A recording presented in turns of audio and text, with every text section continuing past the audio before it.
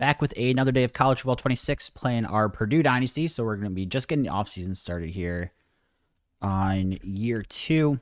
Dynasty history will be pinned in the chats here momentarily. And then we'll go ahead and get into that offseason.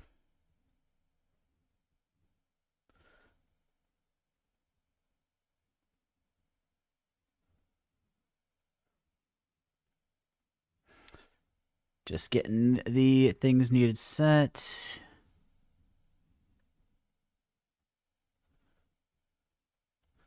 Hope everyone's having a good day. Plan tonight streaming at least till 11 p.m.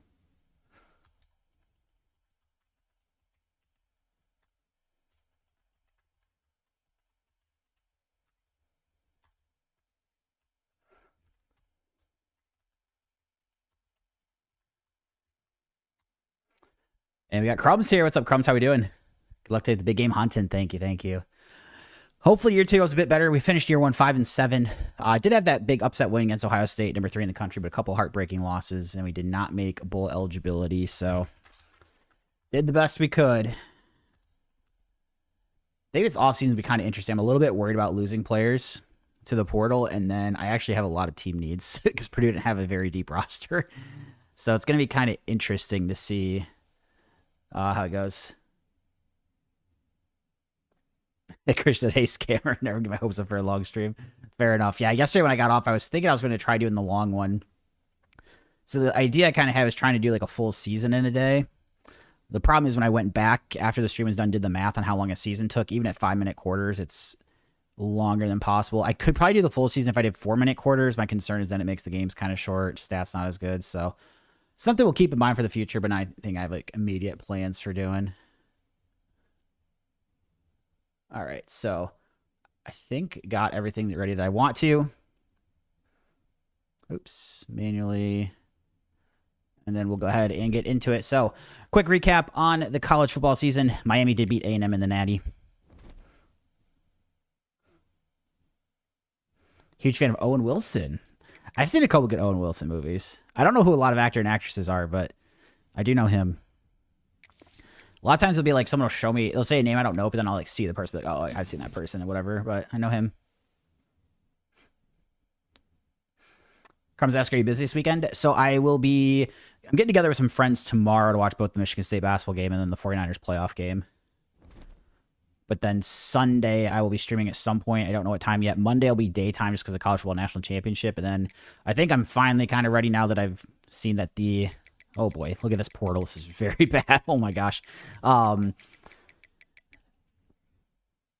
that, I should be pretty good to go. So the thing is, we can only try to even convince 4 of these guys. My starting quarterback's in the portal. My best wide receiver. I mean, this is a disaster. I was afraid of this. The problem is the first year is that they don't necessarily like match up with the things. So it's like you can run this a bit more the first year. Because, I mean, we didn't do great, but it's not like we did unexpected for Purdue. So I'm going to try to get, like, the best options. I mean, man, at least the receiver. So, nah, not persuaded. Starting quarterback. That's a decision to leaving the starting quarterback. Okay. Good news is I guess we kept the other 2 guys. It does make me frustrated because I had, like, 3 quarterbacks that were pretty close. I decided to start him, and then he's the one that ends up leaving. Didn't get the D tackle back.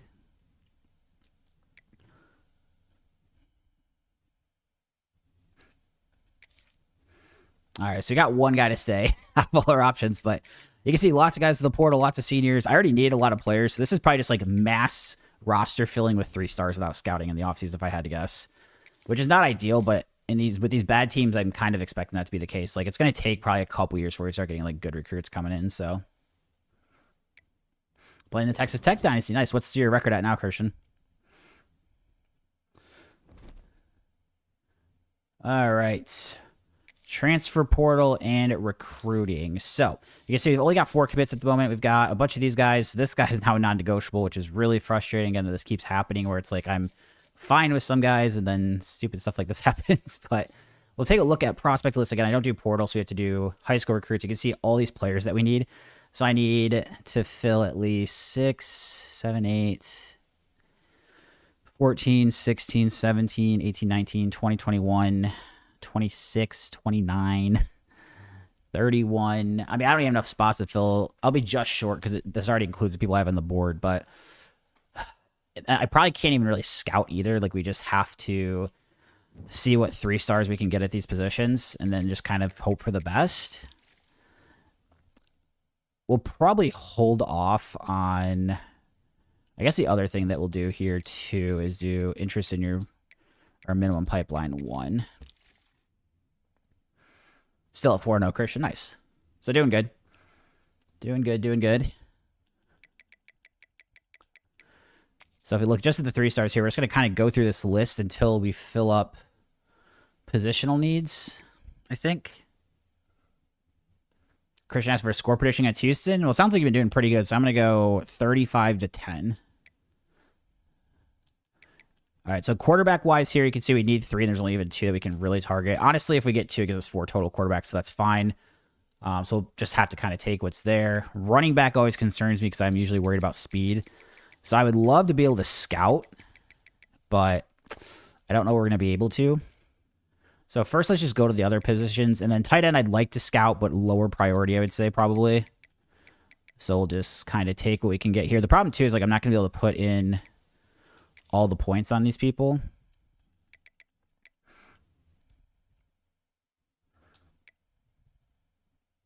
The other thing, too, I'm trying to get better at is we'll do better non-negotiables. Like conference prestige is good.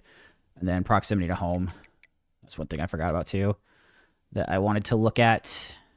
So here, you can see there's not even that many linemen at tackle. Let's hope there's some guards and centers that fit what we're looking for. I mean, nobody there. And then, geez, no linemen, and we need a lot. So we'll kind of see if there's maybe some that we don't have any pipeline for that we can get later. These edges, we're just going to kind of have to take what we can get there. So far in the game, when I've done this, I've been able to get the teams or the players, but we'll just see. And then here, I mean, I can't really be picky on what their deal breakers are. We kind of just got to take them.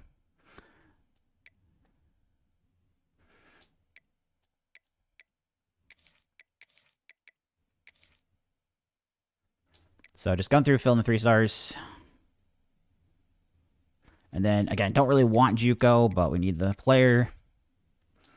Safeties usually kind of struggles with having any available, so this could be bad. Yeah, there's not any. Okay, so next I'm going to search for any pipeline situation and see if we can fill with the rest.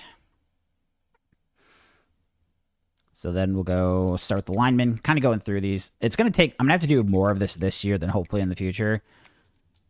Oh boy, there's not even like any linemen there. Oh, here's, I almost ran away from this one. Okay, so we got 1 there.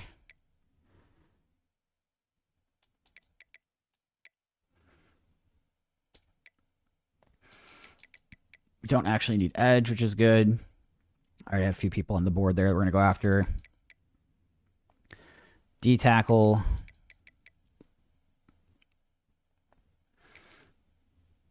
Okay, good there.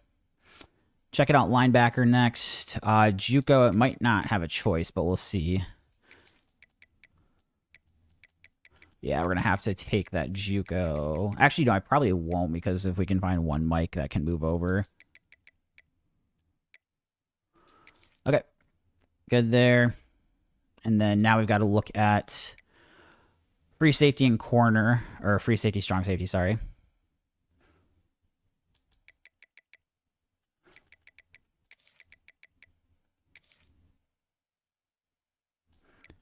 And I need to save some room for running back, too. Okay, it looks like there's not any strong safety, so we got to take the safeties that are there. The free side, okay. And then this leaves me potentially spots for 3 running backs.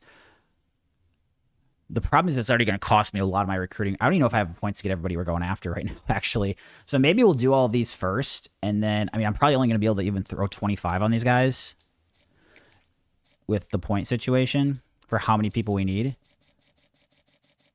And you can see the 1 quarterback. I don't know why it let me put him on the list then, but we're going to have to remove him. So let's just go throwing 25 on everybody. Hoping that they don't get offers elsewhere, and then make sure people that don't have offers that we get offers to. Christian Indiana by 20 in the college football championship game. I mean, I think a lot of people are kind of going that side with it. I don't think they're going to win by that much. I think Miami's defense is too good. Miami's too good of a team to lose by 20, but I don't know. I didn't think Oregon was going to lose by as much as they did either. So I guess maybe I'm underselling how good Indiana is. I've seen some people having discussion of like, oh, Indiana's going to be... oh, I got to offer scholarship. Like, Indiana's as good as like that LSU team. Which I'm not buying that. So here it's just because I need so many people. I just have to throw everything.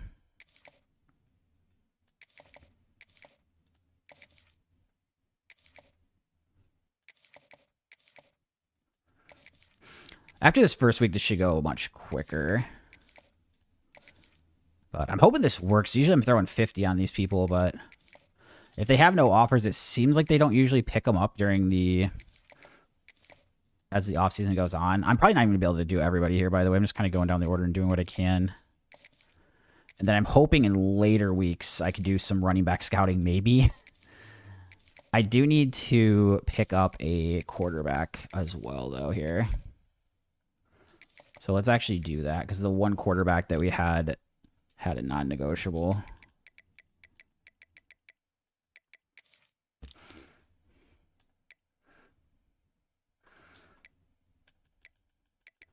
All right. Let's see if there's any. Wow, there's actually not even any we can go after. So I just like need to get that one guy first if 3 quarterbacks even.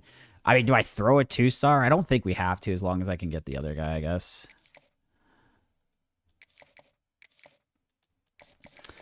And then the other thing too, I guess, is we want to make sure. I probably want to make sure I at least get the offers on everybody. So even if I can't throw points on everybody, we'll at least make sure everybody's offered that we want. I'm hoping that we get all these guys, and that the CPU doesn't like come in and start recruiting some of them.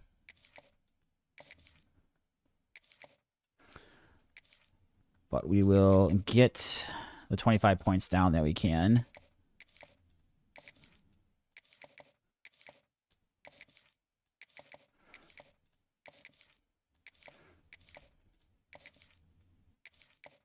Okay.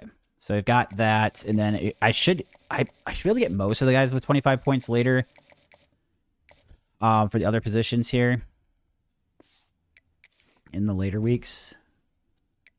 But we'll set up there, advance to the next week.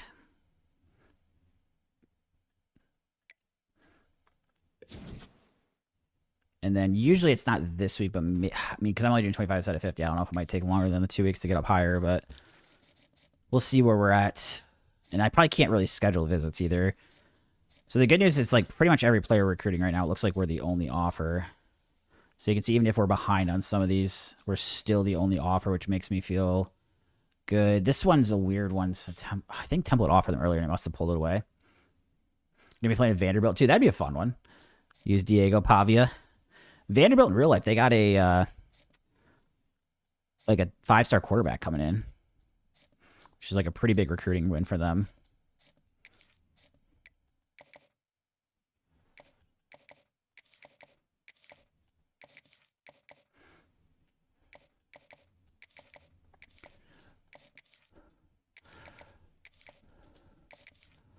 Wow, I kind of just probably have to wing it with the running backs because I only got 25 points. I just need backs. You'll see here when I'm looking at it. So I guess we just do speedster archetype and hope we get lucky. Because I'm probably only going to be able to actually even do one right now.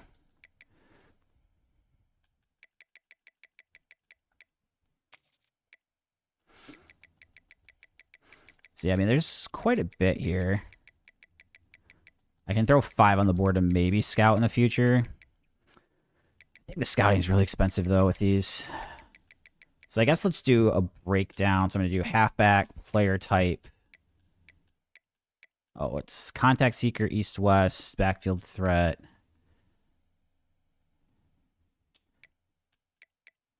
Elusive bruiser.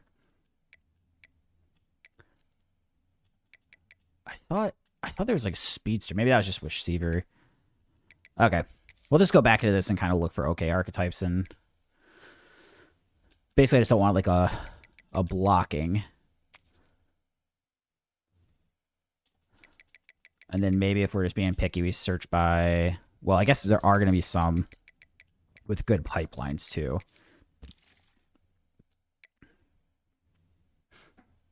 Need to focus on doing one team, Christian say, for 30 years. It'd be fun, for sure. Seeing how many national championships you can get up to the end. All right. So, East-West Playmaker, Elusive Bruiser... I mean, that archetype might be okay. And because I'm not going to be able to put a lot of points on these guys, like, I probably just need to...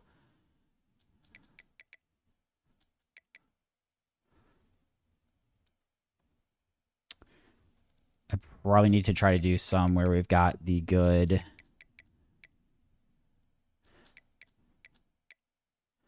deals here. So, brand exposure, we've gotten in trouble with recruiting some people there before. Playing style, barely okay. This one's saying our playing style is good. North-South blocker. I don't really want that, though. Brand exposure. Pro potential. High enough that we probably keep him longer. North-South receiver. Maybe not perfect, but...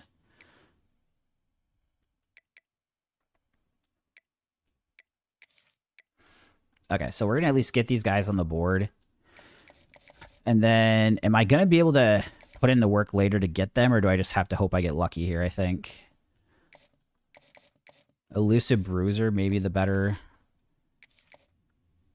And then we can throw at least 10 on him.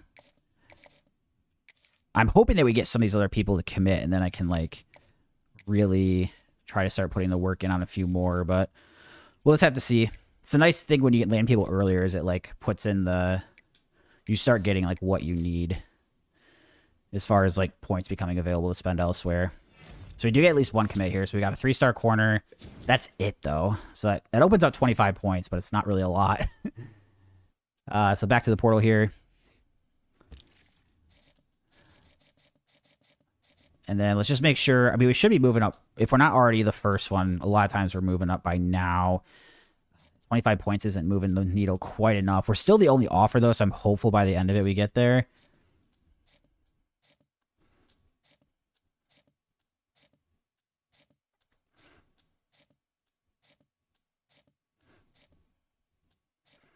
So yeah, I think we just...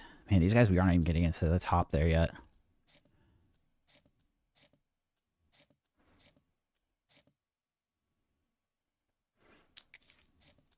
This is kind of the problem when you need so many people with that many points. I can't do the full 50. I just have to do 25 on everybody and hope it works out for most of them. All right. So it actually uses all my points there. So we're just going to keep that the same again. Again, I can't really get people on visits. It's just making... I mean, it's kind of quantity over quality right now, which is a bit disappointing. At this point, though, it usually is more of this anyways.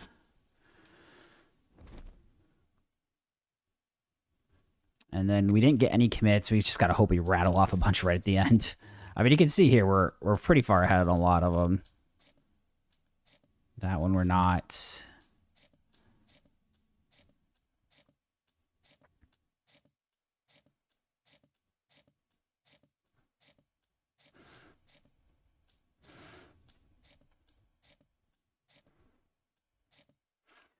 All right, this is I'm hopeful we just get a ton of these guys, but sometimes people just don't commit at all for some reason.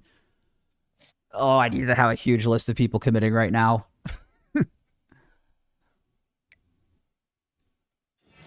All right, here we go. We got one of the 4-star running backs. That's good. 3-star right guard. 2, 3, 4, 5. Got the quarterback. That's good. 6. So we have 3 quarterbacks on the roster. Not much, but that's what we had last year, too. 7. This should at least get it to where next season, like, we don't have so many unique needs, hopefully. We got through the first season of, like, people leaving because their deal breakers aren't good just naturally from with the CPU sets. So you can see here, just, I mean, not that when you're a Big Ten school, you like just having basically all 3 stars with, like, a few 4-stars sprinkled in, but especially when they're not scouted. So you don't really know what we're getting there. It could be bust or gems, but had to do what we had to do. Have a roster together. So usually I like to scout like running back, receiver, tight end, quarterback. I like everything else too, but those are ones where it's like quarterback, I just want to make sure they're good. And then the other three, it's like I want speed for the positions. But all right, got a whole bunch there. Obviously, you saw. We'll see what the total number ended up being of all of them. So look at National Signing Day. This one, oh man, we didn't get all the running backs I wanted. So this guy ended up committing to Illinois as a walk-on. That hurts. I think we got everybody else though almost. No, this player went to Temple as a walk-on. Bowling Green as a walk-on. That's crazy. So we didn't get everybody, and I think we would have got them if we did the 50 points for them. But you can see we still got out of here with 29 recruits, and we have to fill tons of people. I mean, they're all 3 stars except for, let's see, 1, 2 running backs. So if we look at top classes here, go by the Big Ten, and you can see we're kind of far down here in the Big Ten, but honestly, being Purdue, middle, upper, lower part of the there, I mean, it's not the end of the world the first year. Go to position changes, so we're just kind of looking through the roster and then seeing. First thing we want to do is look at athletes here. So we've got an edge here, it looks like. We'll just throw them for now, and then we can move later. Let's see what this guy is here. This looks like another edge.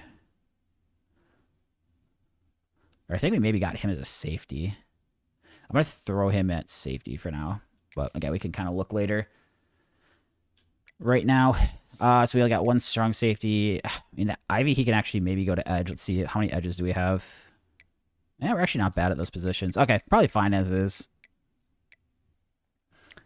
Christian with Vanderbilt, I'm going to be doing sim. You do a mix of the two. I know some people like do that. Like they'll play the bigger games, sim the softer games. This guy's star development, by the way, is 3-star quarterback. Sadly, I'm pumped about a 68 with star development, but we'll take it. That's pretty lucky. Here at running back, it looks like Merriweather is going to be probably the top guy. Impact. We have elite development for Spawn, though. That's huge. Impact for Nix, and then just normal for Horde. Horde's kind of filling out the roster. So I won't be able to do red shirts either, which is kind of frustrating to let these guys get older. The speeds aren't the best here, 88 and 86, but, you know, just needing roster fillers. Got to kind of deal with it. Wide receiver, got 6 receivers. Not too bad here. Hopefully with development. Not great, but manageable. We're just doing positions right now. So we just have 1 left tackle, 1 left guard, 1 center. Am I this thin? Okay, good. This is where everybody is. I was like, do we have this few? I just got to... We're still thin, but I should have about 11 linemen. And then if we look at here, this guy just has normal development as a 69, 75. And then, wow. Okay, this is really not good. But, well, sadly, I'm going to be starting a 69 freshman offensive lineman, I think. So I'll throw him at center. And then this guy's got to be a starter.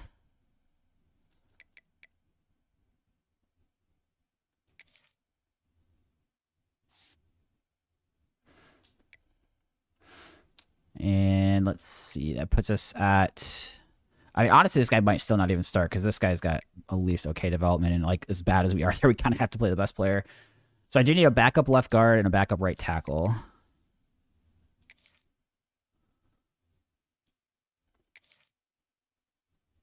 JT, I know, isn't that crazy? It's just they're... So when you're recruiting the offensive linemen, they can all interchange. Like, it barely moves their rating depending on the line spot you put them at. It's kind of unrealistic. The guard and tackle and centers can all play similar. So I just, like, get the best lineman I can. So you can see, we actually definitely needed more, but at least we've got 10. It just means I can't really redshirt where I want to. Yeah, Christian, yeah, I responded to that one. You're talking about the Vanderbilt. I was just saying that people... I know some people like to do a mix of simming. They'll like sim the weaker games and then play the better ones. All right. And then here, I've got to move one of these to the other edge. Oh, the one after that is going to be playing with Texas. Okay, so you switched from Vandy to Texas. What made you use Texas?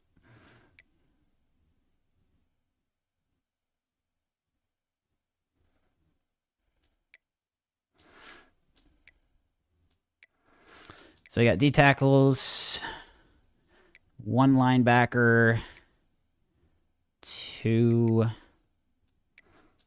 So that's impact development. Let's see what these normal elite. So this will... Oops, was this the guy with better development or no?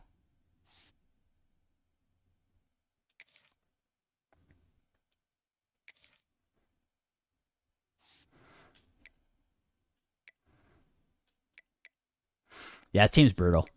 I just got to be real with you guys. This team's brutal. It might be worse than last year's team. We lost so many people to the portal. Just crazy. But, I mean, it's kind of what's going to happen in these dynasties early when the deal breakers aren't really, you know, and the CPU's kind of making up the deal breakers on the go.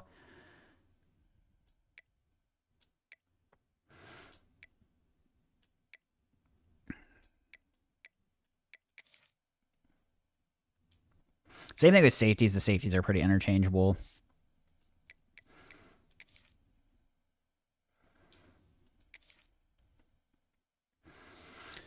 Free safety, strong safety, kicker, punter. We're good. So we got position changes. Now we'll get to go into the offseason and see what we got for development.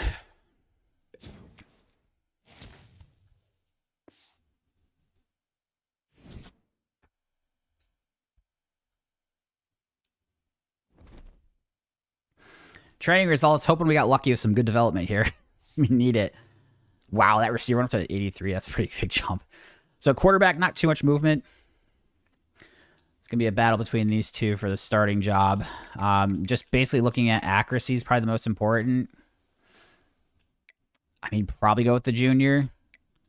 I mean, the thing that is nice if we start Evans Chuba here is that we'd have him for longer. So I guess we got to think about that one maybe. Even though he's worse. Running back, Merriweather goes up 4 plus 2 on the speed. And then receiver, we have some pretty big jumps. Morissette here makes a jump of 7. 10 jump from Harris. Like, the receiving core actually is pretty reasonable. They're not, like, super fast, but it's... As far as the rest... Compared to the rest of the team, it's actually pretty solid. And then tight ends, you can see a good jump from Walker there. That's good. Left tackle, 77. Left guard, 78. This center makes a jump, so yeah, he will end up still starting. Right guard makes a good jump. Right tackle, not much, but at least we got a bit more manageable, it looks like. And then D tackle, you can see here. Okay, it seems... Okay, linebacker. I think we have those freshmen. So our linebackers are terrible. I think all 3 of our starting round linebackers are going to be like 71 or 70. So we're pretty bad at linebacker. Corner, not great either. Slightly better. And then it's safety. Yeah, not good. So, I mean, it's really like the second and the third levels on the defense are pretty bad. I think the rest we can at least work with. Again, quarterback's not very good. Running back's not very good, but they're playable, I think. Tons of points here to use. That's kind of nice.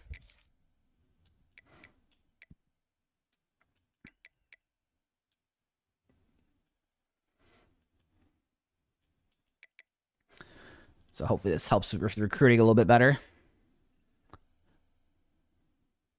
JT said, let's be honest, does anyone really know the difference? Oh, I definitely don't know the difference between the two safety spots, though. But offensive line, there's like definitely got to be a difference between guard, center, and like, you know, guard tackle. Christian's first game's against Ohio State. That's going to be a tough one. Tactician unlocked there. We got that option for build my coach up. And then we're good. So let's get into... I think this will be encouraged transfers with how thin our roster is. I don't think we'll have any. We have to cut so you can have a max of 85 guys on the team. We have 73, so we're still a bit low. But, I mean, with this team was already... To start with the stock team, it's not a ton. And then we had, like, crazy portal leaving. So it's... To get it up to 73, not terrible. We'll have like one more year. We got to land a decent amount of players. Then hopefully it kind of gets more into where I can be more selective of like trying to really focus on better players. But can still use the... Our team overall only went down by 1. Honestly, considering everything, I'm not too mad about it. And then custom schedule, we'll use what they give me, except I make sure Notre Dame's on the schedule. They already are. And then we'll take off FCS Midwest. We'll throw on Ball State. Had them, I think, last year. But just throw down in Indiana, Mac school. Looking at the rest of the conference schedule. Looks actually pretty favorable.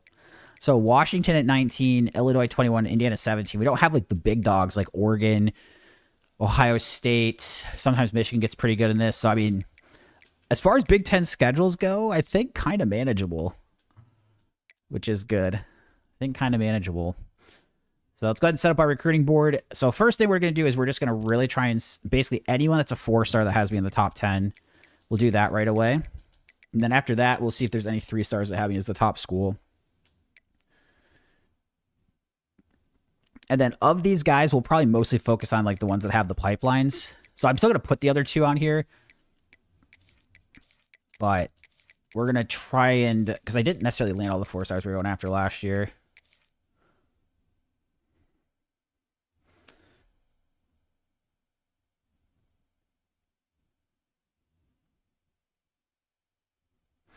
All right. Let's see. What's that got us? Only 12 people. All right. Other than that, let's see if we've got, of the 3-stars, does anyone have me as their top school? Interesting. There's actually a good amount here. Okay.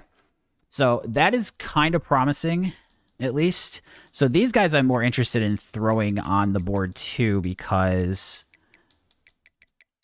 they might be more like auto commits. So let's break down this search: 3-stars, top school, and then have at least a 2 pipeline. So I probably won't recruit these guys too much early, even if we have positional needs for them. But we'll at least like have them on our board to monitor. We don't even need cornerback. And you can see positional needs there. We actually don't need a lot of positions because not a lot of people are going to be graduating. So the other thing we can say is maybe we take a look at like by position now.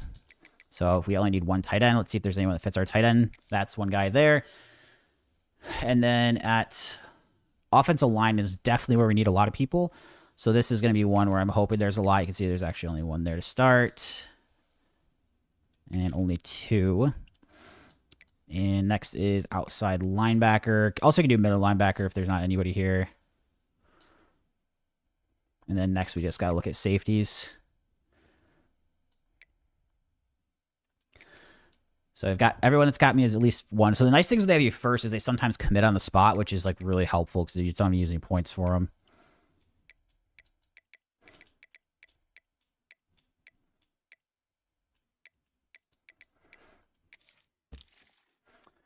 All right, so let's go back to any state and see our needs. The big thing is I just need to try to find some more offensive linemen to put on this list. Just really need depth here.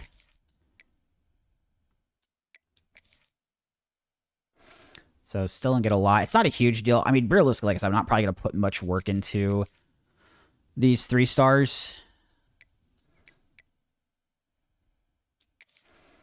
Okay. And then we've got tons of running backs already on there. Now we just got to look at quarterback. And then this is where I'll just do quarterback. And I'm not going to worry about pipelines because I want to be able to give myself options to recruit with having like 12 spots left and just try to see if we can find like a good one. And just try to find like a 3-star gem or something. So how many are there listed here? Quite a bit. So I guess first let's just make sure we get the guys that we have pipelines for to scout. And not do the JUCOs. I don't care about speed. I just want to make sure that their rating's good. Or that they're, sorry, if they're a gem or like a bust or whatever. Christian's game against Ohio State, it's raining and they get 3 out the half. The weather. I've had games like that too where the weather makes a big difference. Okay, so as far as the running backs, like I definitely need to scout all of these. 90 speed, I like him. Okay.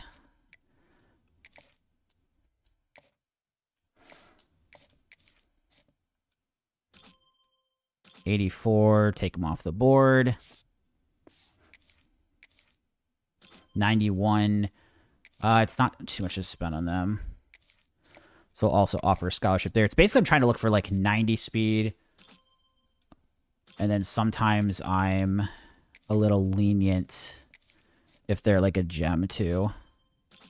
89. I mean, because of how good the other guys are. I mean, look, this is actually pretty fortunate. I mean, this guy's at least good enough to offer a scholarship. So this guy we just don't want right away, even if he's a gem. Too slow. That guy's a bust and 82. So we only need one running back, so to have 5 that I'd be pretty happy with as far as speed between 89 and 91. Pretty fortunate. Looking at wide receiver. Hoping this guy's fast. Okay, 92. Do I need to bother? I'll usually just fill out the... So I definitely want him. He'll be a high target. Montrell Allen, the 4-star. And then once we've got that, there's a bunch of quarterbacks. So I probably first want to go through and make sure I offer all the other positions just so I make sure I have the points.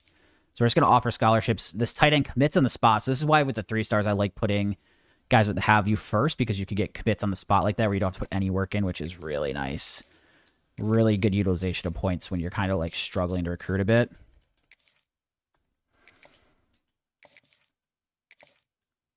Okay, good there.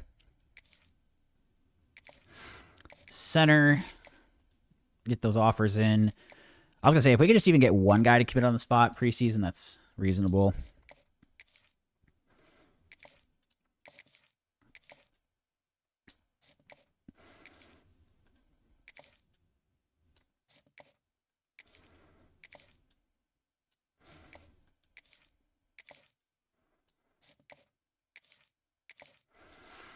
Okay, so that puts us through all of them. And then if we go back to quarterback, this is where we're going to have to get some scouting in. So I probably will first see if is there anyone that was 4 pipeline at quarterback? No, it's all 2 or lower. So we'll scout the 2 pipelines first.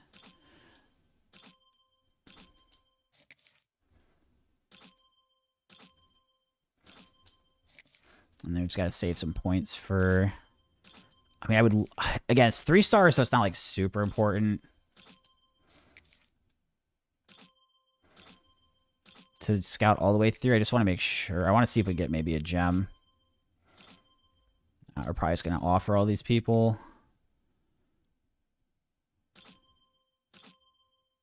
And then if any of them commit on the spot, that's great. I don't know if any of them have us 1, though. I mean, I guess if we just get the offers out here... It doesn't mean that they will commit. I just want to make sure that we don't blow all the points. Christian lost 14-16. It's a close one. Low scoring in the rain. Not surprised to see with the rain, but... Have you played a game yet? Not in this season, no. Last year we went 5-7.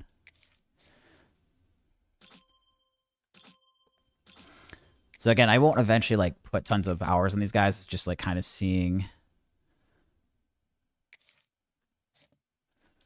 if we can get some information. Okay.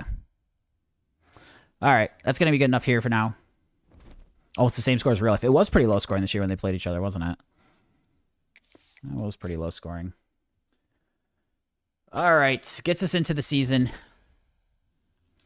So what we'll have to do is like set up the recruiting board, get our depth chart set, and then won't be redshirting anybody probably this year just because we need people for depth. Maybe we'll have some people, but this receiver here is definitely... We only get 9 guys to go after, so we're going to focus on the 4 stars. We've got this tight end commit already, which is nice. And then that's where I've just got to figure out from there of the 4 stars, because we can do the 3 stars as fillers later. So I've got to do 10. I basically am going to recruit all these 4 stars except for 1. So I've just got to figure out which one we're maybe not going to go for. I mean, to be fair, I've got a lot of running backs listed. We don't really need all the running backs. I think I needed 1, and we've got 4. The thing is, I like them all, and there's obviously no guarantee we getting them, so I might just still like go after all 4, and then if we start falling off on any of them, that's actually 5 running backs. Jeez. Yeah, I mean, I guess we'd have to pick 1 just not to go after. So this, because their speeds are all kind of close, and like they're not gems or busts, it's just kind of looking for which guys do we have the best chance to win. Especially, so like this guy's like, we're the only school that offered. That's great. The 4 stars, everybody else will just chase. So regular season's about chasing 4 stars. Off season's about filling with the 3 stars.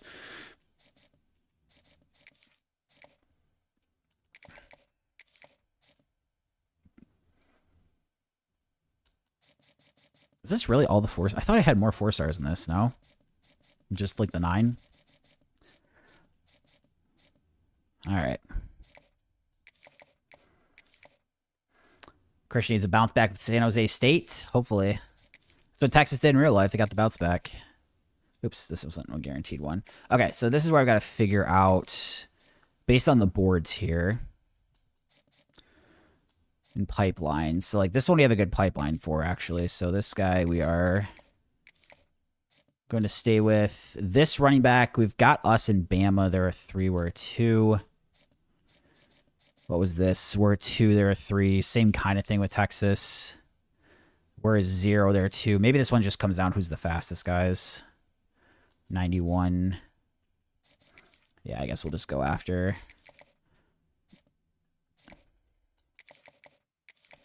They're kind of similar, so as far as like the situations. So that's what we'll do here. Oh, shoot, we've actually still got more. Is there another 4-star? Or is that literally... Wow, okay, so I could just try to do all of them. I mean, that seems like a lot of... Seems like a lot to go after. The problem is we didn't have any 3-star gems, so like these guys also aren't really worth getting too much of. Interesting. I just don't want to go crazy at running backs. We'll still have like 8 people or so. If you lose San Jose, do you think the season's over? Probably not early in the season because Texas starts the year ranked high, but if you want to make the playoff, you probably have to win out after that. If I had to guess. All right. We're probably not going to get all these running backs, so I guess we just try to go for all of them, and then once we start falling off, we can see if there's like 4-stars that don't have offers starting like week 2, and then maybe shift some points there that way.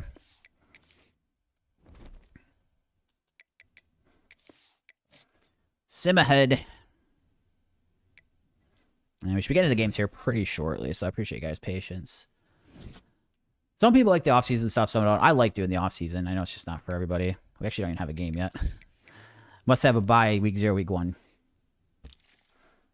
That's true, Christian. Notre Dame did miss in real life after winning or losing their first 2 games. The problem with them is they didn't have many tough games the rest of the year, whereas Texas, you have like an SEC schedule, so hopefully that'll help you. So I think we're good there on the hours.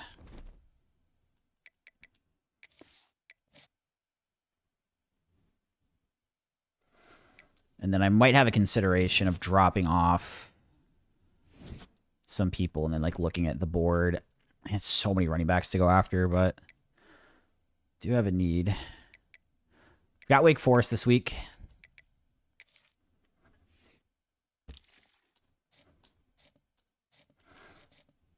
So this guy we can actually get a visit for too, which we want to get as soon as possible. So that's actually next week. So this is where I'm going to have to drop off hours for one of the running backs anyways. So now I'm kind of looking to see if like there's anyone that we don't look good on, which is kind of not the case. We're actually good on all of these, it looks like. So that doesn't make it any easier.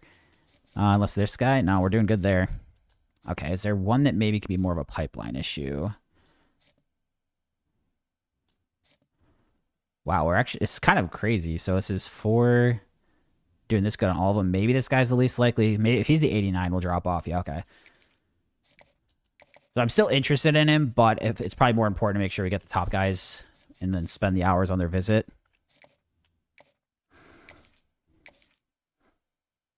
Cares about playing time, which is good because I got that for you at receiver. So we'll get that visit scheduled, and then this running back we want to make sure as well.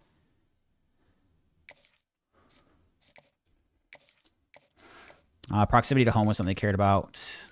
So we'll throw that. We still have 25 hours, so I can actually still go after this. The other running back we were working on. So we'll just leave. Or we could start considering... I guess the other thing is looking at... This is now maybe where we do the 4-stars that don't have any offers. And see if there's like anybody that's interested. That doesn't have me like locked out. So there's actually a good amount. I haven't usually looked at this early before. It's actually pretty good. Now the problem is, are they positions in need or not? It looks like a decent amount are running back or receiver, and you can see those are kind of positions we don't need. So I've just got to look at need. Says receiver, but we got that. Halfback, running back, halfback, or receiver, sorry. This guy's a tight end. I'm probably not in a situation to be super picky. So and you can see there, it's not like we just picked up a ton. I'm probably going to back off the extra running back just because it's so many running backs. And then try to see if we can't scoop this tight end with a little bit of work.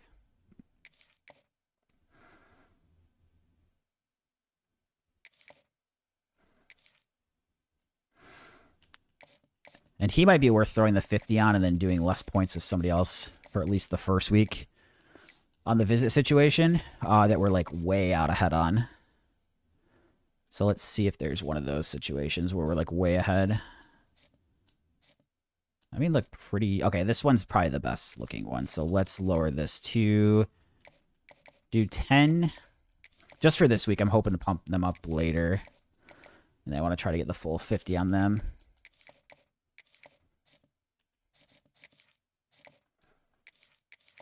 Chris, you got a 28-3 win. Nice.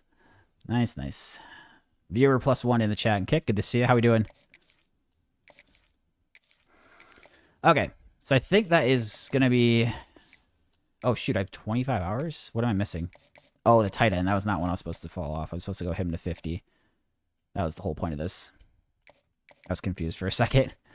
Okay, then that leaves 5. I think I didn't offer everybody here.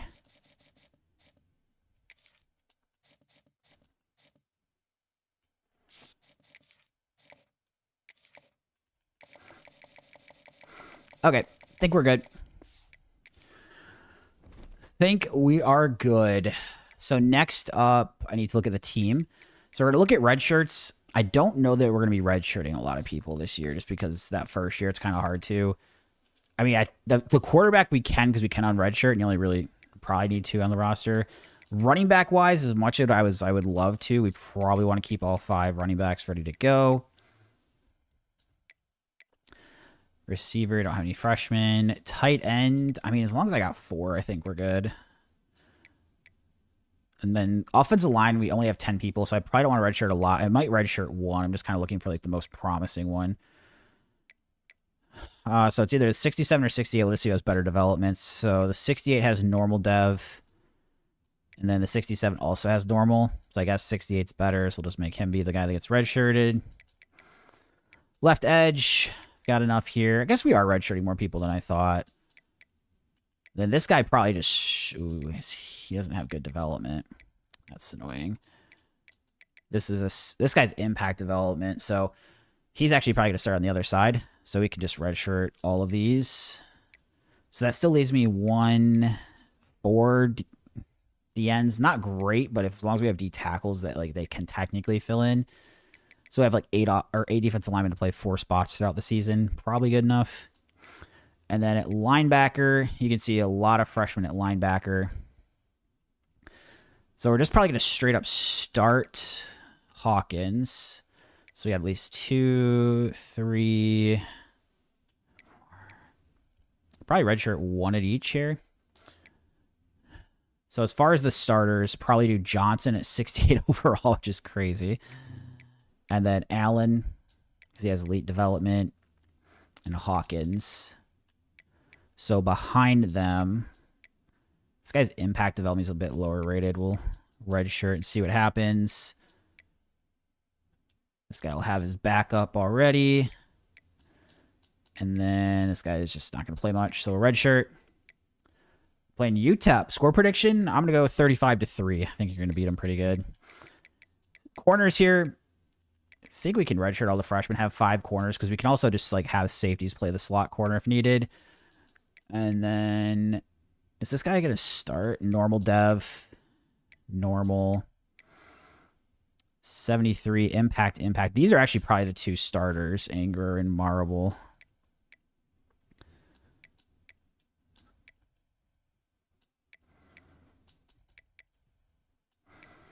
Kicker, got the kicker set up. Punter.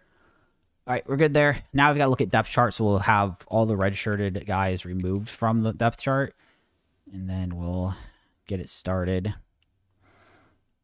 So auto reorder the entire depth chart, yes. Quarterback, we've got a decision. Who's the starter between these 2? So both impact development. Singleton has a bit better accuracy, which I like. What's their deal breaker? Pro potential. Playing style, we have an F. He needs a B minus, so he might leave anyways. Oh man, I mean the playing style thing changes so quickly throughout the season, which can be kind of tough. I think we're just gonna go with Malachi Singleton. It's definitely a close one. And then with the freshman running backs here, you got elite development and impact. So both, I mean, all the developments are really good on the running backs, which is very fortunate. Happy to see that. I kind of like the order they're in. We can even make an argument for making Merriweather the third running back. Let me think about this. So he's 4 overall better, but we have elite development. Yeah, I mean, I think we just... Oh, I don't know. Yep, we're going to do it. We are going to throw the 277s above Merriweather. This is one where if my team was good, I probably wouldn't take the sacrifice with the overall rating, but because we're in developing stages still, I think fine. Impact development. Impact normal. I think receivers are fine at the order they're in. Tight end, leave as is. That's a lot of seasons, Christian. Are you simming a lot of the games, though? The 30-game seasons? Left tackle, 77 is going to play. 82 at left guard here. 74. What was the other backups here? Green. Green's younger. So Green might start at center if he's not at right guard. He's not, okay. So we are going to get Green up in here.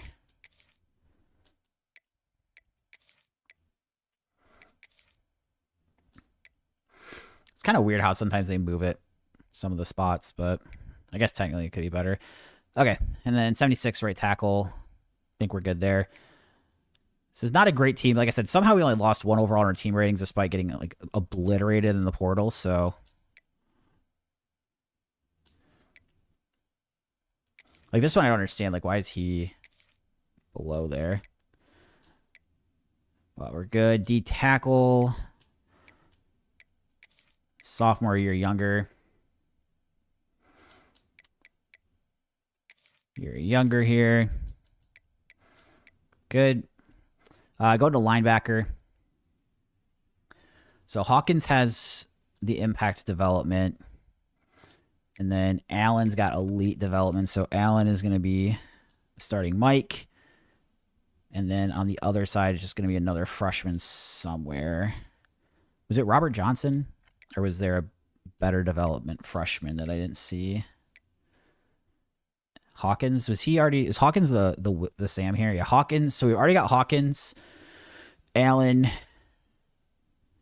and then I guess Johnson. So we got 3 true freshman linebackers. They're all 3 stars. This is like not good. But it's what the deal is. Christian, just doing Texas then. Texas. As far as the games, you're just going to play the one. Impact in a year younger, move up here. Gotta see what this freshman actually is. He's also impact. If anything, I think we're going to make him the starter. That's just normal dev. Leave 76 there. Free safety. So we got 75 overall, but this is where I think it's actually the 2 strong safeties are going to play. So Baxter's only a normal dev. And you can see impact. So even though he's a year older, and then Anger is going to start at free safety. Once we can get him up here. Just having the better development trait, you know, especially, like I said, in another rebuilding year. I'm hopeful that, like, say, by year 4, we're starting to see more and more improvement. But we'll just have to see what happens. And then the running backs, I can't quite remember the order. Spawn, Nix, Merriweather.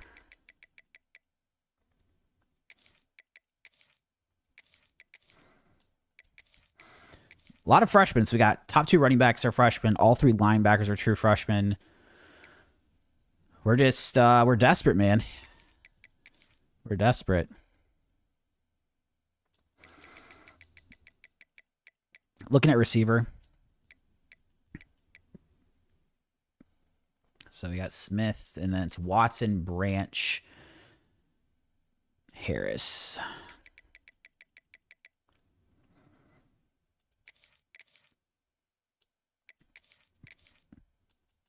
So that's just the 3, 4, 5.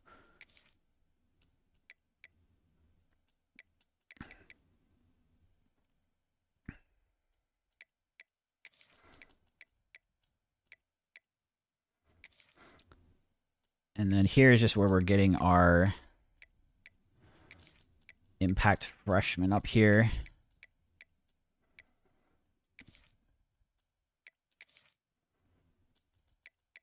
So the guys that the true freshmen that had the better development.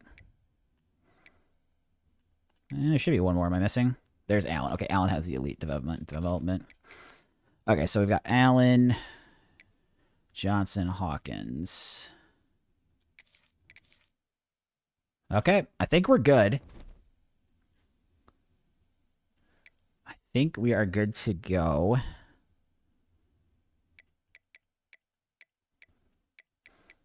So we got our game against Wake Forest. Roster sets. The only other thing is auto subs. I want to make sure I've got what I want here. 70, 80, normal wear and tear.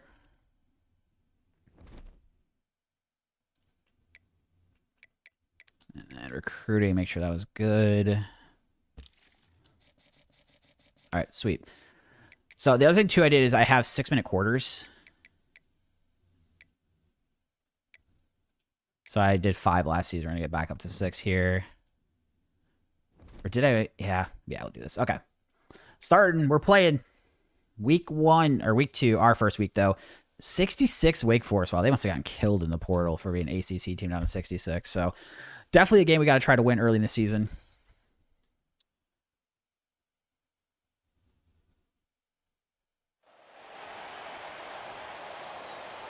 Definitely a game we got to try to win. Bring on the Demon Deacons. So this is year 2 of the Purdue Dynasty. We go 5-7 in year 1. This year we would again try to like to get to a bowl game. So if we can get to 6-6, improve at least by a game this year, that would be the goal. And then hopefully have a lot of these freshmen start developing, and then maybe by like year 4 we're starting to make some more moves. Or we could just surprise ourselves. Michigan State Dynasty, I found a way to go 9-4 in year 2. We do have a favorable Big Ten schedule this year. So we have Washington, Illinois, and Indiana as the 3 ranked Big Ten teams on our schedule, but they all were like 18 or lower. And then we have Notre Dame on the schedule too, who is the highest rated team, I believe, in the preseason. But see what we can't do here. Maybe try to take advantage of a weaker Big Ten schedule. And the season is kicking off. Fair catch here on the goal line. Corey Smith, the junior wide receiver, 83 overall, 89 speed. He made pretty good jumps in the offseason. I don't think we even used him last year much at all, but we're going to be using him a lot this year. So we got Malachi Singleton, the quarterback, and then we've got the freshman Spawn, the 4-star recruit. Gets his first carry, only 2 yards.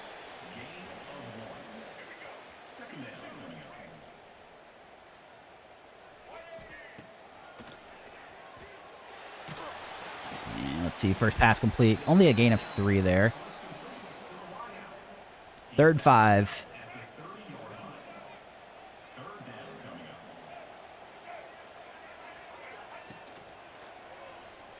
Wide open here on the drag. More set. Not super fast, but it's going to get the job done up to midfield. Eric saying happy Friday. Thank you, Eric. Happy Friday to you as well. Any fun plans for the weekend or for anyone else in chat? Christian down to San Jose State in the 4th quarter. That's scary. Or no, UTEP, sorry. San Jose State you beat. Hopefully you guys pull up the win there. That'd be a tough loss to take. Spawn in the backfield. Runs it up the middle. Pretty good run. Gets the first down there for Jalen Spawn. And that went so well, let's run it again. So run over to the right side. Go. Oh, Jalen Spawn, his 3rd carry of his career. Touchdown, Boilermakers, the true freshman. Let's go. Into the end zone. Tack on the extra point here. And it makes it 7-0. So I'm going to go make my first TikTok to be a nuisance to society. What's, for your TikTok channel, do you have like a certain type of content you're making. Like, are you making gaming content or just random stuff? Or like, do you have a plan behind it, or just kind of a fun account you're doing whatever you feel like with? Neil in the end zone there.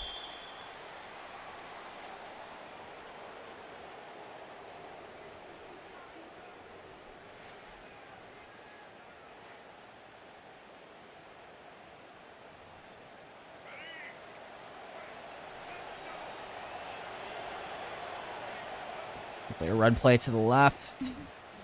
Nice, we get it.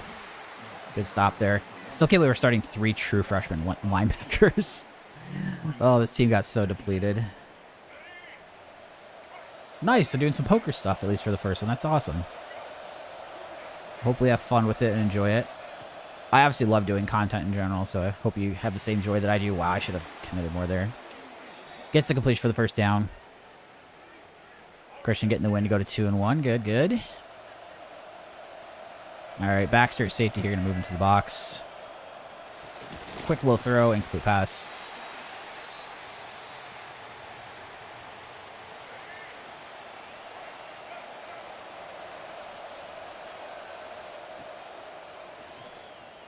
Oh, that's my responsibility. I took the short curl, though.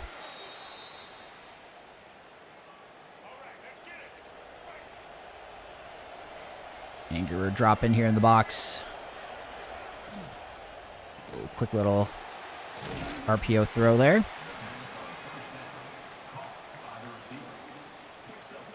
Doing mostly current events. Nice. That should be fun. Hopefully you enjoy it.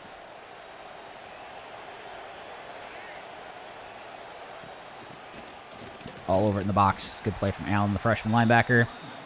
Now we've got them to 3rd and 6.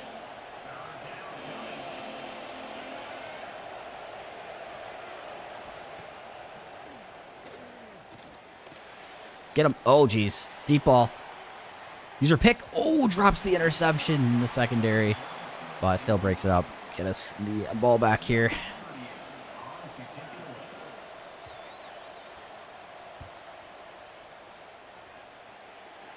And he goes for a kick out of bounds. Pretty bad punt.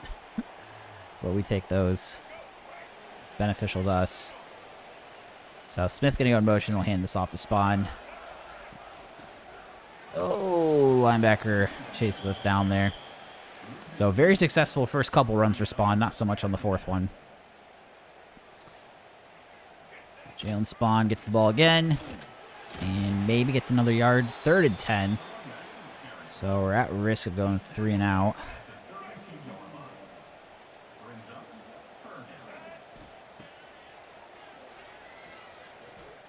Nice. Get the slant route, comes open deep. Very big pickup on 3rd and 10. And then hit off over to the right side now. Feed Spawn. Move up field. Get about 3. Malachi Singleton, not super fast, I don't believe, on the rating, but can still use him in the run game a little bit. Falls for about a 4-yard gain. 3rd and 3. 3rd and 3 is so close on the QB blast. I like it versus this alignment, so hopefully if we get good blocking, we got some room up the middle to run. Nice. There we go. We got it. Best of your sleep schedule? Dude, I always struggle with that too. Like, if I have even one day that's bad, it's just like, it's hard to get it back on track. Run to the left side. And maybe get 1 or 2 with Spawn there. Go back to the air here on 2nd and 8.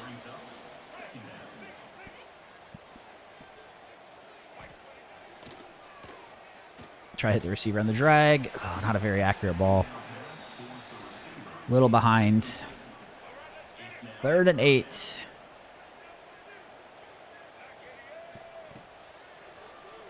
Tight end, get to the 1st. Yes, let's go. Christian getting a win to Texas to go up to 3 and 1. Very good. Hopefully I can get a win here as well. Eric used to shifting the sleep schedule. See, that would mess me up. I had a job between junior and senior. I was working at a Menard, which is like something like a Lowe's or a Home Depot if you're not familiar with it. Between junior and senior year of college. And it'd be like some days you work open and then close, or, you know, close and open or whatever. That always messes with me real bad. I'm definitely like a huge sleep person. Like, I need to get my sleep, and I like to have a good sleep pattern. And when I'm not doing a good job of that, it's like very noticeable for me. Run to the right side. The spawn. Get in there. Oh, he gets pushed forward. Nice. Jalen spawned 2 rushing touchdowns in his debut in the first half here. The true freshman 4-star. 10 carries, 72 yards, 2 touchdowns. He has elite development, too, which makes me very excited for him down the road, potentially. You just gotta hope he doesn't go to the portal.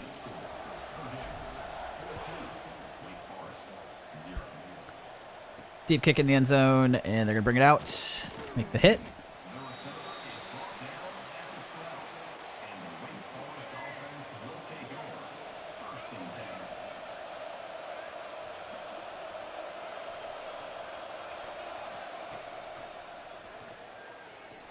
Underneath the tight end. Oh, make a play. Nice, get the stop. 8-yard gain, though.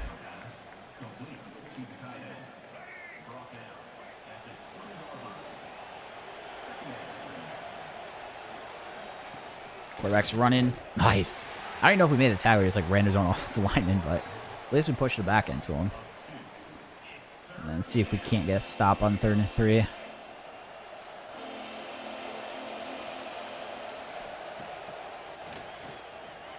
Checked in. Make the play. Oh, he stepped out of bounds short. Nice. So we're going to get the ball back. This first game against Wake Forest going super well early. Said your normal rhythm wants you to go to bed at like 2 or 3, wake up at 10 or 11. Mine would be like early, so mine's like probably like, I don't know, midnight to 8 a.m. Excuse me. But I usually end up doing laters because it's like when I stream at night or play poker at night, it's very hard to fall asleep right after. Jalen spawn, I think it's a first there. Dude is killing it early. Did not make a bowl game last year. No, I got 5 and 7, so I was 1 game short of being bowl eligible. Had a couple like heartbreaking close losses against good teams. It gives me some promise for going forward, because I do feel like we did beat number 3 Ohio State, and then also, like I said, it's just like we're a couple, you know, plays here and there away from having like a couple more big wins. So spawn. Nice, good run there. 1st and goal to go. 13 for 116 for spawn.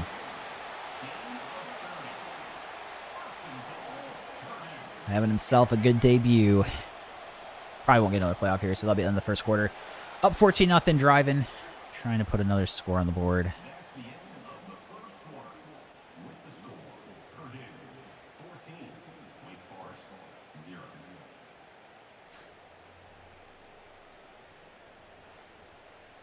Yeah, exactly. Especially with the poker stuff, your brain's just like really firing a lot, and it's hard to fall asleep right after it.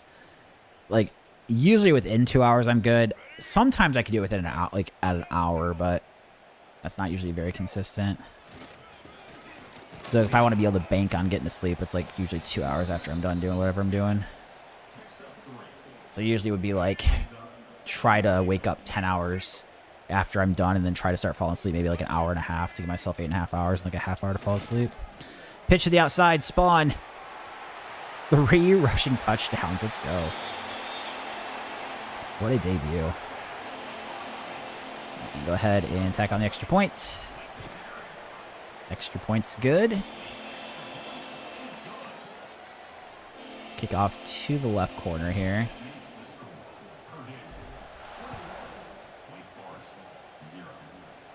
Goes into the end zone. For me, at least like an hour and a half after like some sort of work, yeah. It's yeah, it's probably like one of the things I've liked least about poker stuff is just like generally playing later, and then kind of messes with your sleep schedule compared to wanting the earlier schedule for me. Throws down on the flat to the tight ends. Gets about 15 there.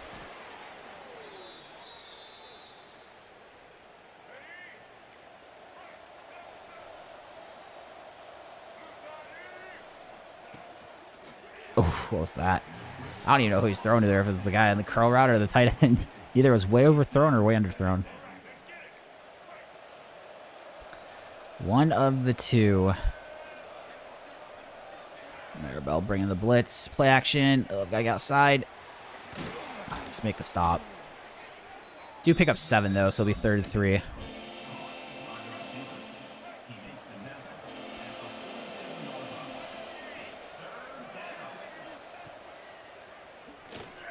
Deep ball. Oh, almost got the pick. They're testing my user. And we're forced to punt. Took a lot of time this year trying to figure out sleep patterns, says Eric. Yeah, I mean, I think if you can get a good pattern down and like a good, like I'm definitely the best when I'm like scheduling, you know, kind of routine based. That's when I'm probably at my best.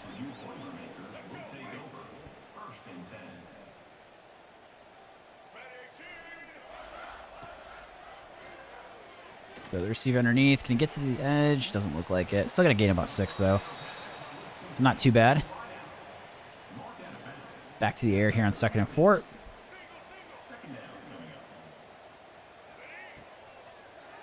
Oh, I didn't see that safety coming down. Ooh, that was fortunate that worked out. Oh, that seems like a bad spot. I mean, I hate risking a challenge here, but I'm like pretty confident that was a first down. And getting stopped on 3rd and short definitely happens in this game with weaker offensive lines, so I think worth the challenge because I was pretty confident that was an easy first. If it was going to be like 2nd and inches, I probably wouldn't take the risk here, but being 3rd and inches, we're going to take the risk with a challenge.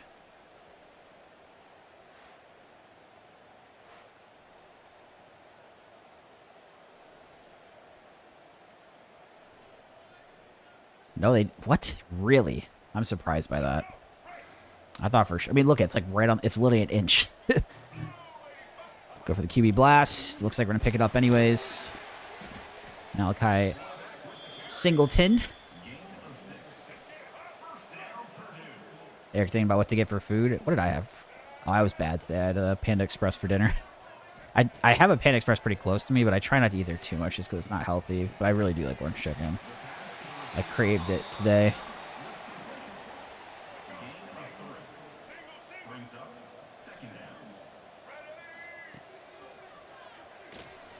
Put the receiver across the middle here. Smith getting a pretty good gain. Not too bad, not too bad.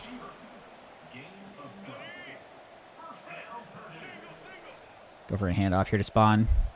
A little draw. Oh, crap. Ran right into that D tackle. 2-yard loss.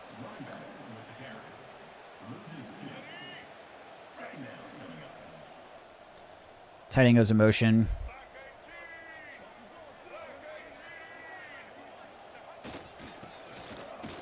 Go. Nope. All right, well, play options pretty horrendous here for 4th down. I mean, I hate the screenplay, so I guess I'm running an option. Oh, the pistol. Oh, boy. See, that it always fools me when I run those options. Like, that guy's... Like, the DN's committing, and he's moving, then he stops on a dime. Like, he reads my fake really well. So, anyways, we're going to be forced to punt. Hopefully they don't block it. Oh, he hit me. Roughing the punter. Give me roughing the punter.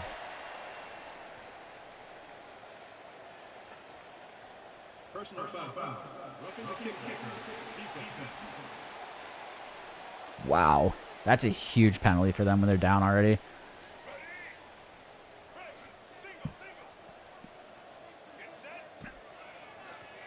Tight end's wide open. Tried spinning, but you can see how slow his spin move is. But we do pick up the first.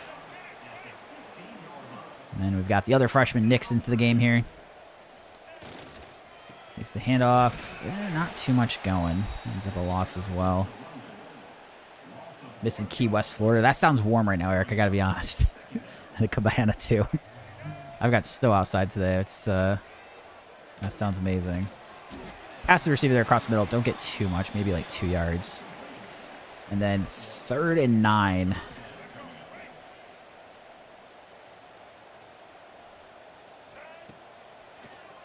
Hey, Jesse Watson across the middle. Does he get to the first? It's really close. I think he does. He does get it. Nice. All right. So pick that up. And then going for a handoff here to the left side. Not too much doing on the handoff. So that'll take us down to the 2-minute warning. And then we would throw the chew clock on.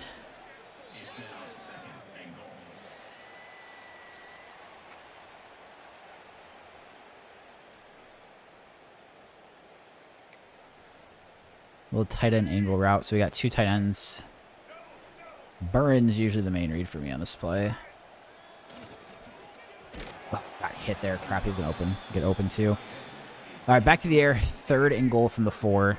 Here's hoping Smith wins to the outside. Looks like he does. Good ball. Touchdown. 4 touchdown lead for Purdue in the opener.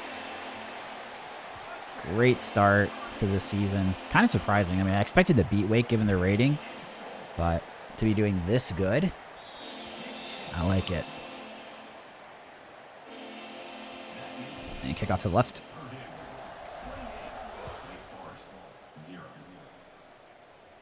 Into the end zone for the touchback.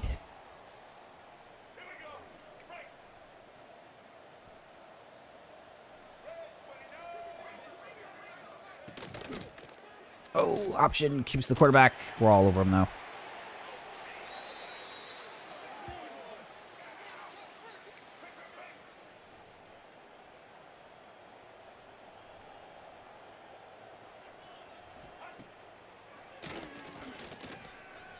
Out routes, complete. Gets the first.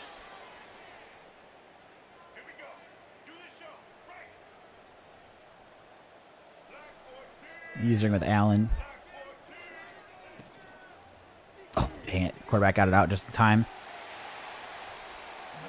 That was one of those ones I was there so fast I should have just gone in the middle at the aim point instead of to the running back only.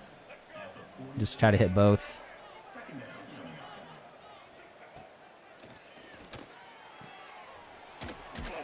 Take the tackle and stop. 3rd and 3.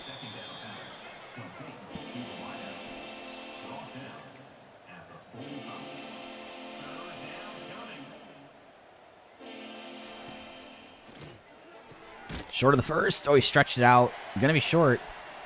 You know, we'll call a timeout here with 1:15 left. And I've got to make sure when I get the ball back on offense, we take chew clock off.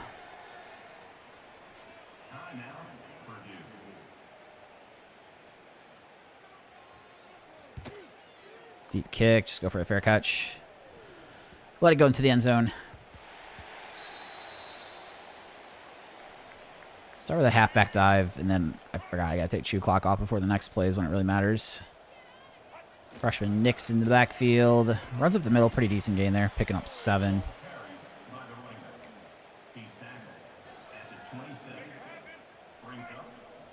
Just under a minute left.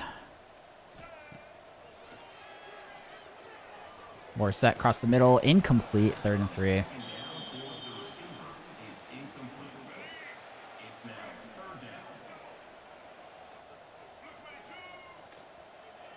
Throw a receiver pretty quick here. Smith, impact receiver, gets the catch. Only have 1 timeout, so we don't really have a lot of time to work with. Again, the problem is I'm not really a big down the field guy, but let's see if we can try to make the best of this. Get to the outside. Juke this guy. Still get out of bounds, maybe? No, I don't think it's going to get out of bounds, but it does get the first. Clock moving still at 35 seconds. Oh boy, that was risky. That was almost a pick.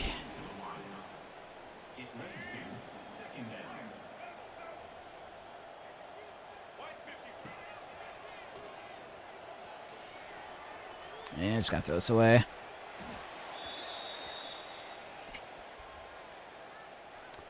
Christian. Oh, gotcha. Is she like bringing home dinner for you? Sometimes I usually get to the comments. Sometimes it just takes me a minute when I'm in the middle of the games, trying to make sure I'm still on top of the game. Oh god, I threw a pick to the D end. I did not see that guy there. He like dropped. He must have been like D end contain.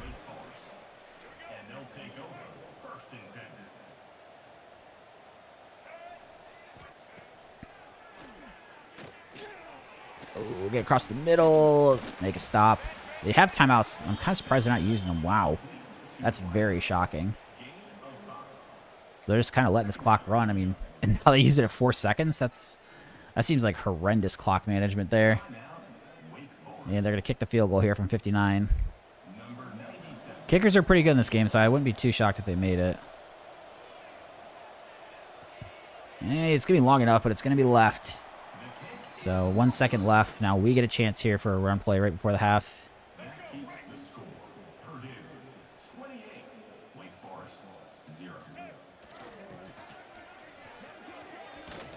And do get the first down, but that is the end of the half. So really good first half there. 28-0. Boilermakers on top.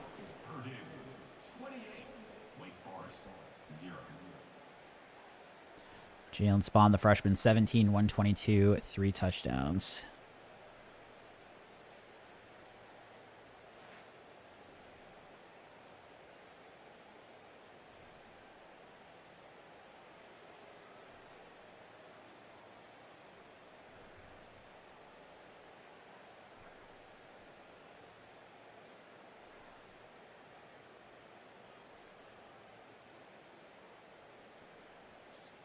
All right, moving on to the second half here. We're kicking off to Wake Forest.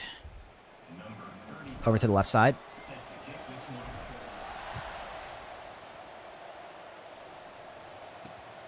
And we'll nail it there.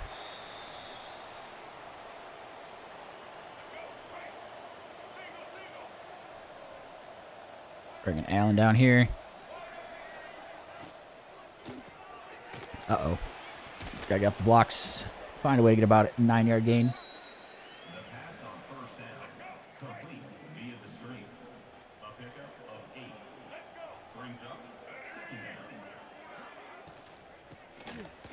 Ace all over the run. 3rd and 2.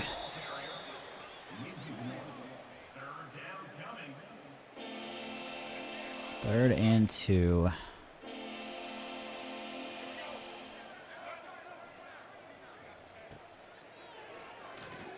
Uh-oh, deep ball. Oh, you got it. Oh my gosh, he caught that over me. Wow, what a play. That sucks. That sucks to give that up. Baxter into the box here. Quick throw across the middle. I think maybe got the first. No, it's just a yard short. So we have 2nd and goal from the 1.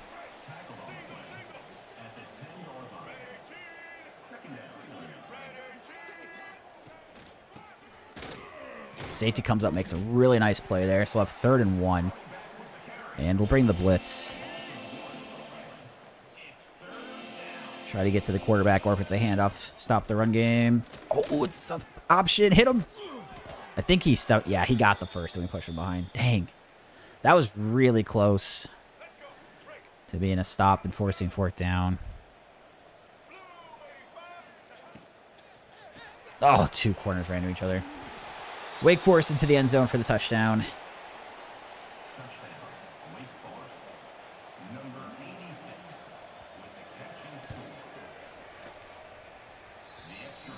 And extra point's good.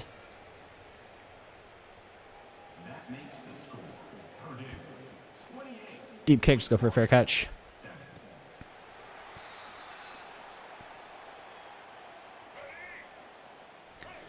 To the ground game here. Nick's in the backfield. 1-2 freshman punch so far. Looking decent. And then a handoff over to the left. Ooh, I decided to bounce. It was a little risky. Probably should have taken the hole there. Barely get a gain. And go back to the air here for 3rd and 4.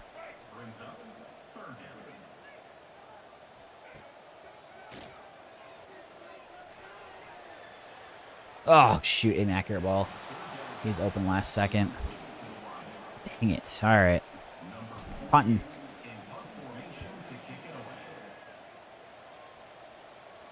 And just fair catches it. Pretty good start for Wake Forest this half. So they get a touchdown, and then they get us to go 3 and out.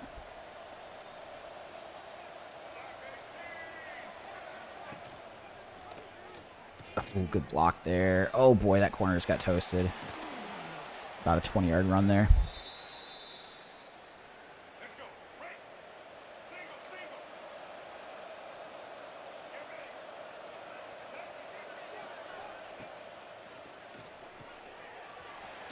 All over the pass there. 5-yard gain.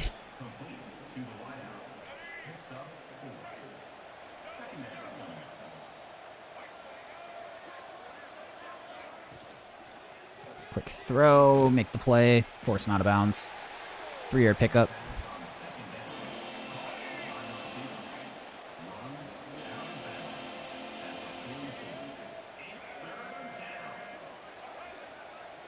And they go into 5 wide here.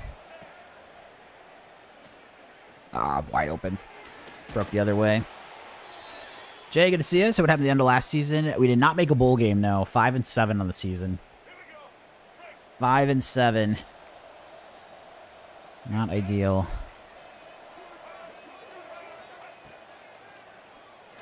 Throws to the outside. Make the tackle. Had a lot of close games, though, with good teams. I mean, considering how bad Purdue is, I mean, the first year of Michigan State, I went 4-8, and they were a lot better than Purdue. So we lost a lot of people in the portal, too, but somehow we only lost 1 overall on our team rating. Had some guys develop all right, so all in all, I would say not too bad. Not too bad.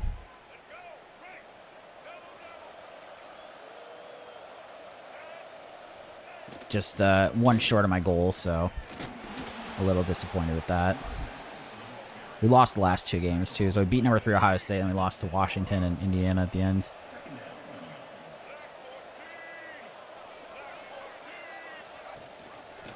Oh, jeez, ran right where I was supposed to be. Touchdown, Wake Forest. The schedule actually looks pretty favorable for Big Ten. So it's only 3 ranked Big Ten teams, and it's like Indiana, Illinois, Washington, and the highest rated is like 17th. So need a 3rd green jersey. Hey, Ice, you could talk me into it. I don't know about how the Boilermaker fans would feel about it, but you got me convinced. I'm in for that. I'm in for that. All right, set up for a return. I'm kind of been messing around with the quarter length, so I think what we'll do is I'll probably throw the chew clock on the rest of this game. And then I did 5 yesterday, 6 today. The 4 is kind of enticing because the total number of plays will be low. But the thing I like about it is then it does open up the possibility of doing like a full season in a day. Not necessarily today because I started later, but you guys are just going to hear me trying lots of different stuff in January, so you just got to bear with me. But we'll eventually get things kind of ironed out. Hand off here to Nix. And you pick up first. Go for a hit off to the left side. Out of the pistol. Nice, lots of running room. Get the first.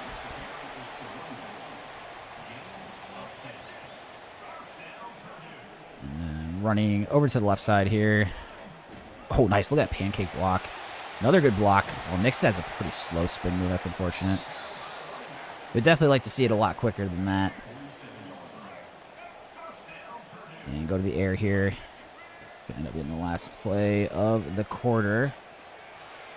And not super accurate ball, but does bring it in. 6-yard gain.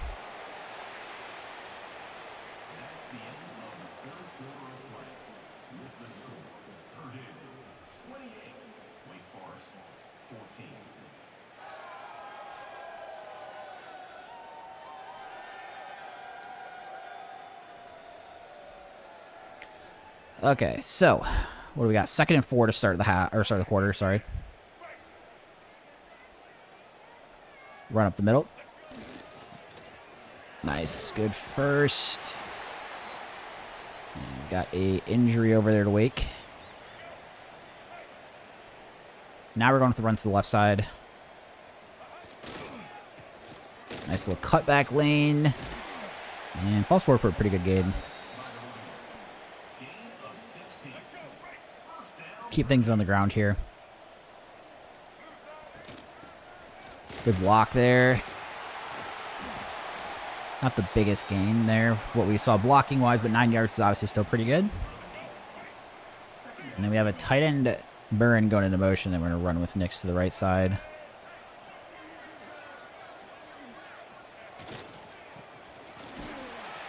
And gets down about the 5-yard line.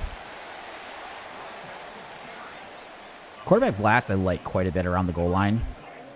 So I'm going to go for it here on 1st and goal from the 5. Malachi Singleton at QB. Oh, why did I go left there? Oh, the middle is open. That was silly on my part. Running over to the right side now. So we'll have Burn go into motion, then he'll play as the lead blocker here. It's a weird way to run over, like sideways, but Oh, not quite into the end zone, down to the 1. I'm worried the CP is going to do something stupid if I get stopped here and try to go for 2, where it's just like a clear take the point spot to make it a 3-score game. So I'm just hoping that Merriweather punches it in here. Don't have to think about anything. Nice, okay. The junior running back, the only returning running back on the roster, does get the touchdown run on his first carry of the season.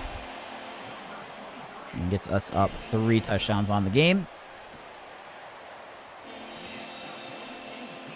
Kicking off over to the left side now. Way to the left.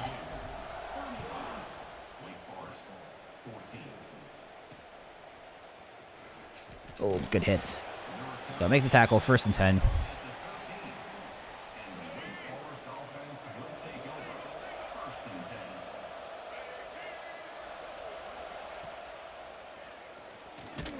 Nice, get the sack.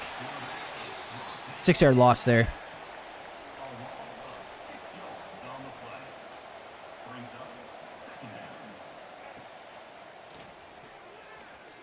Uh-oh, deep ball. Might have him. No, I almost got a pick then, too. Incomplete. 3rd and 16. Back off the coverage here a little bit.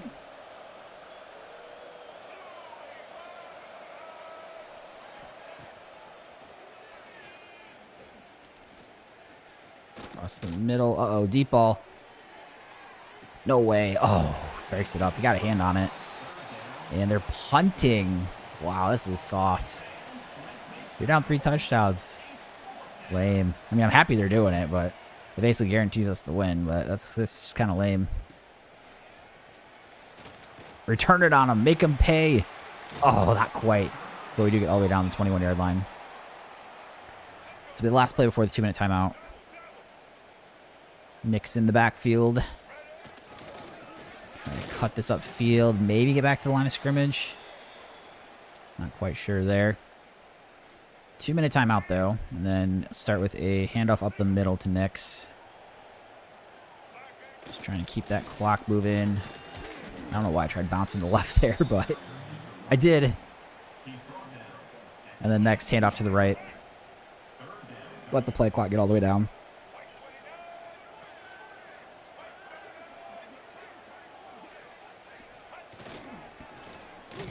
Not too much, so settle for the field goal attempt. I mean, this is probably being like overprotective, but I'm just going to let the clock run down anyways. So we're going to get a good week 1 win. Next game we have Ball State at home, and then we have Notre Dame at home.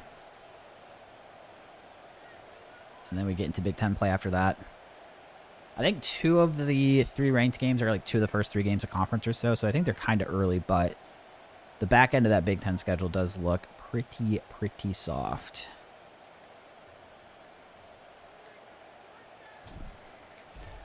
I mean, it's still a tough conference, obviously, the Big Ten, right? But I'm just saying, as far as Big Ten schedules go, it's about as easy as it can get. Kicking off over to the left side.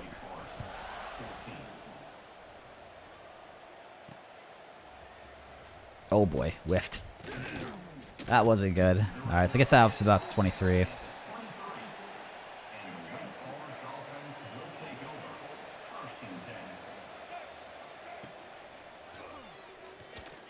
Uh-oh, that's open.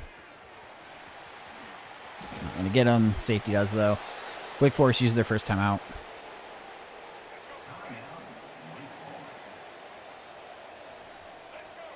We got Allen going down into the box here. Ooh. Throw the receiver across the middle. Wake Forest uses another timeout. Crumbs say it's a terrible NBA slate today. Not good games. Is there just not a lot, or is it just like all bad matchups where you have like one good team and one bad team? Across the middle, incomplete. 15 seconds left.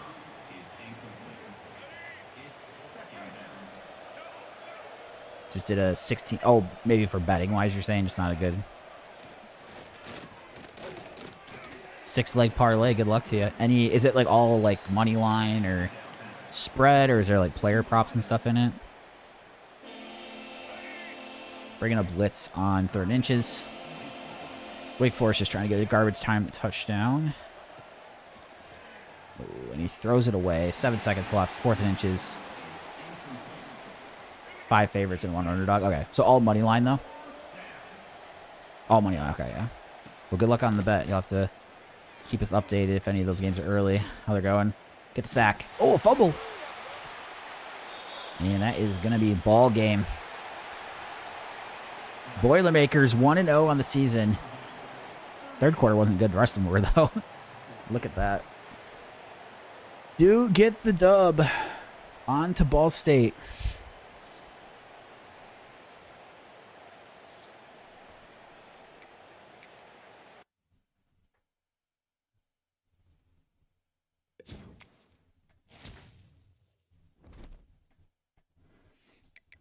Advance to the next week here. So we'll take a quick look at recruiting and then get into things a bit.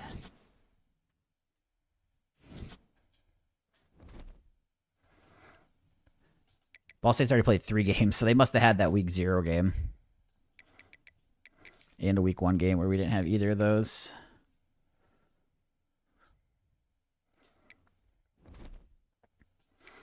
And then the other thing I was going to try, I want to try a 4-minute quarter game and see how this plays.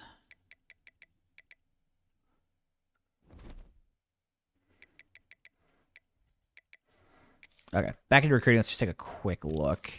So we got the 3-star commit, which is good. Purdue receiver, unfortunately, had his visit and didn't really do that much for us.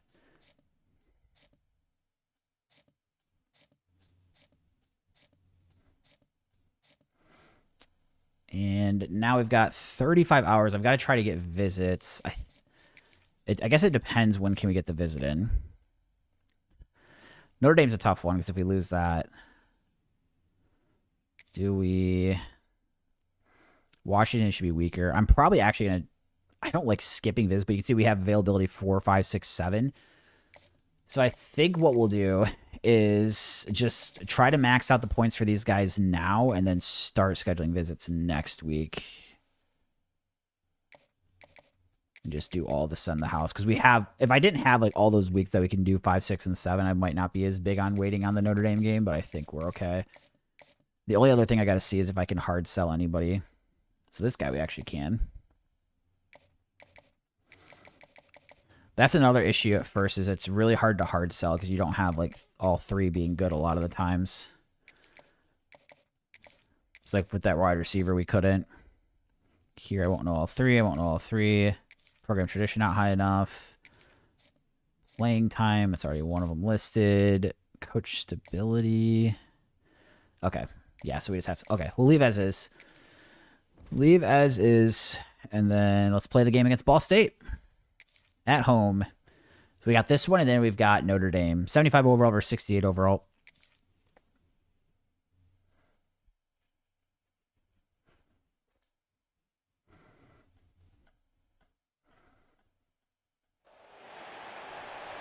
The Boilermaker. I think his name's Pete, right? Any Purdue fans out there know that? I think it's like Pete the Boilermaker or something like that. I don't know what it is. I want to say Pete sounds right. Definitely one of these games we gotta be winning, though. It's a Ball State game.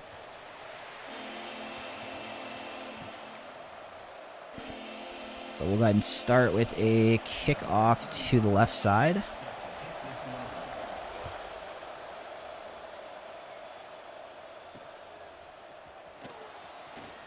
Make a nice tackle. First and 10 from the 18. Walter Taylor.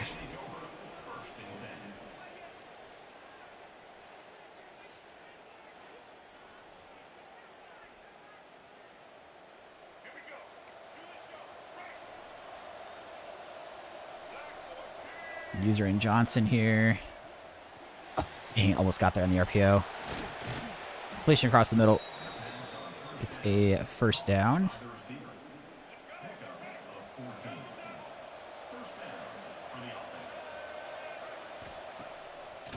Play action from Hawkins. Got to get there at the blitz. Oh, he's going to get loose. And finds a way to pick up about 6.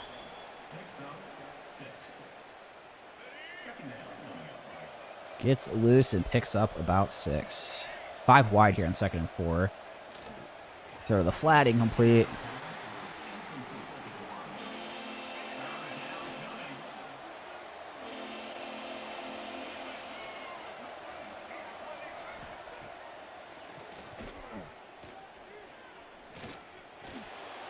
Get the quarterback. Yes, got him stopped.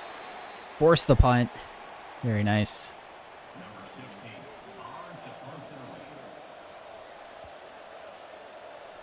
Deep kick here. Branch back deep. Makes the catch. Oh, try to scoot out to the left, but I get tackled. Jalen Spawn had an absolute amazing debut. 3 touchdowns, 122 yards for the true freshman. A 4-star recruit. His elite development trait, which I'm really excited about. Now we just got to hope he doesn't leave us. So we're going to go for a handoff over to the left side. Bounce this, cut this back here. Get maybe about 6 or 7. And then now we've got a 2nd and 4.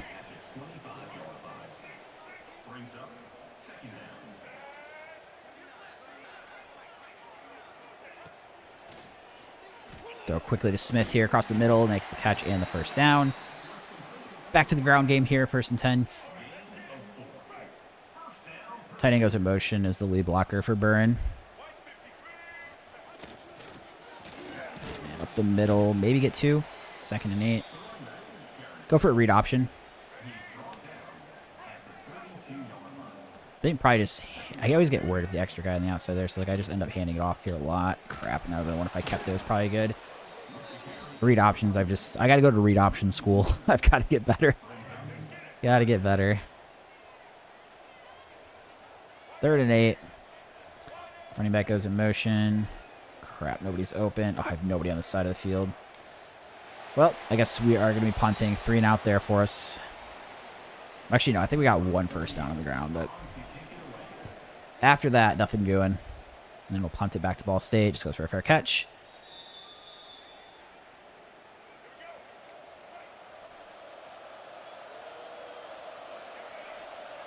Bringing Allen down in the box here a little bit. Drop back. Throws it away. At first I was like, throw it away, and then I was like, no, receiver's there, but no, it's too high. I was like, yes, no, yes, no. Blitzing from the left side there. The CPU is. Nice sack. Pass rush gets there. 3rd and 16. Drop back here a little bit.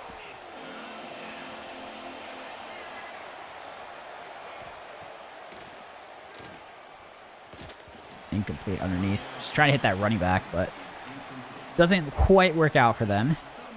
And then Ball State's going to have to kick it back to us. Deep kick here. Branch back deep. Goes for the catch. Oh, get outside. Not quite. About the 44. And go to the air here, 1st and 10. Junior quarterback Malachi Singleton taking the calls here. Oh boy, another linebacker there. Jeez, how did he not pick that? I saw the one linebacker lurk and did not see the second one. That's so weird. That route was so good through like 9 seasons of the Michigan State Dynasty, and then like in year 10 of that, and then this Purdue one. It's like the CPU, there's some update, and they've adjusted to that route, and there's like always some guy spying perfectly there. 3rd and 1, try to pick this one up on the ground here, running to the right side. Ooh, get there. Just barely. Jalen Spawn, not quite as good of a game as that last one so far. And then running to the right. Cut up field. Maybe a 6-yard gain. He gets hurt on the play. That's not ideal. Don't want to see that with your star running back. The other freshman, Nick's checking into the game. Takes a handoff here to the left. And he's going to have a pretty decent hole there. Get the first down. Bruised ribs. We'll keep Eric Nix in. But Spawn's... Oh, no, it's Nix. Eric Nick's still back there. So a counter to the left side. Pretty good blocking. Maybe 3 or 4. 5-yard gain, actually. 2nd and 5. Run play over to the right.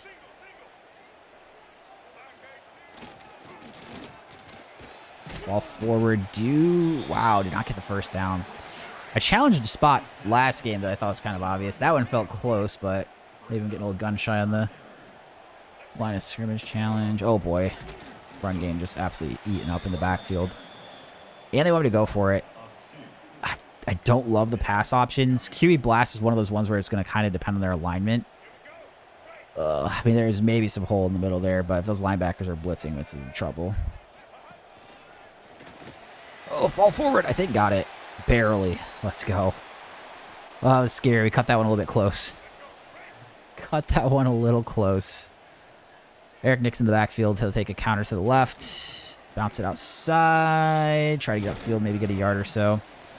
Pick up 2, and it's going to take us to the second quarter 0-0, but we're driving. At least we're driving. 47 yards of offense. They're 16.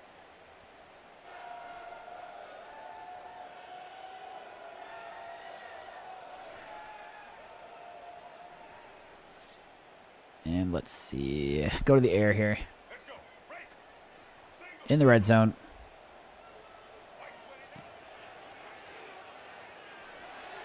Oh, Bird. Bird, get in. Not quite, but a huge, nice run after the catch there. And then go for a handoff over to the left. Eric Nix. Punch it in. Oh, he's going to get stopped at the 1. Not quite getting in. I'm going to try the jet sweep. I'm not sure how I feel about this choice this close to the goal line. And it's not going to work. 3rd and goal from the 3. And I'm going to go for the slant routes. It's always a little bit risky. A lot of players can sometimes be in a small area. Slant across the middle is going to be open, though we do get the touchdown. Fortunate there. I think that's Watson, right? Yeah, Watson. Jesse Watson with the touchdown. The sophomore receiver. And attack on the extra point here. 7-0 game.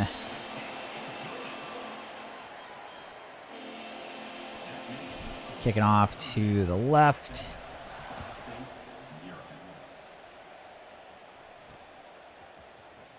Oh, shoot. Stop him. Nice. All right, good hit there. I think if we do these 4-minute quarters too, what I'm going to do is no doing shoot clock in the first half. It's only going to be 4th quarter. So I usually do like under 2 minutes with under 2 minutes in the first half when we're doing like either 6 or 5-minute quarters. I'm trying to find like the sweet amount of time for like keeping the games interesting, because sometimes those games that are blowouts when I do the 6-minute quarters, you know, it's like taking a while. But then sometimes they're obviously super good games. This brings the stat lines down a little bit, like not quite as many plays as happen in real life, but maybe if I just do the... This will kind of be a sweet spot, I'm thinking, if we do no chew clock except in the 4th. They're on the flats. Make a tackle. All right, wrap them up there. 2nd and 2.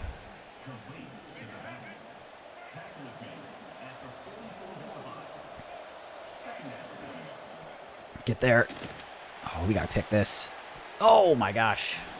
Got 3 guys there. No one gets the interception.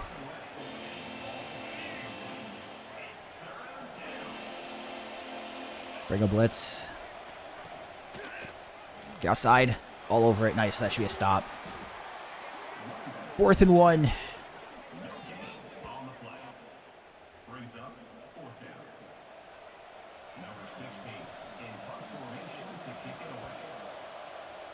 And then going for the deep kick to Branch. Set up for a return here. Yeah, a little bit past the 20, so we got 2:12 left. Plenty of time to work with here. Plenty of time to work with. Almost double clicked there. Shoot, that was almost bad. Watson across the middle. Upfield to close to the 40 here, and that's probably going to be the last play before the 2-minute warning. So yeah, that'll get us to the 2-minute.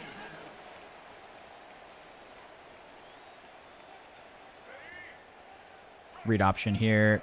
Based on how many guys are to the right, I'm probably just going to straight up hand this off. Up the middle there. Pretty good run for Nix. 2nd and inches.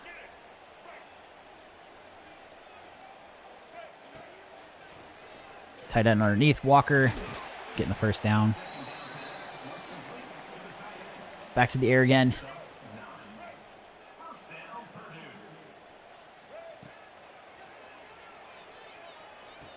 Hit Watson. Try to spin on these guys. Oh, all three of them got spun on Jesse Watson to the crib. The sophomore spins on all three Ball State defenders and goes in the end zone. 3 catches, 63 yards, 2 touchdowns in the first half.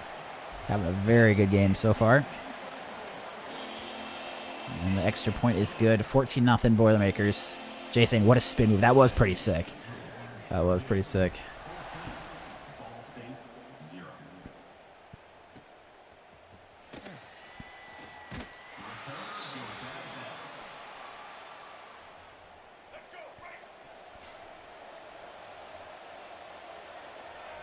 Dropping Baxter here.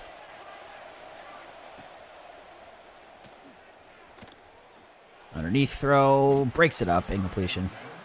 Am I using Purdue's playbook? No, I'm using Michigan State's. That was actually one thing I thought about, is like using the playbook for every team I switch to, but I decided to stay with the Michigan State one. I really like the Michigan State playbook, so it would be something in the future where if I was doing like really good with teams right away, maybe consider. But like you can see here, like I'm still struggling with Purdue. Not this, but like the first season I went 5-7, right? So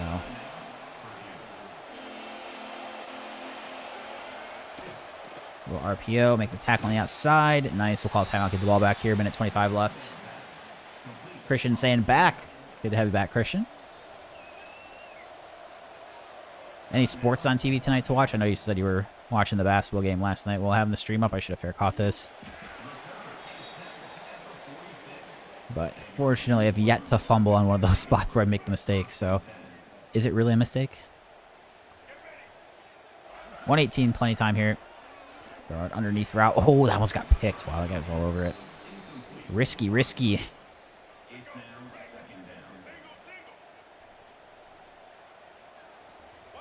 Wide receiver going into motion. I haven't thrown to Smith too much here, but this is a route I do like his route with, though he's pretty covered. Oh, just going to be just short of the first there. And we're going to go for a pass here on 3rd and short. This is one where on the drag route, if I can get enough blocking, if they blitz, Smith can sometimes be wide open for lots of run after. They actually dropped some guys. Oh, gosh, he was open. I just paused for a second. That one, they brought one guy in a blitz, and it was enough to fool me. Dang it. All right, punting deep here. Oh, it didn't spin back. What? I mean, it's fair that it didn't, because it does. In the game, though, it almost always spins back. So if you have that selected, that's kind of weird. That didn't happen.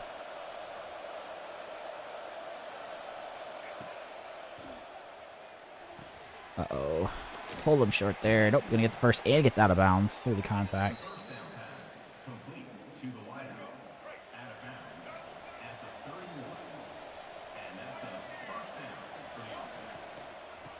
Ooh, I thought it was play action as a handoff. Timeout, Ball State. They got 1 remaining.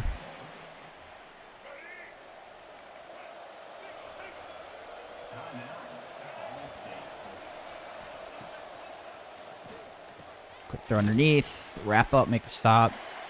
3rd and 11. I mean, it's always interesting if I want to call a timeout, but they're going to hurry up. So my hope here is they're going to snap pretty quickly. Because if they get a stop, we can call a timeout if it's like short of the first. But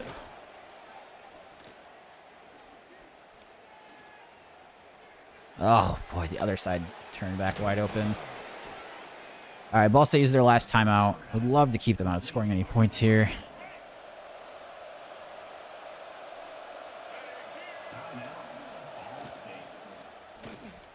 Get him. Nice. That's a good sack there. 2nd and 16. They don't have any timeouts either. I don't think we want to be calling a timeout here. Just want to let the clock run. Not trying to get the ball back. There's just not much left. If anything, they're still way more likely to get points here than we are.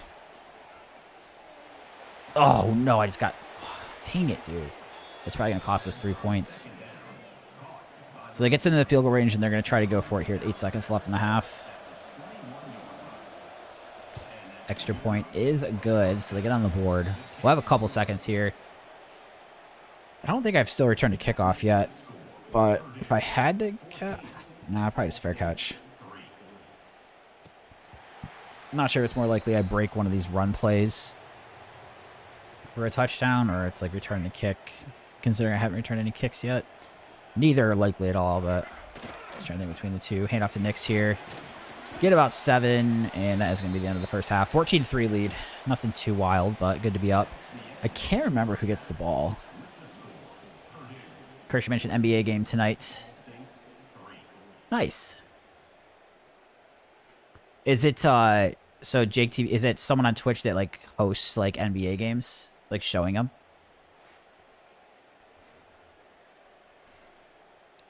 I know some streamers do that, right? They'll, like, watch along games.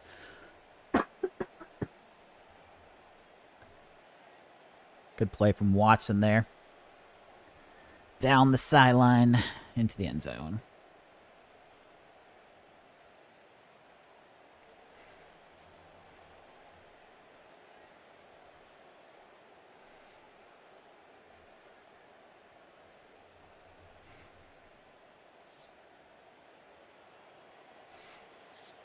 It's up for a kick return.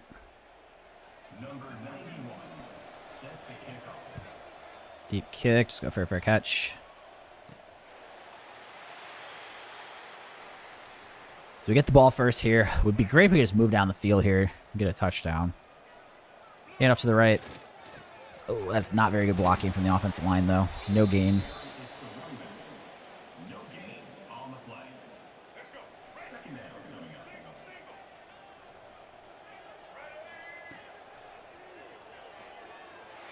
That was kind of a stupid throw. Good thing it wasn't intercepted. Yeah, Christian, did you hear my response? So, yeah, sometimes I don't get to your comment when you're asking, but then there's other times where I have answered it, but it might just be a delay, too, with the stream if it's... There could be something with that messed up. I just want to make sure there's not something wrong with my mic on my end, because it could be on my end, too. We'll see what the outside guy does there. Safety over the top. He's doubling, but I think he's a step behind. No, he's actually on step with him. Dang it. I thought he still had a step on the safety that shot over there, but unfortunately incompletion down. And we will kick here.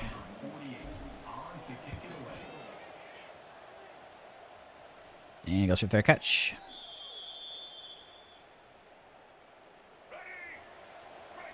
Oh, I was just asking if that Jake TV, is it somebody on Twitch that, like, shares the... Do they, like, talk through the games? Like, it's like a watch-along party, basically? Because I've seen people do that with, like, football games and stuff. Having some Wendy's. Nice. What'd you go with from Wendy's? What was the go-to?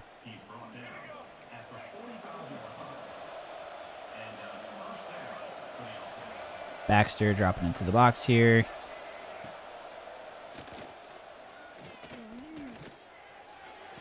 And get the stop here.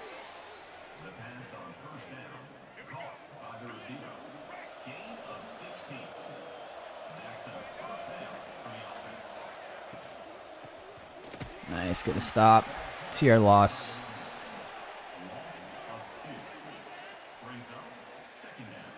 Doing a subathon. Okay, so is he playing like a mix of video games plus doing watch-alongs with games and stuff like that? That's pretty cool. Let's see. Throw the outside. Got to wrap up. Good tackle. 3rd and 7.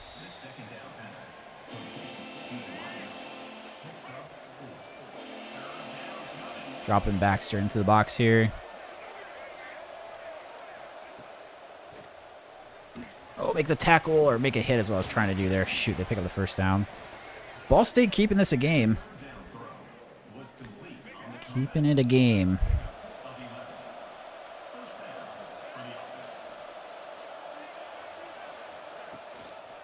Oh, boy. Oh, my gosh. That was so stupid. I mean, I tried hitting a big hit, and I was too far away. Yikes. If we're playing this bad against Ball State, I'm going to be concerned about other games this year. Oh, man. All right, so they tack on the extra point. 14-10.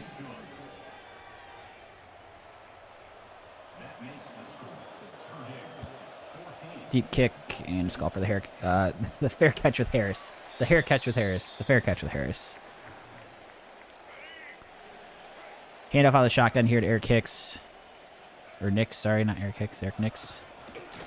Oh, I thought I was going to get there, but man, the O-line, I mean, it makes sense that they're struggling because their rating's not very high, but against this bad of a team, double bacon cheeseburger, the fries, and a drink, and possibly a Frosty. That sounds like a good Wendy's order to me. There we go. There's some good blocking. Eric Nix right up the middle. Good gain there. He's 10 carries for 52 yards. And then back to the ground game to the left this time. Cut this upfield. Good run. And gets another first down. Back to the air. 1st and 10.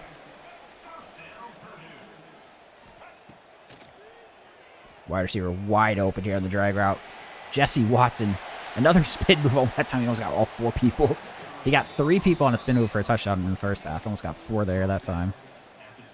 But looking good. And then we'll go for a handoff out of shotgun here. Handoff. That'll go to the left. Go, go, go. First down.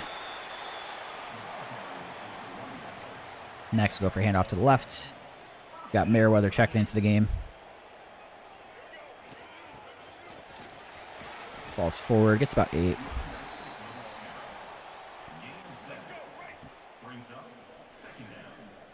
Nick's back in. Ooh, not much room there. Maybe gets a yard. So we'll have 3rd and 1. It's a pretty crucial 3rd and 1 here. I mean, if we get stopped and go for a field goal, we're only up by 7. Whereas if we can get a touchdown drive, we go up 2 scores again. Nice. Very good blocking that time. Up the middle. 2-score game. 2-score game. Attack on the extra point. Extra point's good. And set up for a kickoff.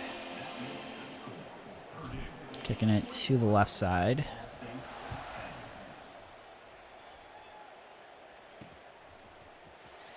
Boom, what a hit. Lays the hit stick. Lays out the hit stick. Baxter coming down into the box here.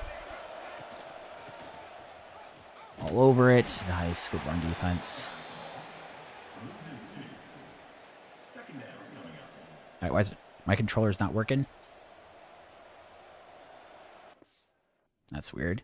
I can hit start, so there's just a glitch on this. Oh, there it goes. Okay. That was really weird. I haven't even gotten like a notice if my batteries are low or anything. It's just taking a minute. Trying to get across field. Good tackle. Force the 3rd and long here. 3rd and 13. Okay, it's doing it again. Oh, I just apparently got to click the button really hard to select my play at the moment.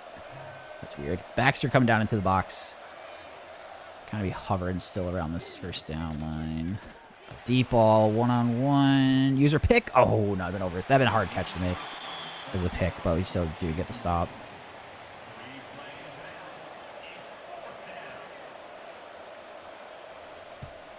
Kick the branch here. Get a pretty good field position. See if I can get it even better.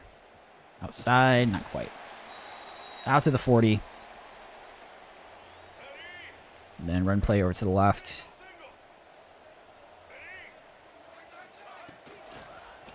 Oh, I kind of missed the hole. Kind of missed the hole there.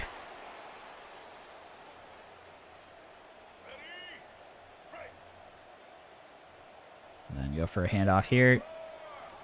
Probably be the last play of the quarter. Not too much running room there. We'll have 3rd and 7 coming out for the 4th quarter.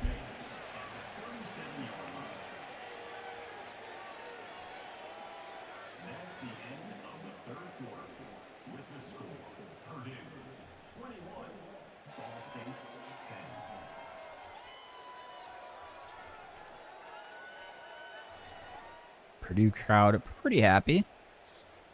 Not necessarily like a huge lead against the MAC team, but still up double digits. 3rd and 7 here. Oh my gosh, just need the protection. The running back route's usually open there. So we take the big hit and we're going to try to settle for 50, or what is this? 54-yarder. I did hit a 61-yarder this season. And it looks like that one's going to be good. So attack on the field goal there makes it a 2-touchdown game.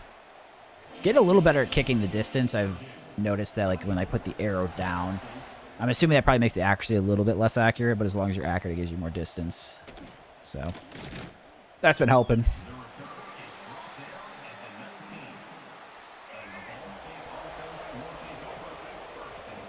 First true test next week, says Jay. Yeah, it's a tough one against Notre Dame. We'll see. We shall see how it goes. Oh, crap. crap. Don't get beat deep. Dude, you're up 2 touchdowns with 4 minutes to go. What's the one thing you can't do, chat? Get beat deep. Oh, gosh. I mean, I guess it's not deep, but I mean, take like a bad angle where he's going to get a huge run. Ball State. So, you're actually correct. Yeah, it is kind of weird that they're called Ball State. Usually it's like, if it's like Michigan State. Jeez, dude. It's like Michigan's a state. Ohio State, Ohio's a state. I wonder if Ball State's the only one. I'd have to think through it. That's like something state, and it's, you know, the name in front's not a state. So we give up a very quick touchdown drive. And this is very much still a ball game. Who's the most famous Ball State alum? Isn't, this is like I usually don't know these random facts. Isn't David Letterman from Ball State? I feel like I heard that because I was watching the Indy 500 one year and they were talking about him owning a team or something. And I want to say he's a Ball State alum. David Letterman. I did get it. Let's go. I don't know if I've ever watched the Letterman show in my life. I've seen clips from it. But there's like a 99% chance if you ask questions similar to that I don't know it. That time I just did. Let's go. All right. Shoe clock on here. And then let's snap this thing at 1. They do have 3 timeouts. Plus the 2-minute timeout. Run forward. Nice. Get the first down. They're going to use their first timeout. It's not pretty against the MAC school. A bit disappointed we're not doing better. But honestly, at the end of the day, as long as we can find a way to get out of here with a win, which is definitely not guaranteed yet. I'm just saying, like, if we can, we'd be good. Oh, boy. That is going to be a massive loss of yards. That was always the risk running a toss play, but the options were hideous. And speaking of hideous options, here we go again. I hate the all-go routes because then the all-go route's fine if that running back you know is route, but when it's only deep balls and they have the running back has a choice route, it's just awful.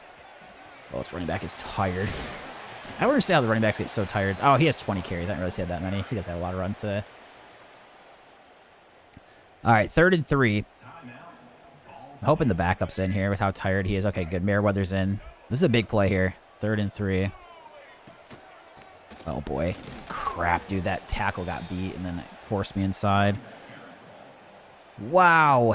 We get the first down there. It's not quite over, but close to it. So we'll let this go to the 2-minute warning, and we're giving Ball State a chance to drive down the field to tie the game. Not ideal when you're a Big Ten team to be doing this.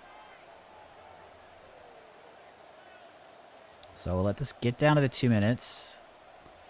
And then we'll kick after it.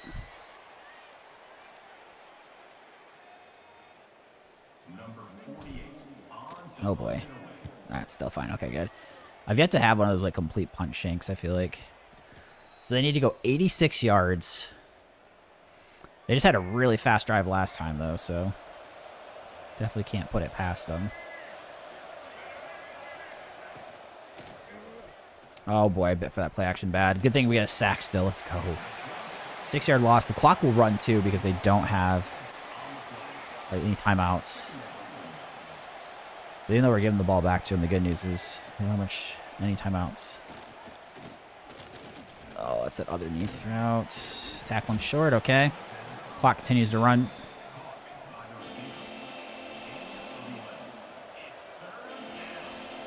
Clock continuing to move.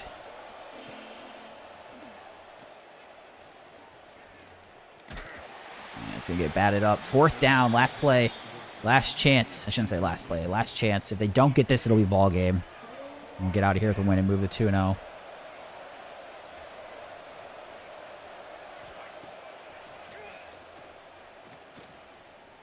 Oh, jeez. What's that safety doing? He's like 30 yards downfield.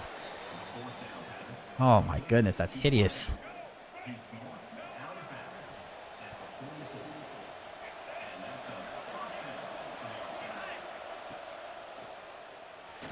Nice, another sack. Let's go. So loss of 7 and the clock moves. A lot of the receivers really far downfield. It's going to take a while for them to get back and set up the play and everything. D-line with a good second sack this drive already. Nice, a 3rd sack, dude. Let's go. The defensive line doing their job here. Now the secondary just needs to do theirs. So 3rd and 23. Clock is moving. Oh, fourth sack this drive. Oh, my gosh. Back the line up here. D-line stepping up. They sure are. They sure are. All right, that safety just ran way up. I don't know if you saw it on the left side. That was silly. Oh, my gosh. They almost caught that still, too. All right, we're going to get out of here with a win. Wasn't pretty, but anytime you can get a win, you take it. So 2-0 for the second season to start going into the Notre Dame game. Last year, we started up 14-0 at halftime against Notre Dame and blew the lead, so I'm hoping this year we put a complete 4 quarters together. But we are moving up in the rankings, or in the record, sorry, not in the rankings.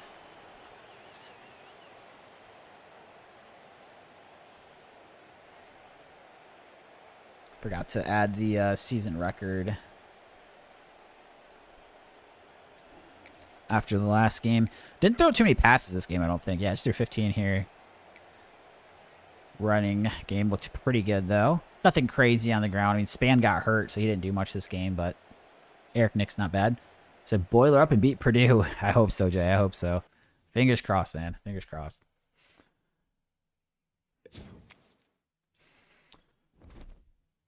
Okay, so advance on to the next week here. Take a look at recruiting, and I'm going to have to try to schedule probably 4 visits for the following week. So I might have to be a little selective on the points. The more you pass, the more you win. That game was the opposite. I didn't throw very much. I only threw 15 passes. Number 1 in the country. Oh, my gosh. We did beat number 3 Ohio State at home last year, so it's not impossible. And then let's see. Visits. Got to get these booked. So especially for the guys that are a bit close.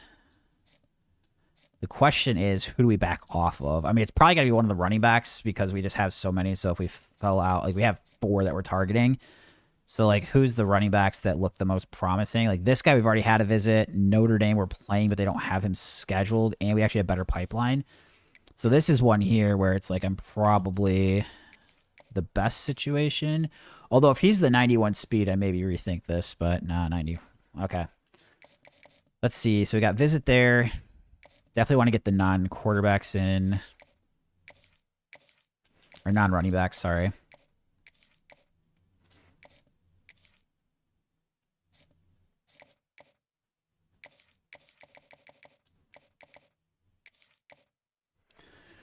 Conference prestige. Well, I actually have to find points elsewhere, too. So this tight end, we're still the only offer, so I guess this is one that we go down to 10 for just for the 1 week. I mean, the problem is we have to do this probably next week, too.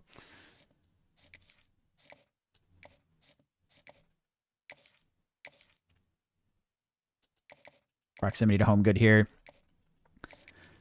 And then playing time is something he cares about, which he's got a lot of availability at Purdue. So that leaves me 15 hours. And then we could just bump him up to... I mean, actually, he probably stays at the 10. And then the other guy that we had at 10, we bump him to 25. All right. Happy with that. Here we go. The number 1 Fighting Irish are coming into West Lafayette. 96 overall.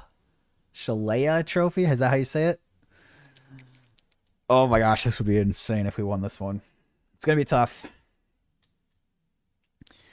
Going to be tough.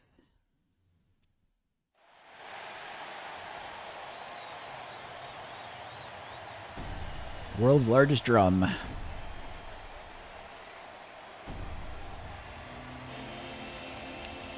I was saying, good luck with this one and stay hydrated. Yeah. I actually got some water here, so the coach is going to be good. I don't know about the players.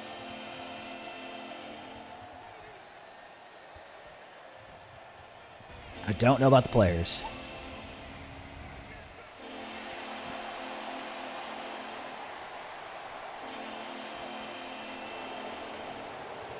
Two and over is 4-0.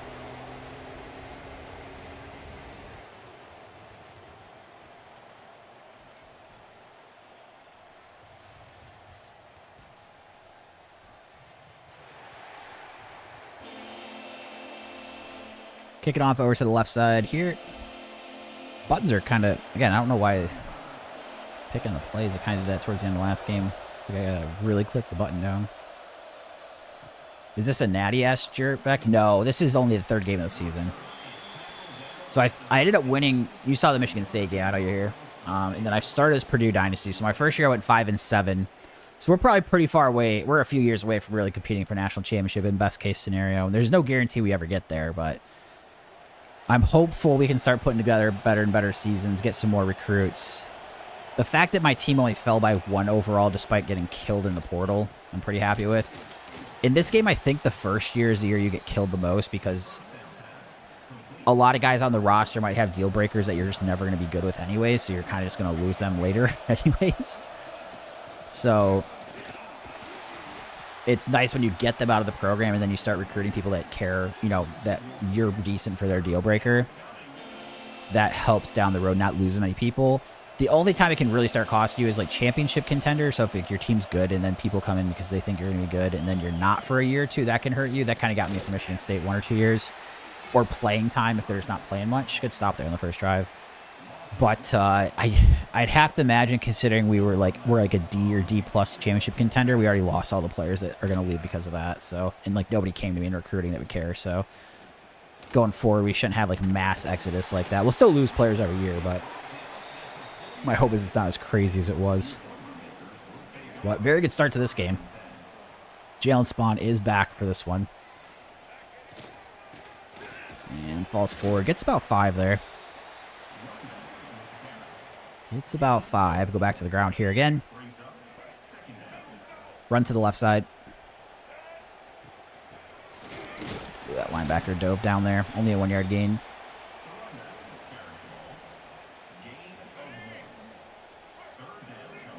Here we go, 3rd and 4. Jesse Watson. Oh, he dropped it. Dang it.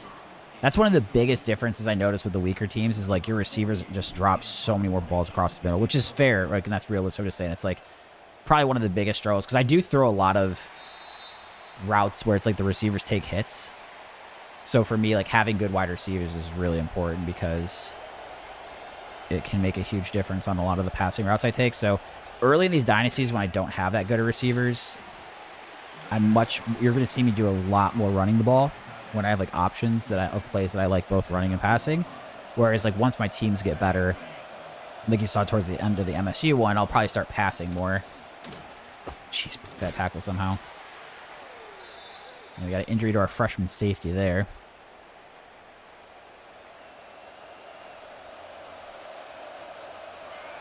Bringing Smith into the box here. Do a little RPO to the outside. Breaks 1 tackle, gets about 6, 2nd and 4.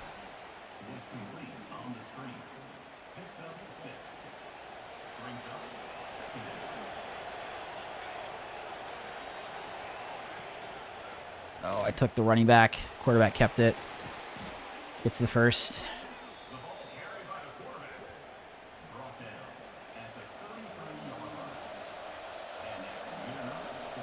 Got Allen here. Take this tight end. Goes for a check down the receiver. Good tackle there. Only 1-yard gain.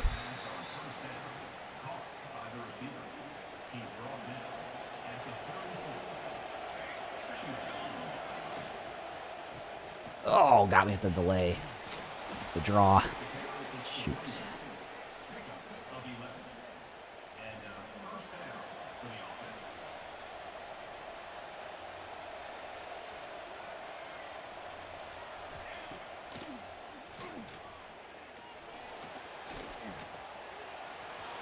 Oh, big hit on the quarterback. Hangs on the ball, though. Good thing I made that tackle, because if I didn't, there was nobody anywhere nearby. I probably shouldn't have done the big hit. I probably should have just made sure I wrapped up. But I always get excited to try to put a big hit on the quarterback, because the quarterbacks fumble a ton in the run game. But another pickup there. So their current quarterback's actually on Notre Dame's roster, but he transferred to, I want to say Kentucky in real life. Hit the portal. Looks like we got option, run to the side, get there, nice. Good play from the D-line, 5-yard loss.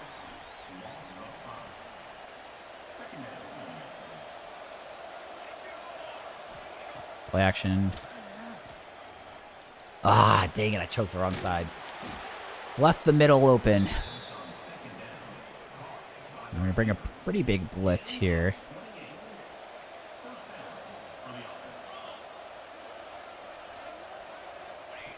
Oh, crap. They're running away from the blitz.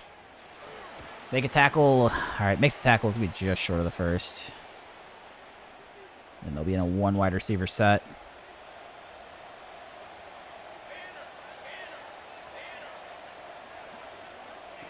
Another option play. Keeps it, gets the first down. Bring a blitz on first and goal.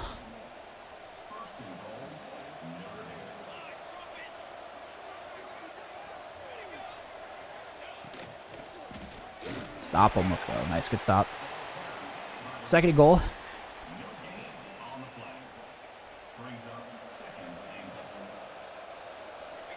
And we got linebacker Hawkins here. Decide just to blitz with him. Get there. Oh my gosh, I just missed the quarterback by the end.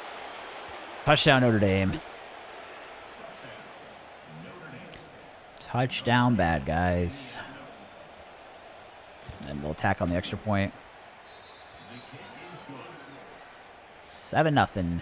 93-yard drive. 14 plays, moves right down the field.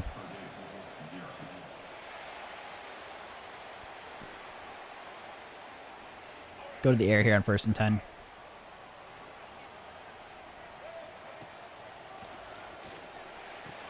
Hit Morissette underneath. First down gain right before the quarter ends. 7-0 deficit.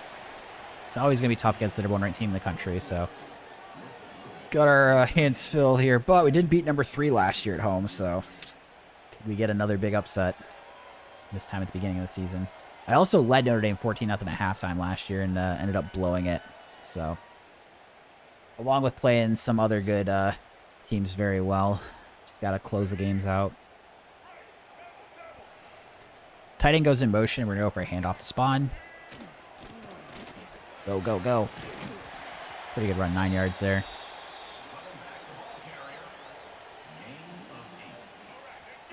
Second and 1.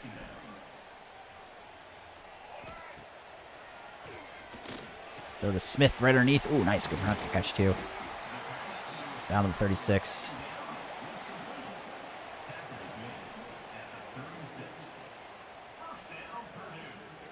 Run play over to the left.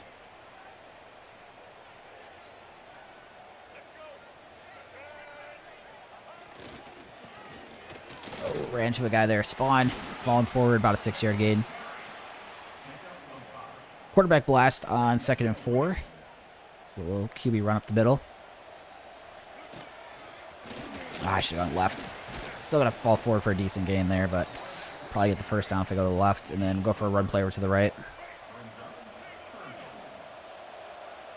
Jalen Spawn.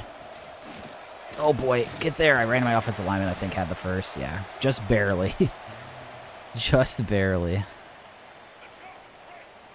then on 1st and 10, go for a run to the left side. Cut back lane, not too much there. Gets maybe 2. I say just keep the game within 2 scores and call it a win. I mean, we're not doing moral victories here at Purdue. Ice, we're gonna win. We're gonna get wins here. We're here to win the. You play to win the game, as my friend Herm Edwards once said. And no, I do not actually know Herm Edwards. I was just saying that. All right, here we go. 3rd and 2. Run play over to the left. 2:30 here left in the second quarter. I wonder if I get stopped if they let me go for it. What? Oh, fumble the freshman. Oh, he makes a huge mistake. And Notre Dame's going to pick it up and take it to the house. Oh, my God. Dude. I mean, if you're doing that against the number 1 team in the country, turning it over in their territory and them scooping and scoring, it's going to be really hard to win. Maybe I should have done what Ice said and then settling with it. Christian back in the chat. What's up, Christian? Thanks for coming back. Unfortunately, you might have just seen the fumble from our true freshman running back. Picked up from Notre Dame, returned for a touchdown. It was a very clear fumble, too, so there's no point in challenging it. Dang it. We were actually like in a decent spot in this game while we were driving. And he had the first there, too. That's such a massive play. Oh, I don't hit this hole very well. Still find a way to get 9. Let's see if I can get one more play in here. Got 5 seconds to be kind of close if I get the snap off or not. Quarterback's moving super slow, so I'm going to guess no. Oh, there we go. Nice. Maybe got the first there. That was close. Christian playing the Texas Dynasty against Florida. Good luck, good luck. Ooh, we do not get the first there, so I'm going to be a 3rd and inches. Going with a little run to the right. Based on the alignment, it looks like there could be a decent holder for the cutback lane. Go. Not a touchdown run, but a very nice one there still nonetheless. We'll take it. Minute 53 left. Plenty of time.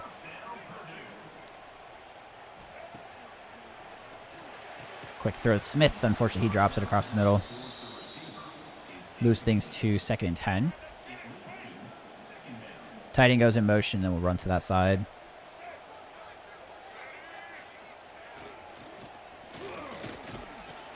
Falls forward. 3rd and 6.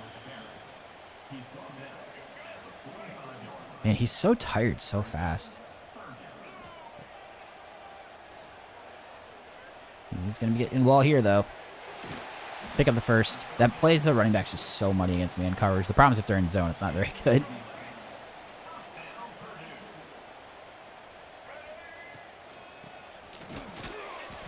And 2-yard loss. 2nd and 12. If I could at least just find a way to get a touchdown on this drive, I think we get the ball at half. Oh, jeez, got that out way too late. 3rd and 12. So we're kind of on the edge of field goal range here. Watson. Oh, dang, dude. He chose to stop instead of doing the drag. I hate the choice routes, man.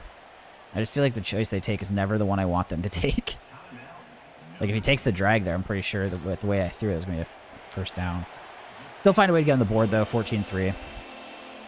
Get some points. And then we'll kick it off to the left side.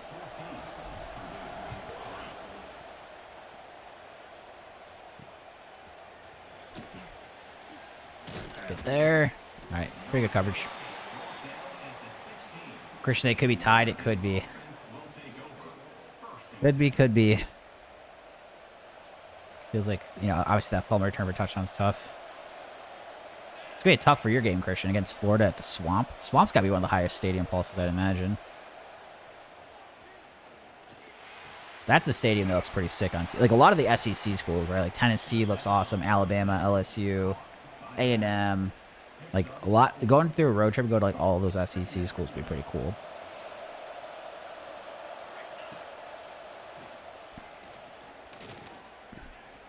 Get there. Nice, get the sack. And we're going to call a timeout here trying to get the ball back. Drop back in coverage just a little bit here.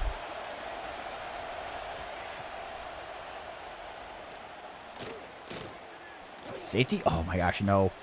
Dude, how does he make that throw on the run and then my guys aren't there? Oh my god. So he just threw it, crossed his body like 65 yards down the field on the money.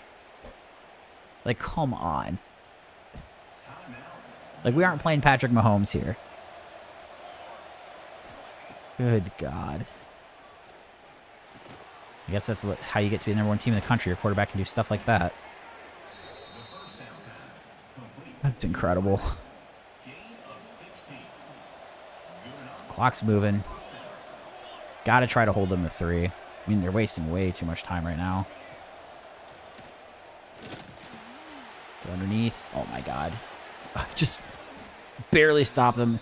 Down at the 1. Let's see if they go for this. Or if they take the 3. They're going to go for it. Oh, no, they're in field goal range. Sorry. They're in field goal formation. Let's hope they missed the short angle, though. It's on, like, it looks like the ball is hanging over the end zone right now. Nope, right down the middle. Okay. The game's been kicking a lot better. I wonder if there was an update in the last week or so between that and then, like, one of the passing routes I used to do that was good. Now it never is. Go for the fair catch here and then just try to run a play. Most likely going to be down 14 going to the half, which, to be fair, we were up 14 last year and lost to them, so hopefully we can pay them back in that exact same scenario. And just kind of get some garbage yards there.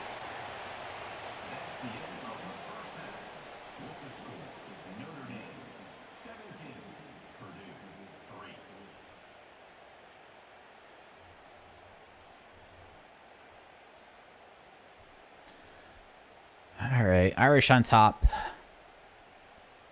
17-3. Christian's going to play the game after you eat. Nice. A little chill evening. Got the Twitch stream up, gaming yourself a little bit, eating a good dinner. Seems like a chill, fun Friday night to me. Man, that fumble here from Spawn was just so killer. Not only do we turn it over in the red zone, they scoop and score. Make it even worse. Now they're going to make me watch it going super slow-mo. They're going to make me watch the entire rundown here. I wish it was like in Madden you can skip the halftime stuff and you can just like get into playing, but they make you watch it here.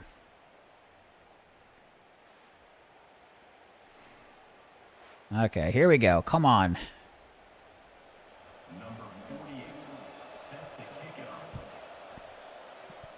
Deep K, just go for the fair catch.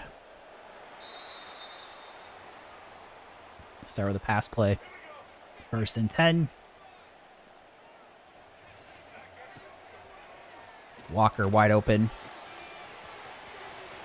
Good first down play. About 19 yards. And let's go to the run game next.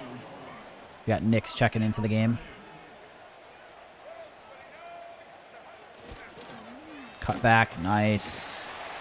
Get about 9. Christian asked why only 4-minute quarters.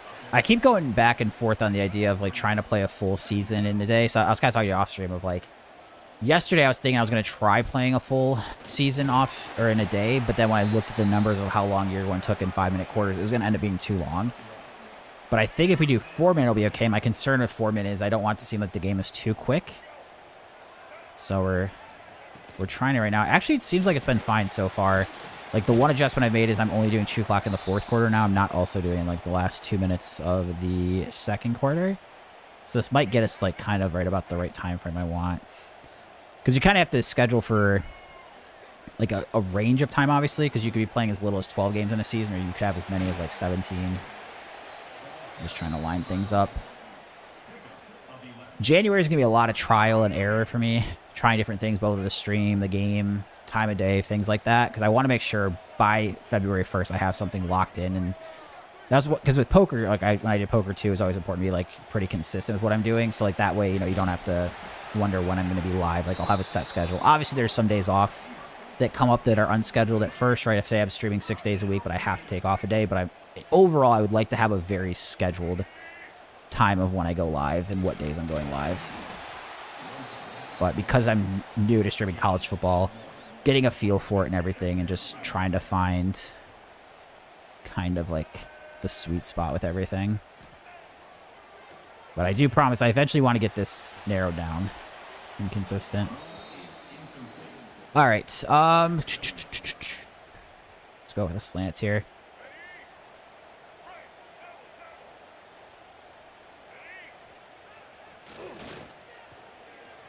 Smith open on the slant route. Let's go, CJ Smith. Touchdown. And we're only going to be down by a touchdown here as long as we tack on this extra point. Putting ourselves right back in it. 9 plays, 75 yards. Kicking off to the left.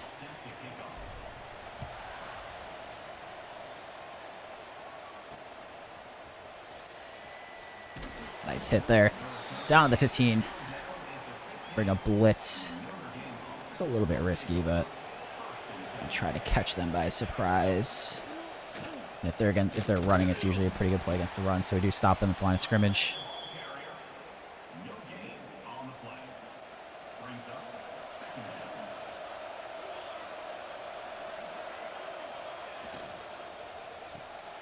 Make the tackle here in the open field.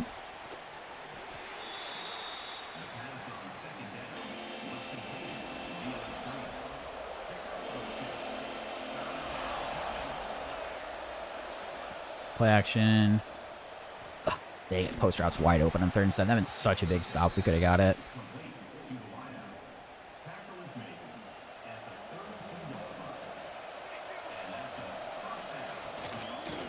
Gets the pass out quickly. Nice hit.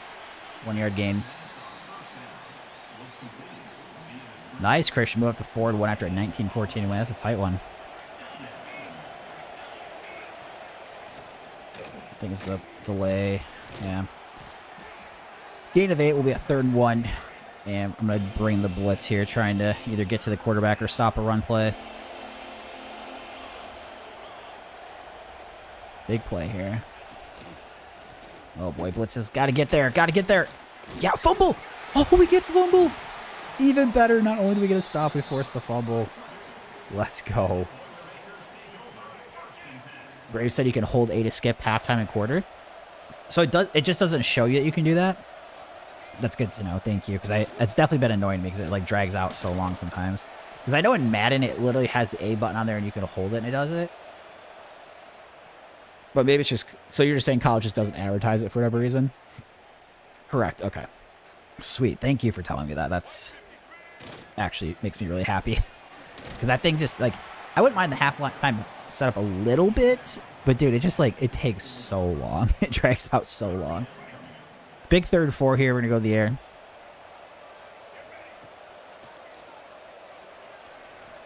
CJ Smith had the receiving touchdown earlier. Gets the big catch here on 3rd and 4. And we'll go back to the run game. Got Eric Nix in the backfield. Cut to the left. Get in. Oh, push him in. Yes, touchdown. Let's go. We're down by 14.5, and we're an extra point away from tying this thing. At home against the #1 Irish. Come on, kicker. Do your job. Thank you. 17-17. Oh, not Braves. I appreciate you letting me know when you could. No rush on that. Thank you for helping out. Jay said, shock the world to go Purdue. Thank you. We're hoping, man. I'm trying to repay the favor of that 14-point second half comeback last year. Notre Dame had. We just lit that guy up. Lucky he held him the ball for their sake.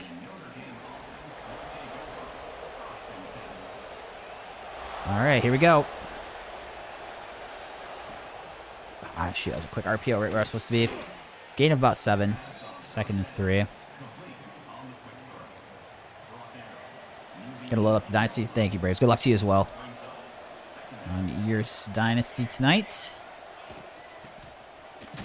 Hey, stop the run there. We're gonna force the 3rd and 3. Come on. Come on. Might get one more play off here this quarter. We'll see. All right, here it goes. Oh, threw the running back, hit him hard. Dang it, still catches it. I was trying to give him a hit stick there, make him drop it. Christian got the Red River rivalry, a little Texas-Oklahoma. I kind of think that, maybe I just don't understand the rivalry. I think it's weird that they always play it neutral. They play that one neutral site all the time, right? I think the big thing with college games is like you want to have them on college campuses. Like that's what makes the college atmosphere so cool. I'm not as big on the whole, like I get the national, because I've even said this for the playoff. I think they should do only the national championships at a neutral site and then the rest of them the higher seeds at home. So that it gives a huge benefit to the team that was, you know, better regular season and rewards them for that. But then I think also from like a fan perspective, it's just like fun to have a home crowd there. I don't think they'll do it because they probably have all those bowl contracts. They're still trying to find ways to incorporate, but and like nobody wants to be the guy that says get rid of the Rose Bowl, but that's how I feel at least. Quick out route there. Oh, how do you miss? Eventually make the tackle. 2nd and 7. So we have 17-17. I mean, from Notre Dame's perspective, I'm surprised they're not wasting clock here. I think it's actually a spot where they kind of want to chew this clock down a bit. But if they want to go fast, I'm cool with that. Made him cut back. Oh, that's going to be the first. Dang it. Still not chewing the clock. Run play. Bounces around. Get the stop.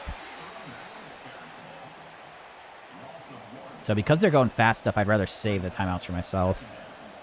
2nd and 10. Hines coming down into the box. Oh boy. Quarterback keeps. Stop him short. Okay. Big 3rd and 2. Oh, do I sell out on the run? I think we're going to. This is... I think I'm okay with this. And then also, like I said, too, it's like because we're blitzing. If it's not a run, we can try to get to the quarterback. Quick RPO. Shoot. Gets the first down. Man, that been so big to hold in the 3 points there. It's like we can still hold in the 3, but obviously more and more clocks coming off.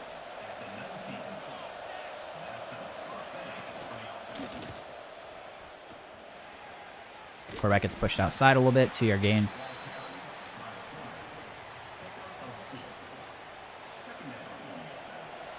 The CPU is not always the best with clock management, especially spots like these, because like it's not considering the time position and field position. It's just thinking about the fact that the game's tied, so they're not like wasting clock. They should be. Let's see. All right, this time I'm going to stay in the zone, but I'm going to press out of it. 3rd and 3. Pick. Oh, intercepted.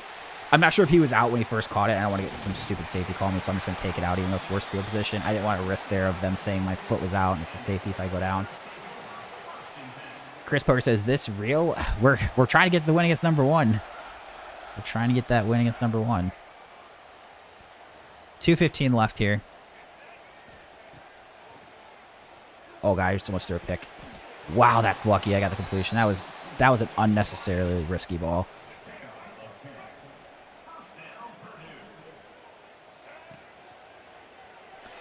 Just get it off to the running back.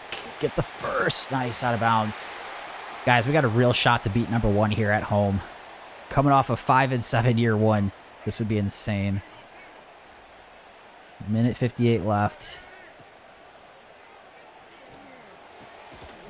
Get the first. Yes. Get the first down. Minute 54. Plenty of time. I don't think quite want to go chew clock yet, although it's kind of tempting if we get a completion here for 1 play. Oh, yeah. Let's go. Morissette. Now we definitely want to go chew clock with it. Oh, my gosh.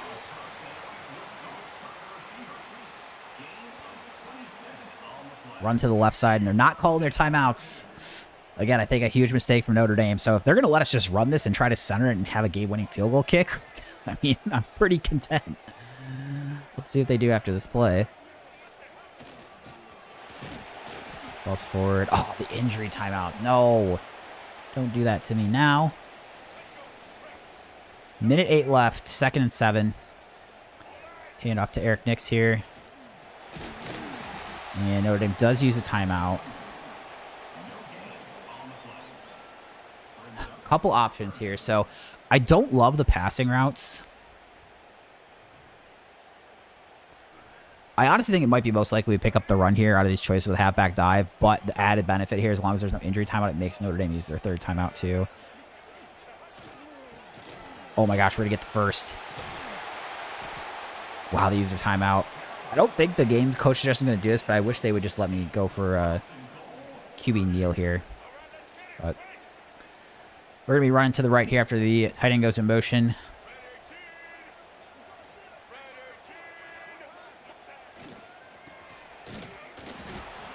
All right. And then I'm going to go with the halfback run. The other thing I want to do too here is actually conservative ball carrier. I've just got to be careful about after this play. I need to call a timeout before picking another one. And then here, this is all about centering it, right? So even though it's hanging out to the left side, I'm going to cut back to the right pretty quick. Try and be centered. Okay. So let it go down to about 2 seconds here. Take my timeout, and then hopefully have a 24-yard field goal to win the game. This would be an insane win. So year 1, I go 5-7. We're down 17-3 at half in this game. And now we've got a short field goal attempt to win the game against the number 1 ranked team in the country and move to 3-0. Just don't get blocked. Oh, my God. Oh, I thought they were going to block it. You see those guys that were almost there? Oh, my gosh. I thought they were... The animation had me terrified for a second because I've definitely had those blocks. We're going to decline. The field goal's good. Purdue takes down number 1 Notre Dame. 20-17, a 14-point comeback. Let's go. Upset of the year, says Ice. Let's do it, man. Oh, my God. That's such a huge win in year 2. That is a huge win. And I chickened out and had no recruits here this week either because I was playing Notre Dame. Imagine if they were here and they would have saw that. Oh, my gosh. What a win. Jay said that was almost blocked. Dude, I know. I don't know how it wasn't. I thought for sure. When I saw the guys off the edge moving, I was like, this is getting blocked. Because I've had that happen before. I was playing an online Dynasty with my friends. I think it was in last year's game. And I had same situation, short field goal attempt, tied game. One of my friends blocked the kick. And I ended up losing to him in overtime, and I was sick. But we get a huge win, move to 3-0. Very unexpected, but very happy at the same time. That is insane. Let's go, baby. The Boilermakers.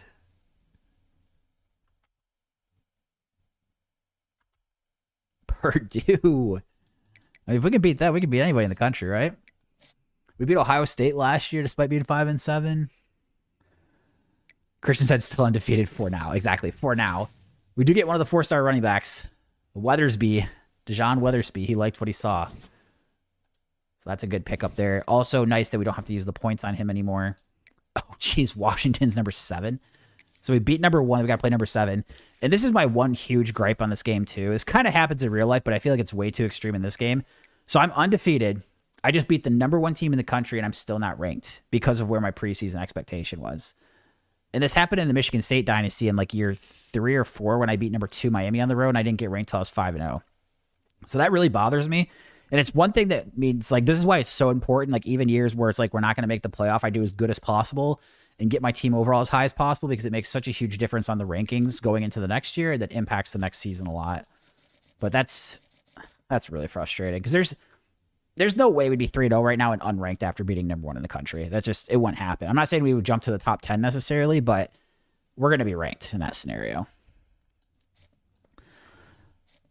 Texas jumped us here on this running back. And that might be one that we start giving up if I have... I mean, the one thing, too, is like I only really focus on the 4-stars in the regular season. So, you know, I don't mind taking risks because I can fill out 3-stars later anyways. So I think with the points there, we just kind of continue to battle. Unless I need the points for recruiting visits. Let's see here. So I've already got the edge in. This halfback we need to get on a visit. It's 2 weeks out because he can't come this week, but I definitely want to get him on the board and make sure somebody else doesn't lock us out of the next visit. All right, right edge. Already got visit. This halfback, we need points to schedule a visit. So, the other thing we could consider too. So we still, week 5. That means we have him coming this week, I think, right? Or no, we had him. He's coming week 5. What week is this? Oh, he's coming this week. So no, we actually want to keep him on there because we still got a chance at him. And then I still need to schedule this halfback on a visit. I think for now, save the points. And then we can get him the next week. So we are hard selling this player. That's good. There's also the hard thing when you're first starting out these teams. You can't hard sell super often. And then I only have, like, I can only fully recruit, like, 9 players. So.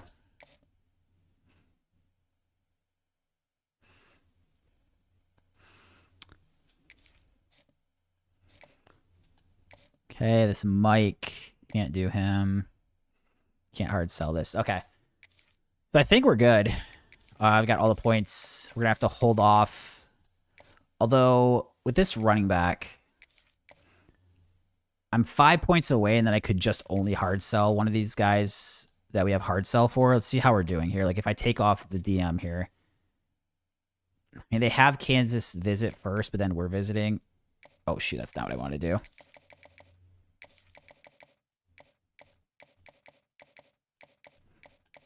Get that back on. I want to take off the DM and then throw on 5. And then that still lets me do the points to do this visit. Get that in now. Okay. Then I think I'm now happy. Bring on Washington. So take a look at our team schedule here. It's our first Big Ten game. So we got 7th Washington. And you can see we have a whole bunch of unranked teams until Illinois, Indiana. So similar to that Michigan State Dynasty, year 2 had a really favorable Big Ten schedule, and because we just got that big Notre Dame win, like, this is potential chance. I don't know that Washington's overall is going to be crazy high either. 89 is still pretty high when we're at 75, but hopefully we can get the dub here against UW. Man, what a win, though, against Notre Dame. That's so big.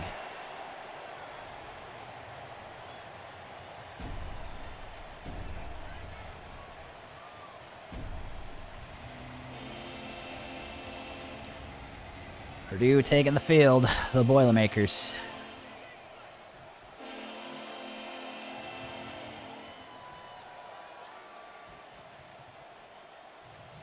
Let's get it. Let's get it.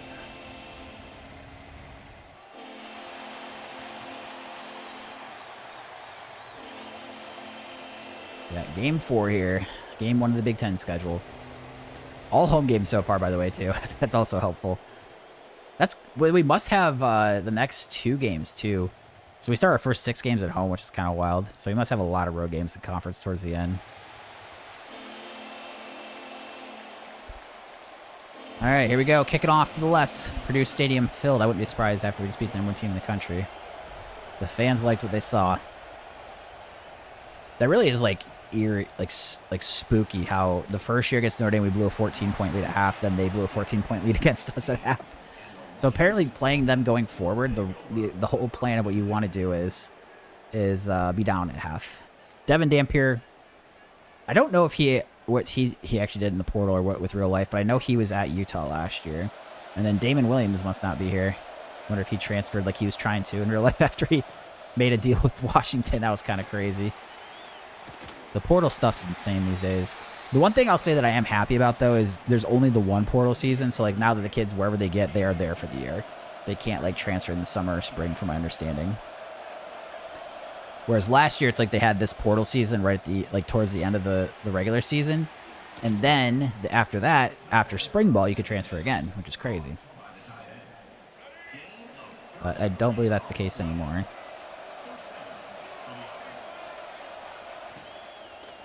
Oh, jeez, right down the middle. Wide open. Jay saying the spring portal's a joke. 100% agree. And at least this way, it's like the kids all go through spring ball with the school they're going to be at, you know?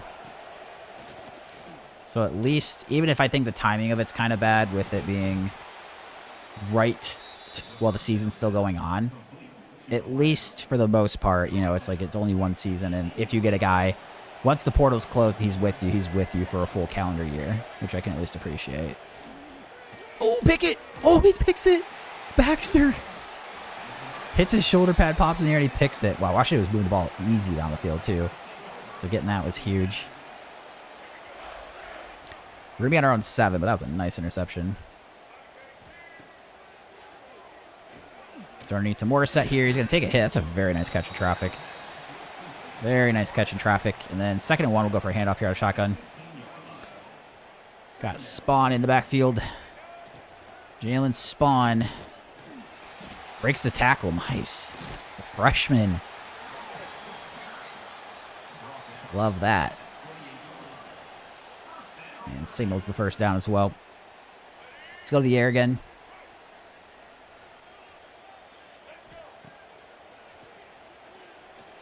Hit CJ Smith across the middle. He's going to drop it, though.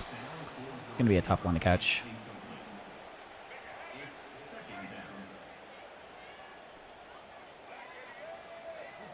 Morissette going into motion. Throw him underneath. Nice. Got room to run. He's looking good early this game.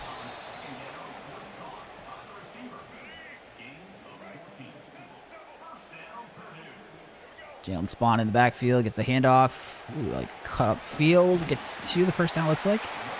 2 carries, 22 yards. Nice first couple carries for him. Had 13 carries for 69 yards last game.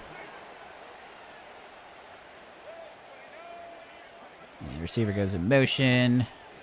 Go for the handoff. Huge pull up the middle. Dang, dude. O-line looking good early.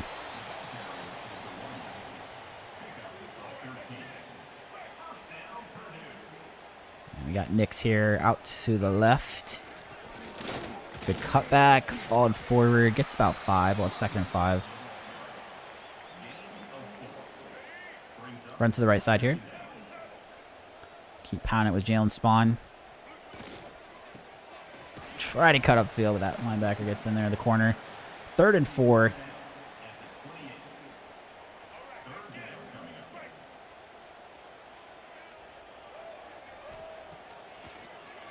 Oh, crap. That's covered super well. Oh, he's going to get pushed forward for the first. That was lucky. The D lineman tries to make a play, and if anything, helps me. That was fortunate. Running back open in the flat here. Spawn, get there. Gets the first and gets in goal to go. What an awesome start here. So Washington's moving the ball straight down the field on us. We get a fortunate interception, and then we start on our own 7, and we're all the way down to their 7 now. Uh-oh. Why is my game lagging? That was weird. That was weird, but we're back. Stream looks like it was still going. Run to the right. Oh boy, absolutely no room to run there. I'm going to have third goal from the 5.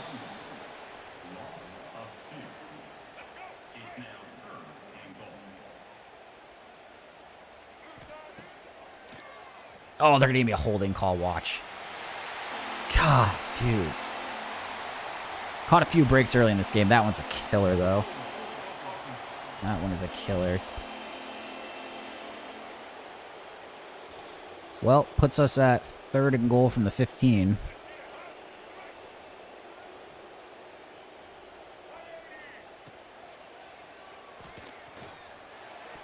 Oh, I almost threw a pick right back. Jeez, that was a risky ball, but... Oh, shoot. I must have held that... Oh, I was holding the button to try to catch it too long and thought I wanted to hurry up. And I guess I could have let the clock run out, but we'll use the first half timeout. If it's second half, I probably would have let it go. So we're going to be first on the board there, 3-0. All in all, not too bad against 7th-ranked team in the country, but definitely frustrated with that holding call. Cost us a little bit.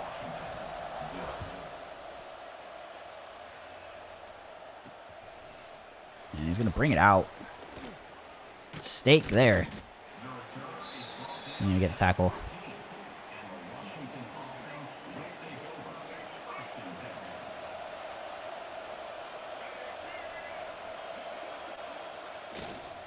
Play action. Get there. Good tackle in the open field. 2nd and 8.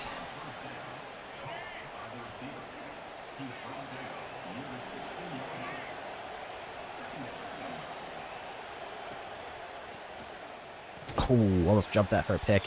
Very good first quarter.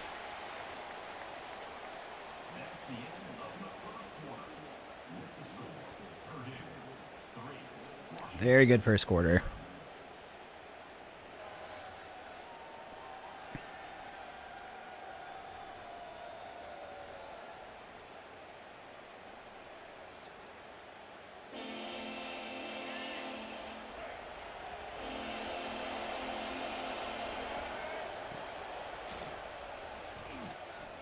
Oh, I went to the underneath the one.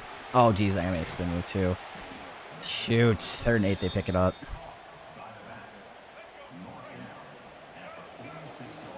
Baxter coming down in the box here.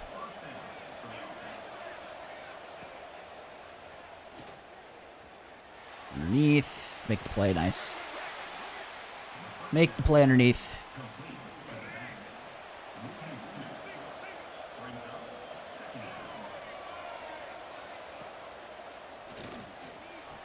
Short underneath. Make a play. Nope. Picks up the first down.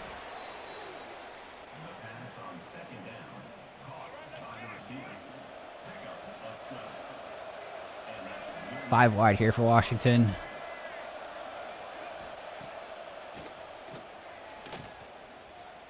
Oh, quarterback's got all the room to run. Picks up the first down.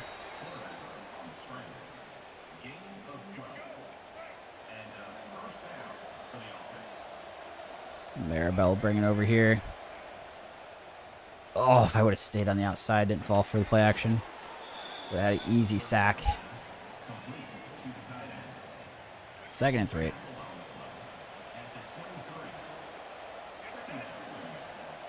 Hines here coming on the blitz. First down. 2:40 left in the first half.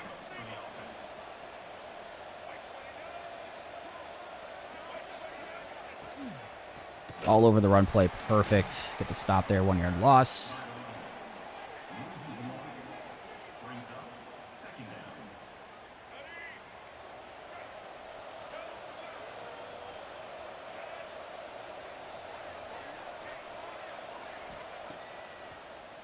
Quick throw. 5-yard gain there, 3rd and 6. 2:17 left in the first half. Last time we got a pick down here. Let's see if we can make it happen again. Just getting a home 3 I'd be happy with, though.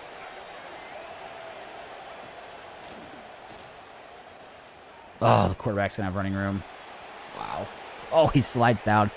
Bad QBAI play again. Or QB scramble, I should say. That was one they could have ran in. So it's going to be down to 3. Bring in the blitz. All over that. Perfect. We'll call a timeout here. Injury timeout, so we don't have to. Oh, no, they'll use one of ours because it's our player that got hurt under 2 minutes.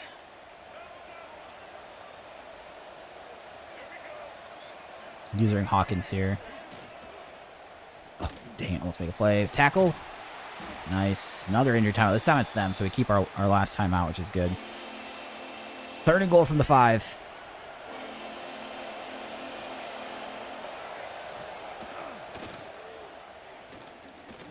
Oh, wide open. Dang it, touchdown. That was possible.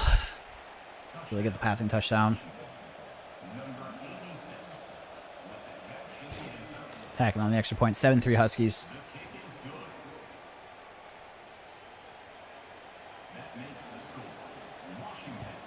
Deep kick. Just go for a fair catch.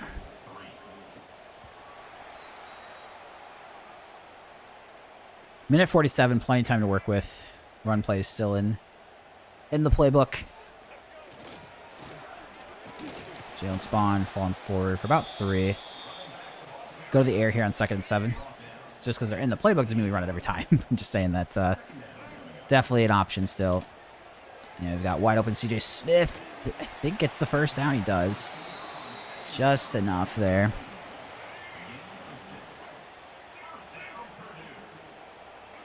Oh, crap. Double-clicked A. Trying to snap it quick. It ends up working okay. Don't turn it over and actually get a 5-yard gain. But that was definitely not what I was looking to do there. Just double-clicked. Tried to snap quickly. More set here. Gets the catch, but tackled.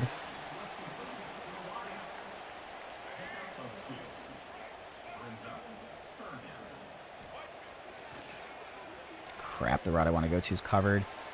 Oh, somebody come back and get open. This is kind of risky. Oh, jeez. Oh! I thought that safety at the step was going to jump in front of it, but it almost worked out. Christian, I'm going to watch the WWE Royal Rumble. Nice. I've never gotten WWE myself, but I know there's a lot of people that really like it. I'll watch the only like fighting stuff I'll watch sometimes. I'll watch some MMA, but very little, like UFC. Not a ton.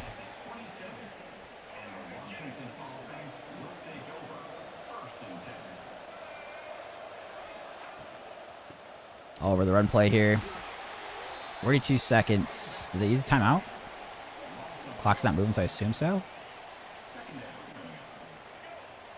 No, clock's moving now. That's weird that they stopped it for a second.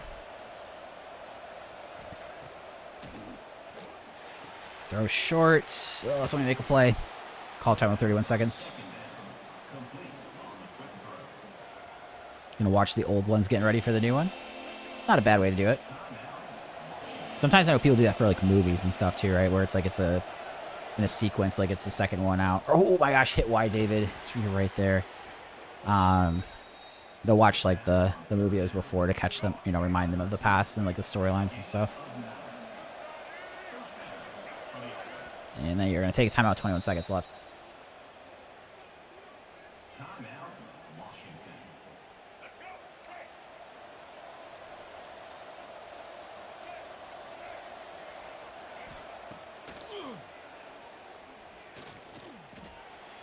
Throws it away. Probably should have ran with that one. Again, the QB, our running ability leaves a lot to be desired. Bringing a blitz here on 2nd and 10. The linebacker, Hawkins. Oh, the running back picks me up pretty good. Oh, make the hit there. Right? He's just throwing it away. 3rd and 10. And it's going to drop 4 here. Try to keep them from scoring any more points for the half.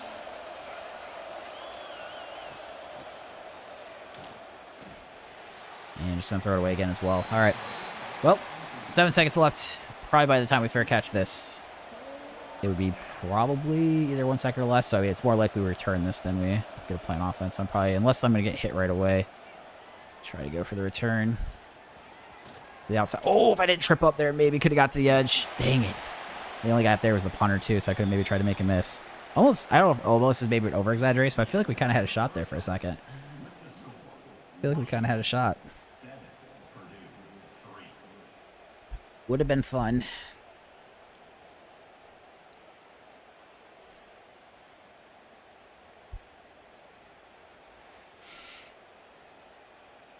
Seven, 3.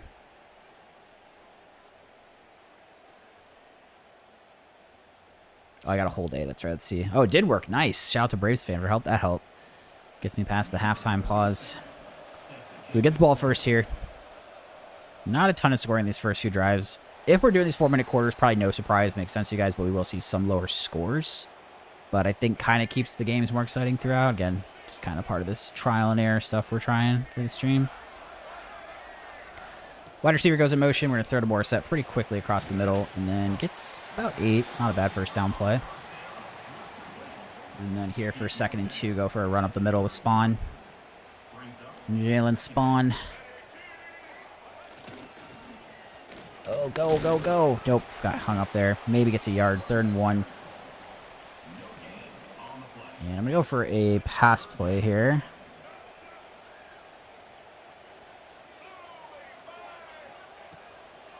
Try to hit Watson quickly. As I say, he's open as long as the D... Sometimes the D lineman get a hand up there and bat it down. But as long as that didn't happen, that was open. 1st and 10. Singleton going to be handing off to Spawn. Jumps forward in there. Maybe only gets like 2 yards. Try to go for another run here out of shotgun.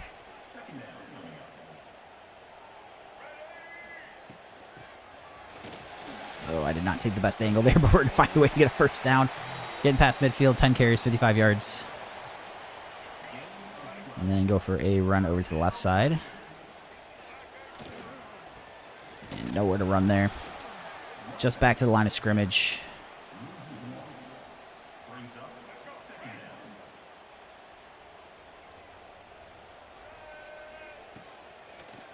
Oh boy, this might be a pick. Oh my gosh, and then I got completed. Oh, I tried hitting the check down, almost made a huge mistake. That was fortunate.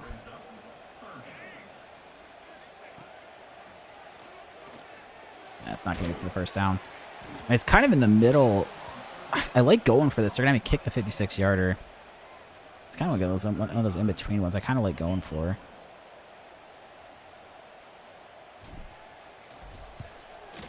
Get in. Oh, just barely. 56-yarder. Let's go. I'm finally making some of those 50-plus yard field goals. 7-6. Settle for 3. At least we get something on the board. Now we need our defense to come up big.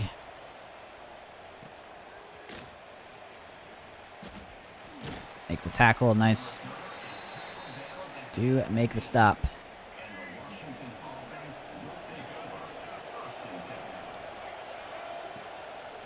Play action. Oh, I got to get there. Shoot, that's my zone. It's probably I don't get there fast enough on the play actions is if I leave my zone for too long, we don't get to the quarterback. A lot of times they'll make me pay for it. So Baxter coming into the box here from the safety position. Handoff. Make the tackle. Nice. Good stop there. 1-yard gain.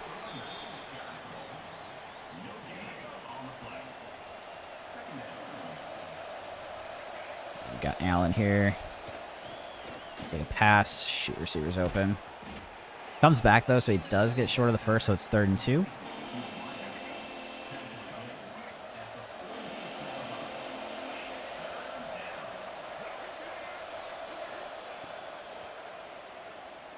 Oh, wide open up the seam. Oh, and I took a bad angle. Oh, my God, I just gave up a touchdown. I mean, it's going to be a first down, but if I take a better angle, it's not going to be a touchdown. That's disappointing. Attack on the extra point, 14-6. What's the noise? It shouldn't be from my stream. Does anybody else hear anything? I have the crowd noise of the game in the background going, but that's been going the whole time. And then I shouldn't have anything going on my tabs or anything. Are you sure it's on my end? Nice little screenplay. Gonna get a decent run there. JT said it's a horn. It's probably stadium effect. Okay, I was gonna say, because I definitely don't hear a horn where I'm at. Babe said don't hear anything unusual. Okay, it might just be from the game.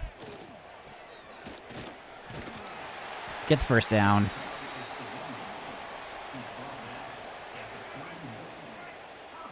Is it still going, or did it stop after a few seconds? Run to the right, and maybe get a yard or two. So I'll have 2nd and 9. Go to the air here. Press coverage out on Morissette. Let's see what the safety does over the top. He's got room, but that safety's covering well. Unfortunately, my running back didn't go out for the pass pattern. Pretty sure that stopped. Okay, it was probably just in the game then, if I had to guess. 3rd and 9.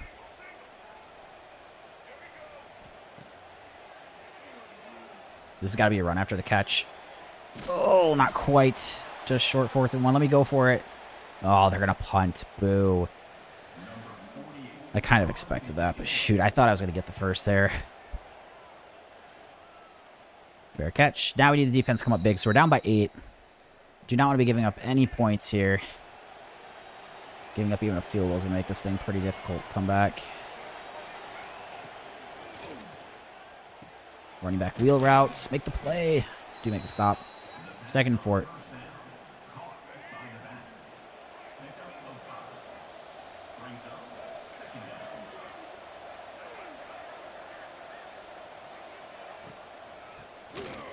Stop him. Nice, good stop. 3rd and 2 going to the 4th quarter. Oh, it's probably on 3rd down, JT saying. All right, it must be just at Purdue Stadium then. And for whatever reason, that time was louder than the other ones. On to the 4th. It's a big one. Big play right away. 3rd and 2.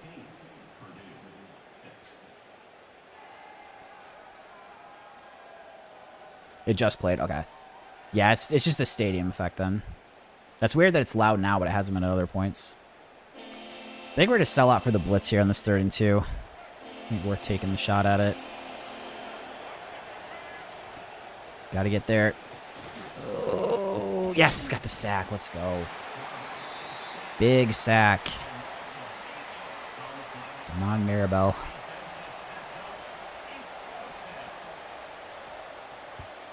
Deep kick to Branch. Trying to get ourselves a nice return. Not too bad. We're at the 40.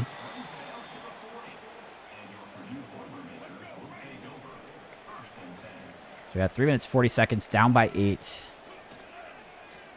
That's not really that open, but we throw it, maybe get 1. 3. 2nd and 7. Go back to the air again.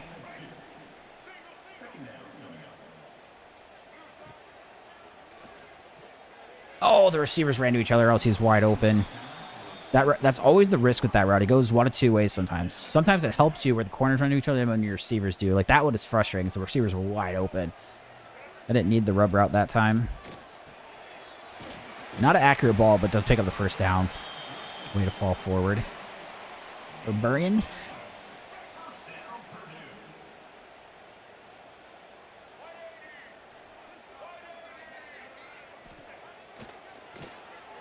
Oh, crap. Throw it. Throws it into the helmet of another player.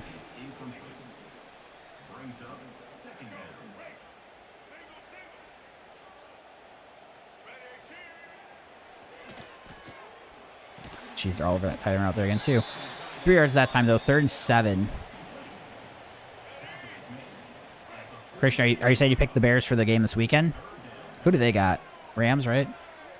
Should be a good one. Oh, boy, that's covered by the safety. Shoot. 3 timeouts. Dang, they're going to be punted? Dude, show some aggression once in your life, computer.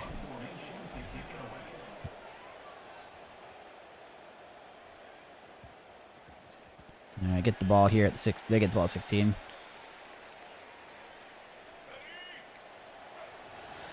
Defensive ball game.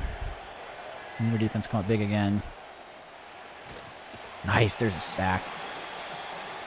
We'll use one of our timeouts here. 2 remaining.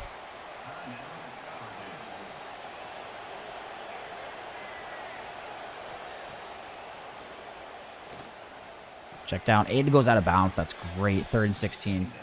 Absolutely have to get off the field here. Huge mistake from them. They're throwing that out of bounds and catching and going out of bounds.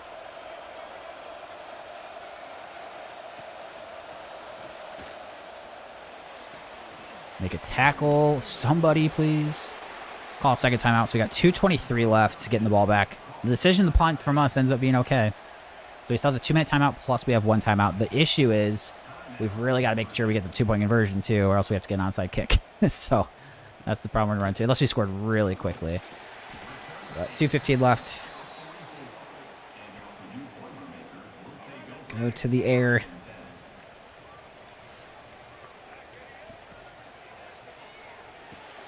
Cross the middle of the tight end. Looks like a drop there. 2nd and 10. Run play is still an option here. So we go for the handoff out of shotgun here to Jalen Spann. Good block on the outside. Cut back. Ball forward for the first. Yes, gets the first. Probably going to be the last play before the 2-minute timeout there. I don't think we'll get another one off.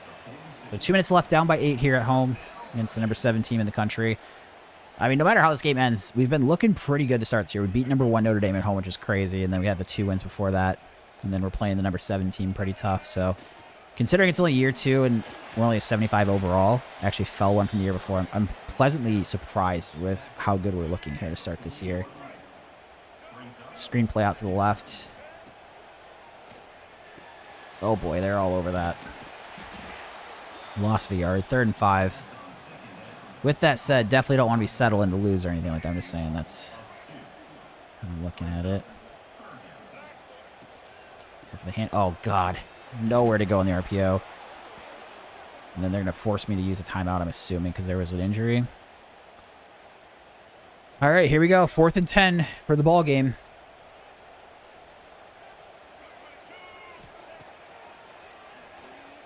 That's picked. Tried to force it. I mean, it was either that or chuck the deep ball. I think more likely complete that. Man, 1 week after the huge win against number 1 Notre Dame, we're going to lose against number 7 Washington. So we drop to 0-1 in the Big Ten. Christian with the GGs in the chat. Thank you, Christian. It's really hoping to get that huge back-to-back win, but beginning of the year, if you tell me, hey, you're going to be 3-1 at this point with the win over number 1 Notre Dame, probably take it. It's just tough that we couldn't get this one as a win as well. So we dropped to 3-1. Update the stream title with that information.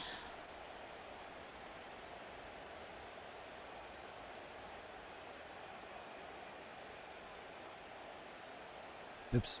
Clicked on, clicked off, clicked on, clicked off. Oh, dang it.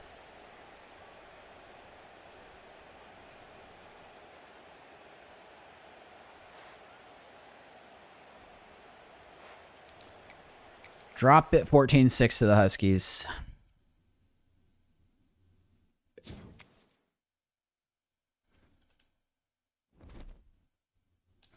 Then just advance. Actually, no, not yet, because we got to upgrade the coaching skills. And the funny thing is, I actually had I had recruits there for that game, but I didn't bring anybody for the Notre Dame game. Advance on to the next week. Bring on the next game. So we've got Maryland. We'll take a quick look at recruiting. Nobody committed. Still got 2 commits, though. We got a 4-star and a 3-star so far. We're in a battle with Wisconsin here. They still have their visit, though. I'm hoping we can get him to commit before the visit. Purdue, I think this is week 7, right? No, this is 6. So that player, they do have their visit to Kansas this week, and then they have us after. But then, oops, this is where I try to get to the full 10 now again. Right edge, we're in a battle here with Indiana. Losing out to this one against Texas, unfortunately. Otherwise, look pretty good. I mean, we've got some battles, but... And then leaves 50 points, too, after. So I've got the halfbacks. I'm trying to think what other positions... I guess with the 50 points, then do we start scouting 3-stars? Because again, I know I can get 3-stars late in the offseason. We saw that. So it's just like, then we just start scouting and hope we hit on somebody being a gem. And if they're a gem, we go for it. Otherwise, we just like relentlessly scout. Kind of seems like the play. So it's going to take a lot of points, but when we don't have anyone else that we have to do anything with, I think everybody's already got their visits. I guess I got to double check real quick, make sure we're doing the hard sells right. Let's see. That guy we can't hard sell there. This one we can hard sell. Oops, not soft sell. Hard sell.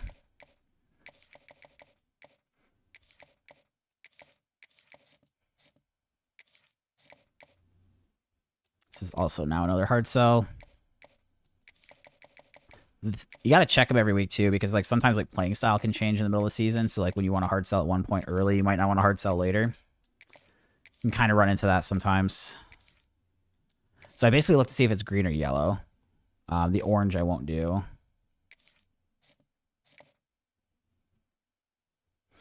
All right, we're good. Set on recruiting. So we'll hop into the next game here against Maryland. 3-1 versus 3-1. Another home game. 75 versus 82. 82, pretty decent team. Maryland, I think in year one, they're like in the 70s, so their program made a step forward this year.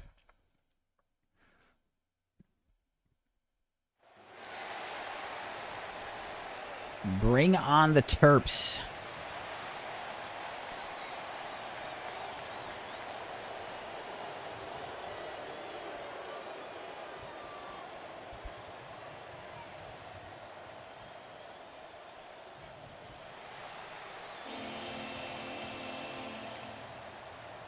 Go for a kickoff over to the left.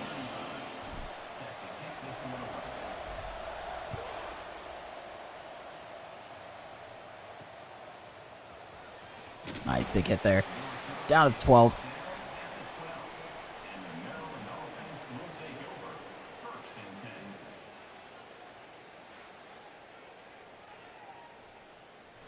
Little Big Ten matchup here.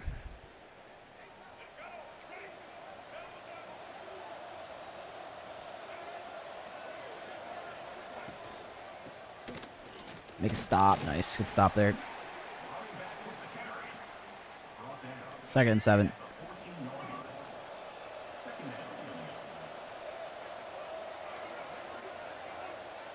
That running back going out wide, so they're 5 wide.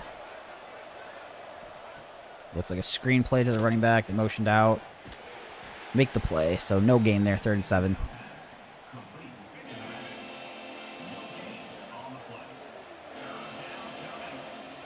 Maribel here will be using the tight end, or the linebacker, sorry. Other side of the ball.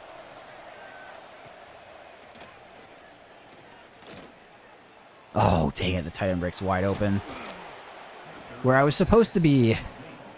So usually I'll kind of just like stay with the guy if he's in my zone, then going out of it, and then hope that nothing breaks open later, like that the pass rush gets there first.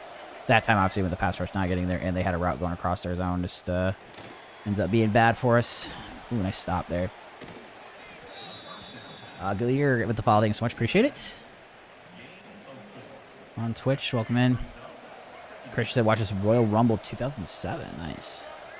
You said that's what, end of January, the one that's coming up? Get out. Oh, shoot, I got juked bad there. Pick up the first.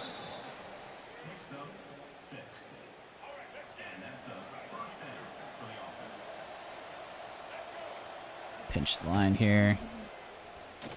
Oh, RPO is good. Get the first down off the RPO.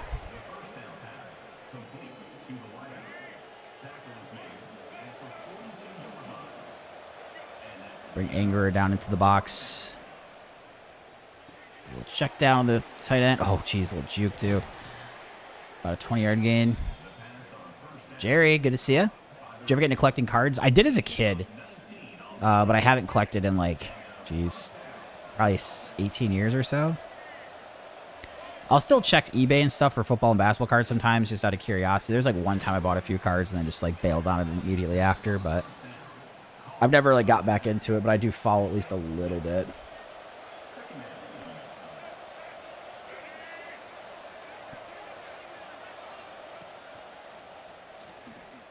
Check down. Maybe short on the first, 3rd inches. Saturday night's main event's on the 24th, so Christian. Nice. So yeah, what's that? A week from tomorrow. 3rd inches. This ends up being a QB sneak a lot. And it is, but we can't stop it. That time. Stopped it before, not that time though. Could pick up the first.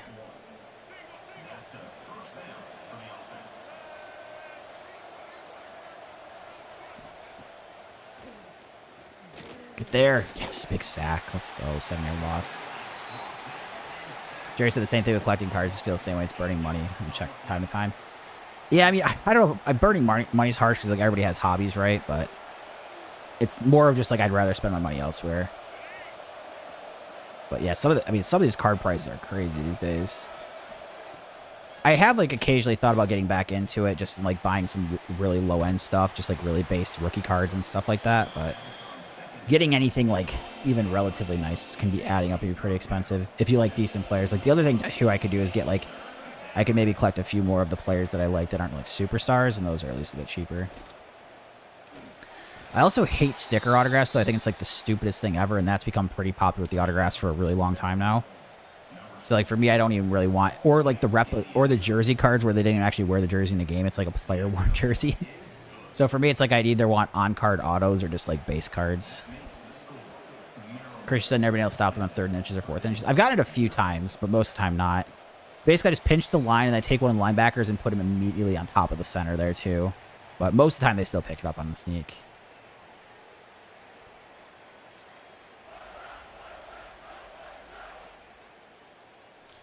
All right, Purdue ball.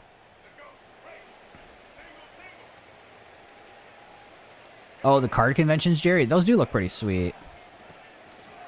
Those do look pretty sweet. Haven't been to one of those, but I remember when I was little, I'd go to some in like the Michigan area, so they weren't like major ones, but there'd be a few booths there, and it was pretty fun. There was CJ Smith across the middle. I think it's the first. Yeah, it's close. Appreciate your birthday's this or day after the Super Bowl. Nice. Well, hopefully for a birthday present, whoever you want to win once the game gets here is who you get.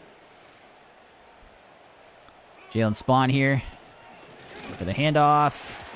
Ooh, maybe. Nope, no first down. Let's pick up 9 though.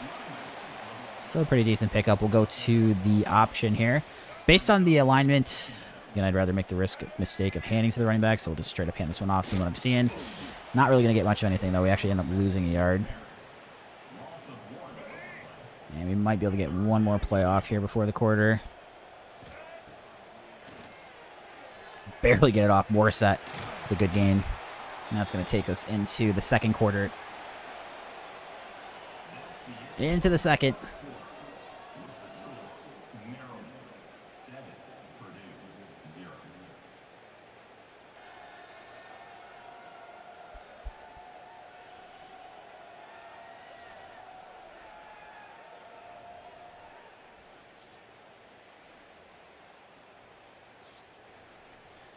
All right, halfback dive out to the left side. Here is Spawn. Falls forward, maybe get 2 or 3. So yeah, 2nd and 7.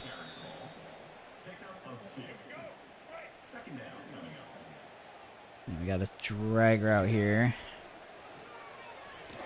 Morissette underneath, good gain. Probably gets about 15.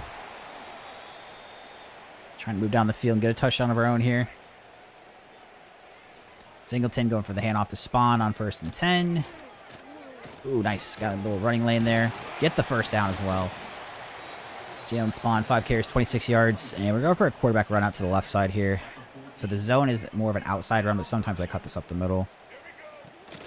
This looks good to the outside, though, here. Maybe get 2 or 3. Pick up 3, 2nd and 7. Back to the air.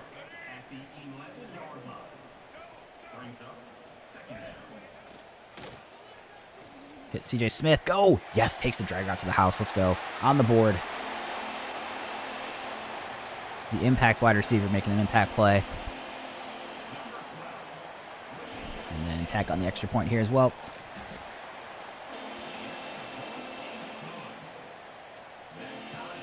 Kick off to the left corner.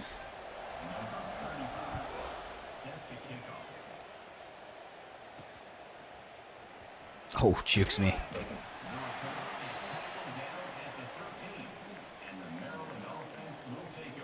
Is that gonna be wait until you're done streaming to go watch it? Nice. Well, I appreciate you hanging out here, Christian. It's always good having you. Hopefully I can get a win for you here. Hopefully get a win. Oh, shoot. I timed that pretty bad. Oh, geez. Well, it's going to be hard to win if I keep playing terrible defense like that. Go about a 15, 20-yard gain.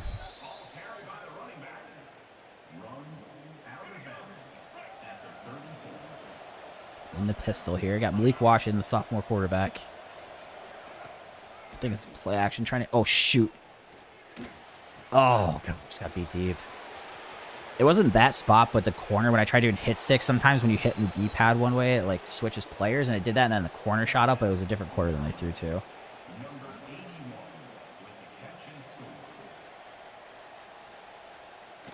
And tech on the extra point here.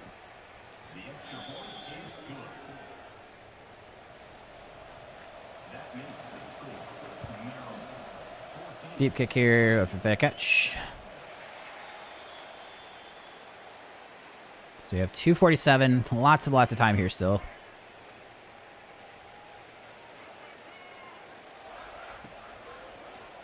Jeez, get out of there, running back, finally. Oh, man. Find a way somehow to get a first down there in that screenplay. It's the problem with running that screenplay across the body. A lot of times the running back gets stuck on the lineman, but fortunately got just enough blocking to get it off in time. Jalen Spawn up the middle here. Falling forward, about an 8-yard gain. And back to the ground game on 2nd and 2. Running over to the left. Got a hole. Nice little juke move. All right, about 15 yards. 7 carries, 50 yards. The freshman back. Pumped about having him on the roster. And then got Nix coming into the game here. Go for the run to the left side. Bounce it outside a little bit. Lots of running room up there. A little juke move. Get 2 people moving. And that'll probably be the last play before the 2-minute timeout. So 2 minutes left here. 14-17 Terps. We're driving, though, trying to even the game up. And we'll go back to the air here. 1st and 10.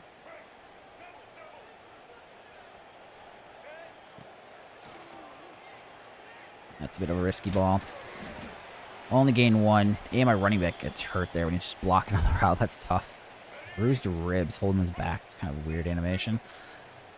So it's going to go to Nix here in the backfield. Gets a very good run, though, from the other freshman. They're both 77 overalls.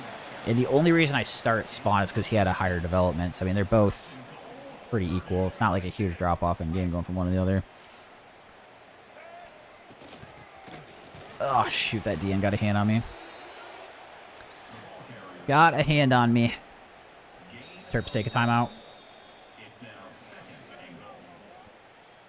Go to the air here. 2nd and goal from the 7.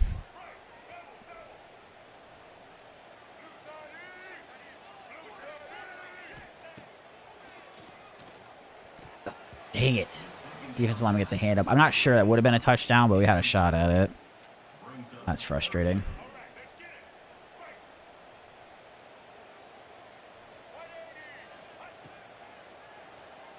Dang it. That's not going to be a touchdown. Incomplete. Looks like we're settling for a field goal attempt.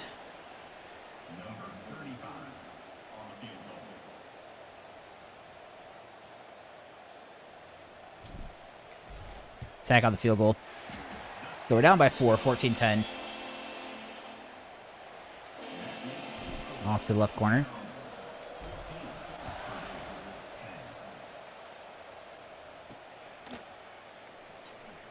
Make the tackle. Very nice.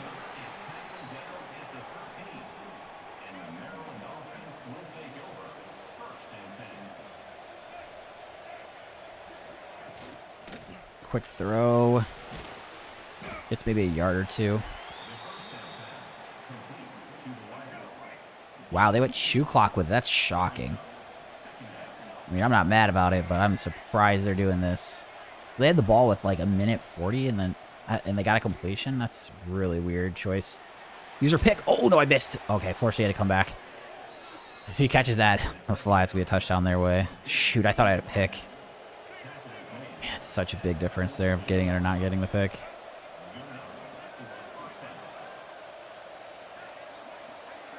So you go 5 wide. Quick throw to the running back. The spread out there. Get him out of bounds. Pass I thought was user pick. Dude, so did I. I thought I had that for sure. I thought we had it.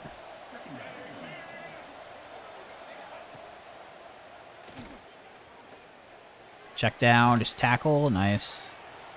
Maryland timeout. So they got 1 timeout remaining. And based on the kickers in this game, they are probably in field goal range, unfortunately. I still can't believe they had the chew clock on after that first play. Because now it's like they probably are going to have to settle for the field goal attempt, whereas they maybe could have had a shot for a touchdown here. We're going to back off the coverage here. Just at this point, just trying to keep them in front. Dream snare as the D-line gets there for a sack, but... Or user pick! Let's go, Allen. Let's go. So I don't get the user pick at the beginning of the drive, but we get it later. That's even better. User lurk. And then we're just going to be running the ball here. Probably won't get anything out of it, but... Got spawned back into the game, though. Had his stats a little bit. Falls forward for the first, and down by 4 at the half, but pretty competitive first half. Pretty competitive first.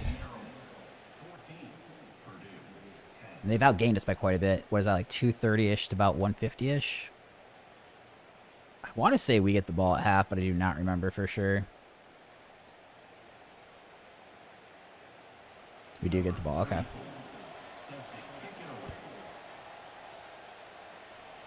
And let's go for the fair catch.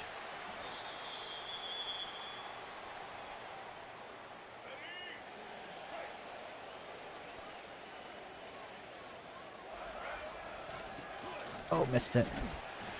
Christian mentioned his brother's in WWE. Whose is? I only know a few people. I've seen the guys that you and Pat are talking about. I know who John Cena is. I know who The Rock is. I know who Randy Orton is. I should know the names. I could pick out The Rock and John Cena. I don't think I could pick out Randy Orton. Like, just seeing him. Nice. Morissette across the middle. Good first play there, the half. And then go for a halfback dive. How do you know Randy Orton? Sorry, I know who they are. I didn't mean it like I know who. I don't personally know them, but like I know who they are. Like I recognize the name. Run play to the left here, halfback stretch. First and 10. Try to cut up the field. Pretty. Oh no, he fumbles again. Oh my gosh, you guys remember the Notre Dame game? He had that one massive fumble. That one he might have been down on, but we recover anyway. And there is going to be a booth review.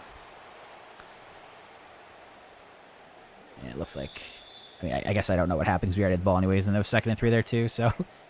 Either way, Spawn, you got to hang on to the football, freshman. You're going to have to do that old school thing where he goes to class, he has to carry a football everywhere he goes, because the dude's putting the ball on the ground too much. He's been really good this season, other than these... I guess it's only his 2nd fumble, I remember, but still scaring me a little bit. No run there. Spawn hurt again on that play. 2nd and 12, go for a run up the middle.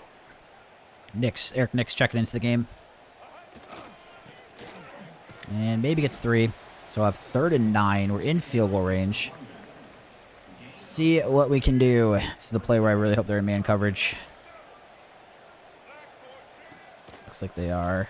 Just gotta get it off to the running back. Oh shoot, he might not get the first. It's gonna be close.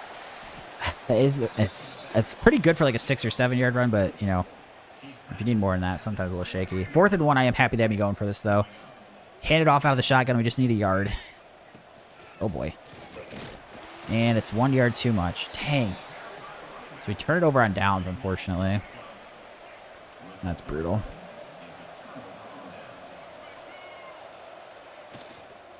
Quick throw on the RPO.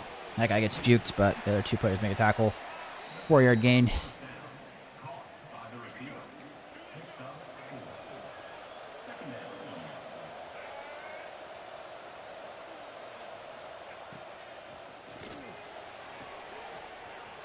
And make the tackle in the open field. That's good. No gain. 3rd and 6. 3rd and 6.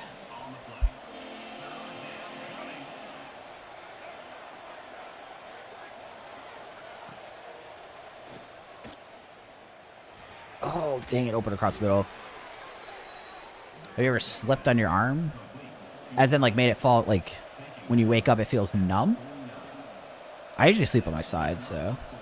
Yeah, I definitely, like, sleep on my side like that quite a bit. Try to keep him in front here.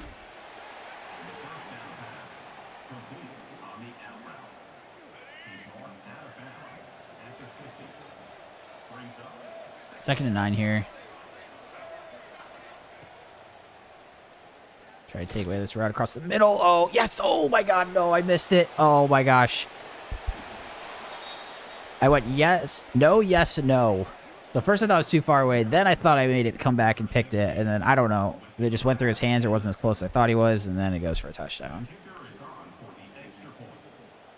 Oh, dang it, dude. That's frustrating.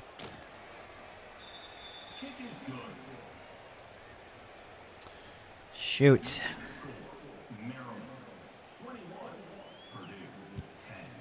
Deep kick to Branch. Just call for a fair catch. So we're down 2 scores here. Yeah, I've definitely had that feeling before, Christian. Like a tingling sensation, like you said. Definitely an awkward feeling. Dropped that one, I think, unfortunately. Oh, man, thought I had another pick. So we have Gurren going in motion, and we run to the side that he's leaving from. Spawn on the left here. Ooh, falls forward. Maybe gets like 6. So we'll have 3rd and 4. Pretty big 3rd down here. I do not want to go down 2 scores punting to them.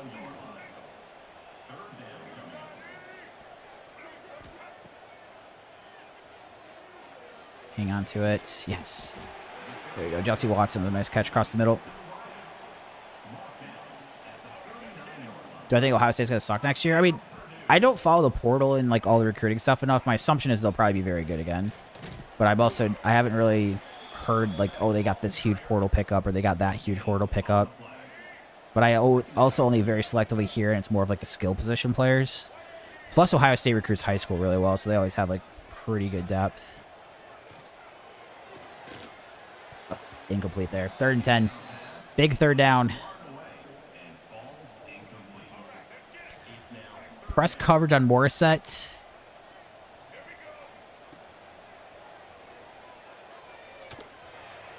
Big catch. There we go. Watson. Jesse Watson. Another 3rd down pickup. Do I think Michigan State will be good next year? I mean, probably not, but anytime it's a new head coach in today's day and age, it's just like so much unknown, and teams can rebuild pretty quickly. So obviously depends how much the players buy in and like what it looks like with the recruits and transfers. If you had to ask me like what my hope for next year is, like they make a bowl game, so go 6-6. But if I had to guess, like if I had to guess where like the betting line will be, it'd be about 4 wins, kind of like they were last year. But if they could hit 6, I'd be happy. Yeah, 6-6, I'd be happy with that. At least like make sure the program looks like it's moving in a good direction.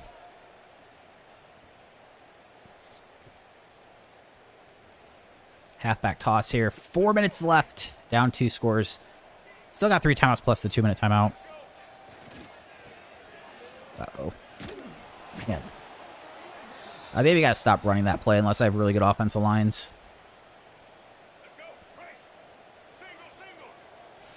Problem is I just hated the other options too. Throw the tight end. Maybe get 2 or 3 back. 5-1 I thought. So I've got a 3rd and 10.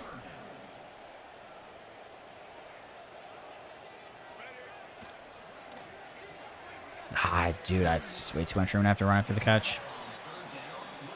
I do not like going for this. I mean, if we kick the field goal, it's a 1-possession game. Like, what is this?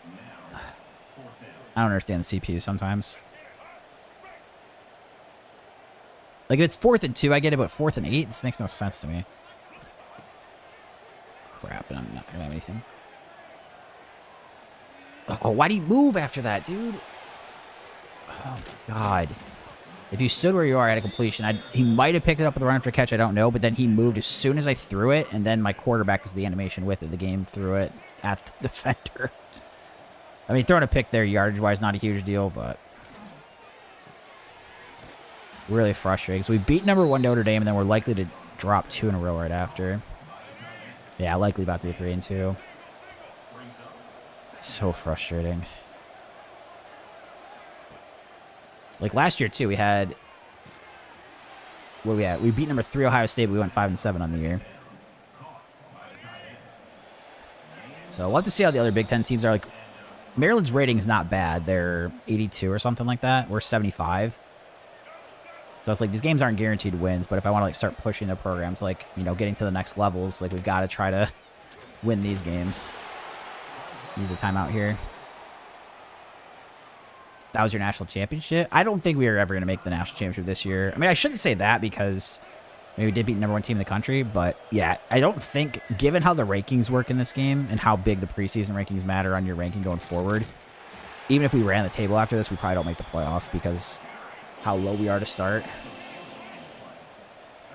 I probably need to go 11-1 when I'm ranked this low to make the playoff. Get there. Nice, get the sack. Call timeout. Oh, the win over Notre Dame was our national championship. Yeah, I mean, it's, you know, like that level of win, it feels like. Like biggest game of the season is what you're saying. I mean, it's pretty sick to beat the number 1 team in the country, and we beat number 3 last year. It's super cool. It's just frustrating to... I mean, to be fair, Washington was number 7, but this Maryland one I was hoping to win. Not exactly over yet, but we would need an onside recovery. And that's why I don't understand why they didn't take the 3 points, too. It's just silly. Like, it's still hard to go down the field, get a touchdown at 2-point, but I think we're way more likely to win that game if we kick the field goal there and try to go for it on 4th and 9 or whatever it was. I just have to try to get out of bounds here. Stopping the clock's bigger and getting a couple extra yards. Have 1 timeout.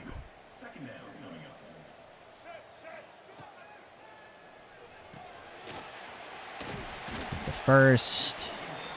So I got to try to score with like at least 20 seconds left, which means I've really got to start pushing the ball downfield, but I'm not getting routes to really do it. I can at least catch this and get out of bounds. It gets out of bounds. How many more games are you playing? I'm not sure. We might play kind of... I'll play at least till 11 p.m. Eastern time tonight. Maybe later, but that'd be at least another little over 2 hours. At least do that. Go, go, go. Get out of bounds. Crap. I like really need to take a downfield shot here. Obviously difficult when they're all backing off the coverage, but...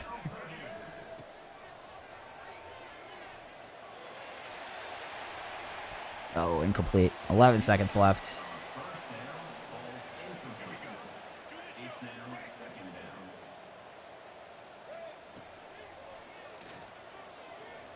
He's getting one-on-one coverage here deep. Nope. Incomplete. 3rd and 10. That's going to be ball games. We're not going to have enough time if we catch this. To get another one.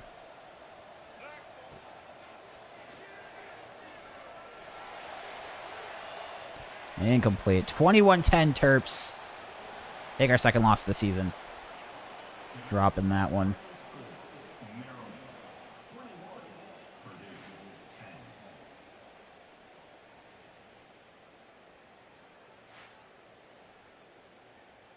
Updating the stream titles real quick. Dang it. So we dropped that one.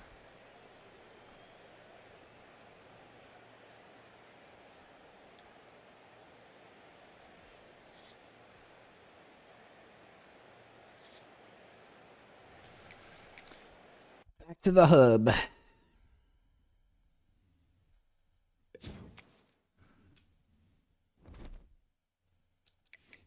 Advance on to the next week. So this might take 20 plus seasons to win a national championship. I don't know how long it's going to take. Michigan State one took me 10, but they start as an 84 overall. Purdue starts at 76. But I'm also like probably better and know how to navigate the Dynasty a bit better beginning this one than I did at the beginning of the MSU one, so that should help. So I don't know. It might be a little over 10, but obviously it depends, right? The Michigan State one was no guarantee that I was going to win the Natty. When I did, like I dominated most of my games that season, but then the championship game was super close.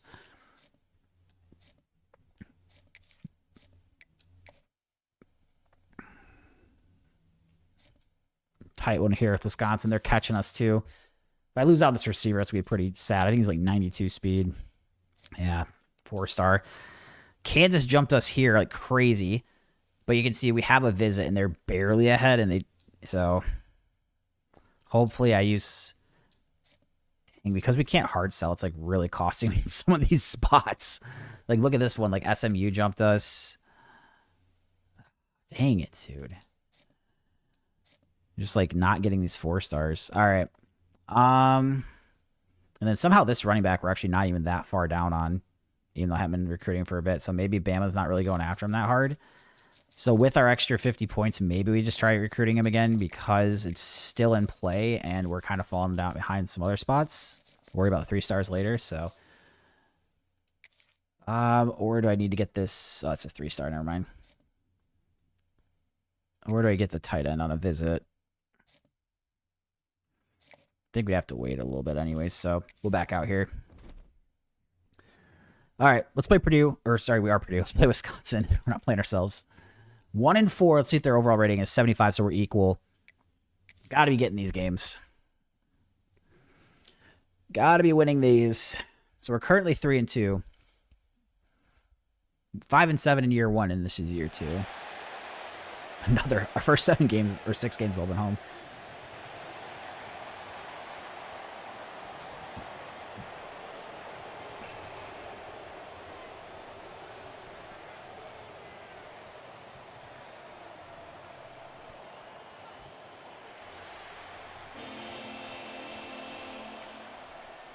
Set up for a kick return. Deep kick, just go for the fair catch.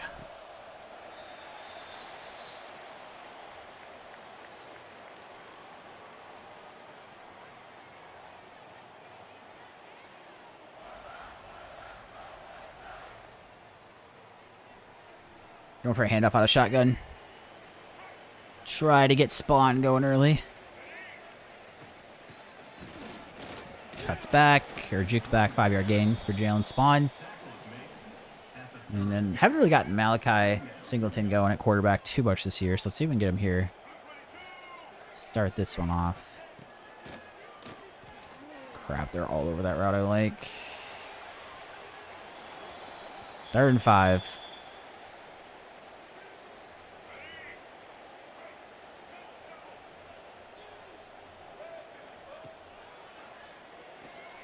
Nice. Jesse Watson across the middle. Really good gain there. Gets about midfield. 45. The Purdue logo is so big, I like lose track of where the 50-yard line is. So yeah, we're at the 45, not the 50. Nice. Good blocking here. Get about 8. Good run. Run the ball again. 15 for 94 last game. Pretty solid. And then running over to the left side. Oh, crap. The linebacker made a good play. I thought we could squeak between the two of them, but not the case. Go back to the air on 3rd and 2 out of shotgun.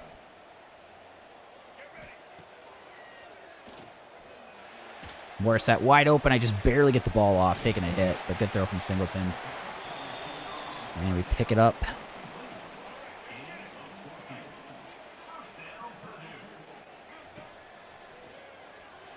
Oh, shoot. Took a huge hit there. Route took too long to develop. 2nd and 10, go for a quarterback run. A little zone to the right side. Running back becomes the lead blocker. Nice. Gets the outside. Cut up field and gets the first down. It's a good run from Malachi Singleton. Back to the ground game with the running back this time. So hand off here to Jalen Spawn to the left. And that defensive end gets right in there. Only a gain of 1. Let's go for a screen play. 2nd and 9.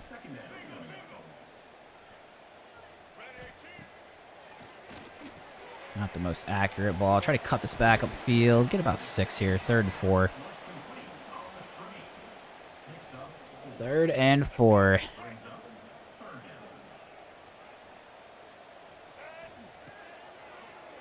Gotta get rid of it quick there. Bring the blitz. Oh, he drops it. Oh, God.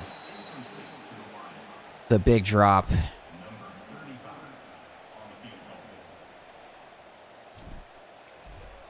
And we do tack on the field goal down the middle. 3-0 Boilermakers. Would have liked to finish that drive off with a touchdown, though.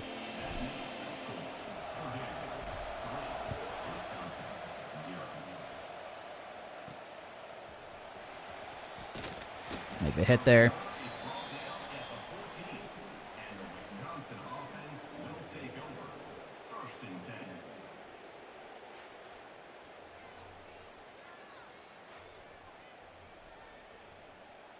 First and 10 from the 14.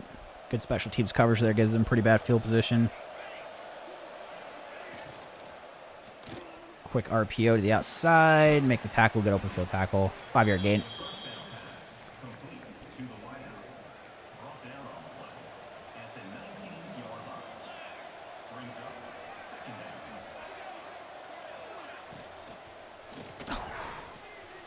Get off the block. That guy's like either the best blocker of all time or holding like crazy. I couldn't even move. First and 10 Badgers. All over the run out of the backfield. Perfect. Hit their impact running back. Good.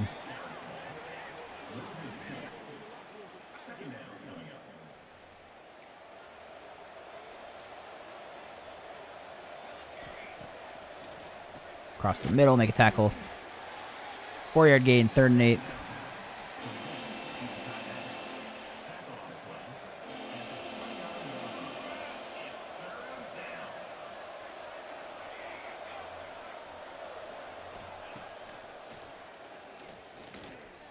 Jeez, up the seam wide open. Put a good hit on him, but still catches it through the contact.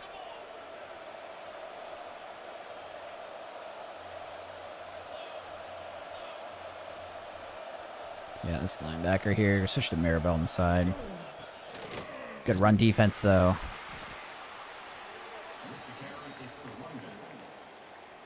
$40 left here in the first quarter.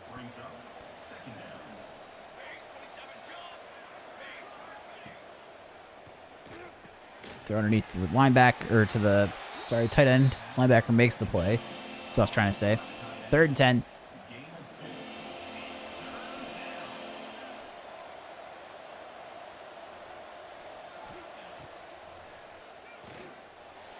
Underneath, make the tackle. Perfect, keep him in front there.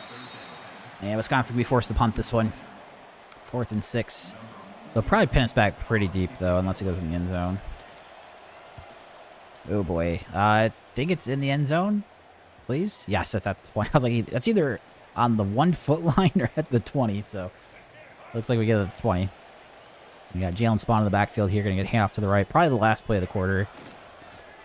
And not very much running room there. Maybe gets back to the line of scrimmage.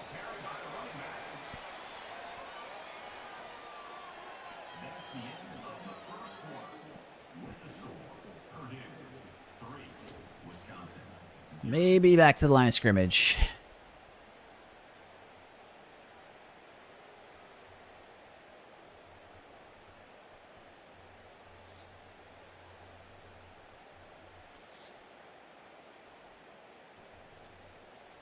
Go to the air.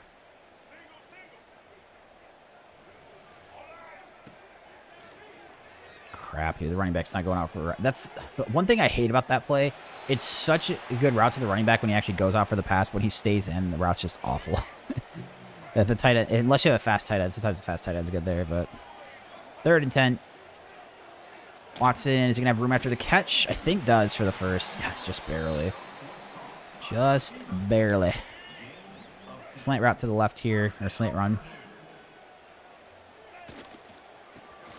Oh, not very good blocking. I didn't hit the hole the best there, but blocking was not very good either. 2nd and 8 for here for Malachi. What do you want to say? Stevenson. Singleton. B breaks wide open. I set my feet. Morissette up the field for a really good game there. And we go back to the ground game here. 1st and 10. Try to run this with Jalen Spawn over to the right side. Bounce off my lineman. Maybe get 2. 3rd and 8. Or 2nd and 8. Sorry, not 3rd and 8. 2nd and 8. Go for another run this time out, Shoddy. Try to cut back. Got some room. Gets the first down. Good run. Haven't had too much success in the ground game so far today, but we do have a decent run there. And a handoff out of the pistol. I should have bounced that to the right a bit. Pick up 1.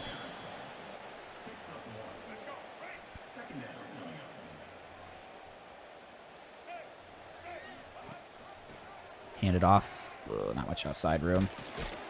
Knicks cuts it back upfield, gets a little bit.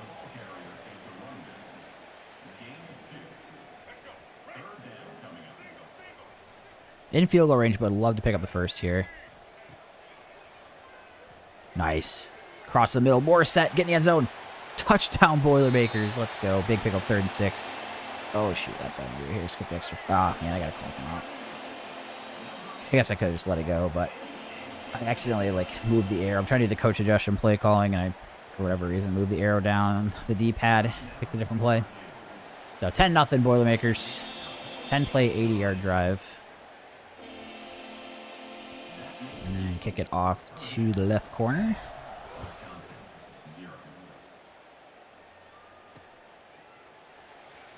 Oh boy. Get to the edge. Good. Okay. I thought that Wisconsin might have the edge there for a second.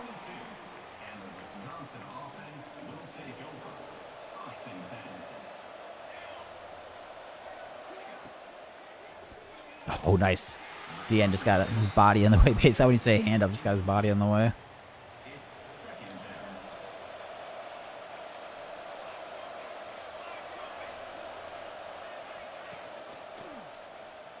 Quarterback keeps all over it with the linebacker. Our linebackers this year, I feel like have played pretty decent. So we have 3 true freshmen. That's how thin we were at a lot of spots. And they were like 3-star freshmen, too. They're like 70 and 71 overall. So I've got a lot of hope and promise going forward. Pretty fortunate, too, with 3. We have a lot of freshman linebackers. The 3 of them actually have at least impact development, which is good. So more likely to develop. Oh, he throws it upfield. That was a good throw. Good placement. He threw it on the line he was probably supposed to go on. It could have been picked.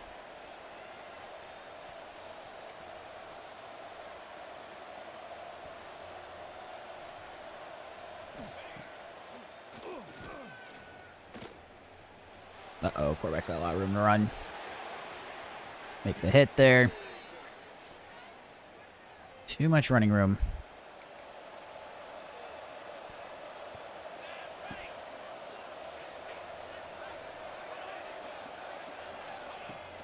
Looks like play action. I might get around the outside, get the sack, and I do. Nolan Hawkins, one of those freshman linebackers we were talking about making a nice play.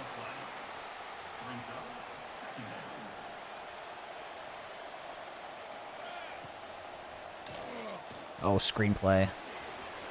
Pretty decent blocking out there to make the tackle, though. And I think we're going to call a timeout here, trying to get this ball back. So there's minute 16 left. They have 3rd and 8. And move the Baxter linebacker down into the box.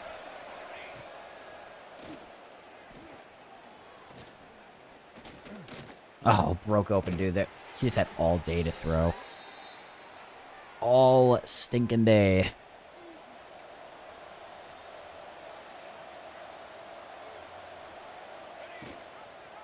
Quarterback keeps on the option. We're all over it, though.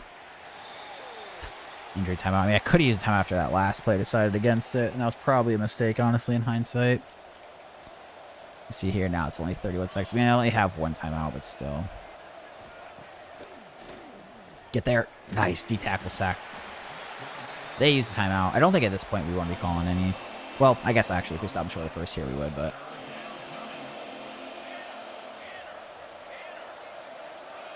Just got to keep him out of the end zone. Underneath, tackle. Not going to be a lot of time us getting the ball back, but I think might as well just take the timeout.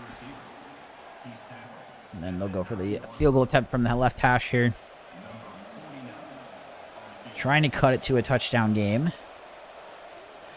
Oh, no, he's going to miss it. Let's go. Still no points for the Badgers in the first half. And they've got all run play options. Go for a halfback dive here up the middle.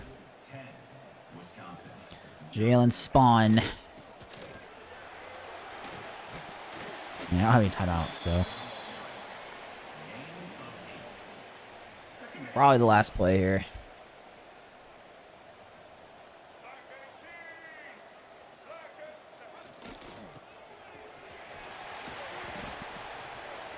Let's pad the stats a little bit. 10-0 at half. We're pretty happy with that.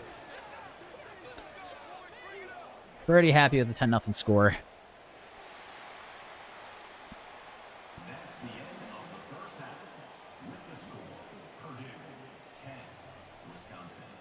3 catches, 66 yards. The Nyland Morissette is how I'm going to pronounce that. I don't know if that's right. But the senior receiver doing pretty good. He made a really big jump in the offseason. I think he went up like 9 overall. Like last year, I don't think I used him at all. He's my number 2 receiver this year. And when he's played, he's been pretty good. Or when he's been thrown to, sorry.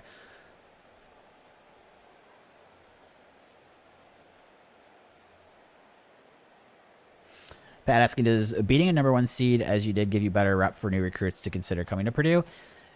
In theory, it's supposed to. I think the biggest thing it helps is like championship contender. My championship contender got up to like maybe a C+, which is way better than like the D or D- I was at. But it's just like it's getting us close to where we need to be, get some more recruits than we can get right now. But that win alone didn't get us like all the way there, I don't think, for future years yet. Worms are wishing good luck tonight. Thank you, Wormser. You're grinding some poker tonight. Good luck to you as well. Christian asking how cold is it in Florida? I imagine not very. They're pretty fortunate to have good weather. Although maybe they consider like 50 degrees Fahrenheit cold. I consider that warm. Today was a little cold here. I don't know what it was, but when I was outside, I could feel it. Michigan. 2nd and 3. Ooh, tries to throw the tight end, but tight end wasn't quite ready yet.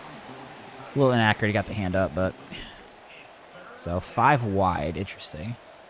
5 wide on 3rd and 3. Oh, guy's left wide open. Picks up the first. Would it benefit Miami if it's raining at the game? I mean, I would say probably. I mean, sometimes on defense it's hard though too, because like it messes with your footing. So like there's the argument too of like offensive players know their routes, whereas the defensive backs don't know their route in bad weather. So it's like better, you know. I don't know, but it's obviously harder to throw in the rain for like the quarterback. So the ball's slippery, force more turnovers.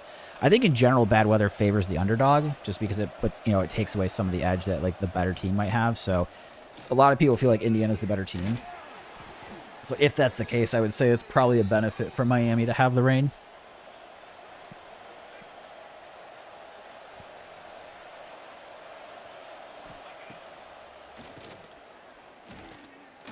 Oh, shoot. Break up past those, 2nd and 10.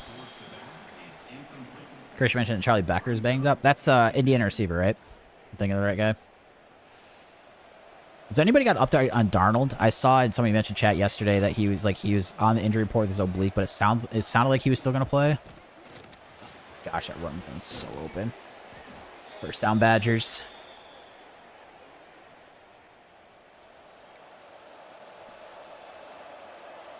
Baxter, drop it into the box here. Oh, get there. Shoot, I missed. Eventually get the tackle, but they get the first.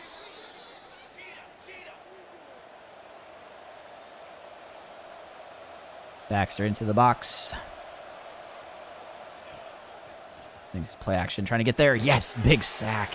Loss of 10 yards. User sack. Jordan in the chat tonight. How we doing, Jordan?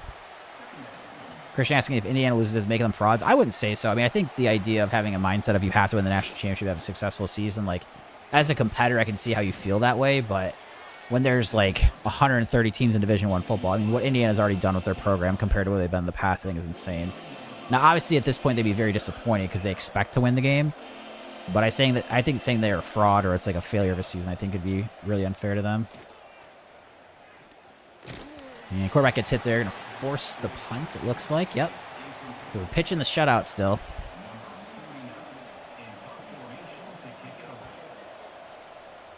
Kick here. Just go for a fair catch. Out of bounds at the 12.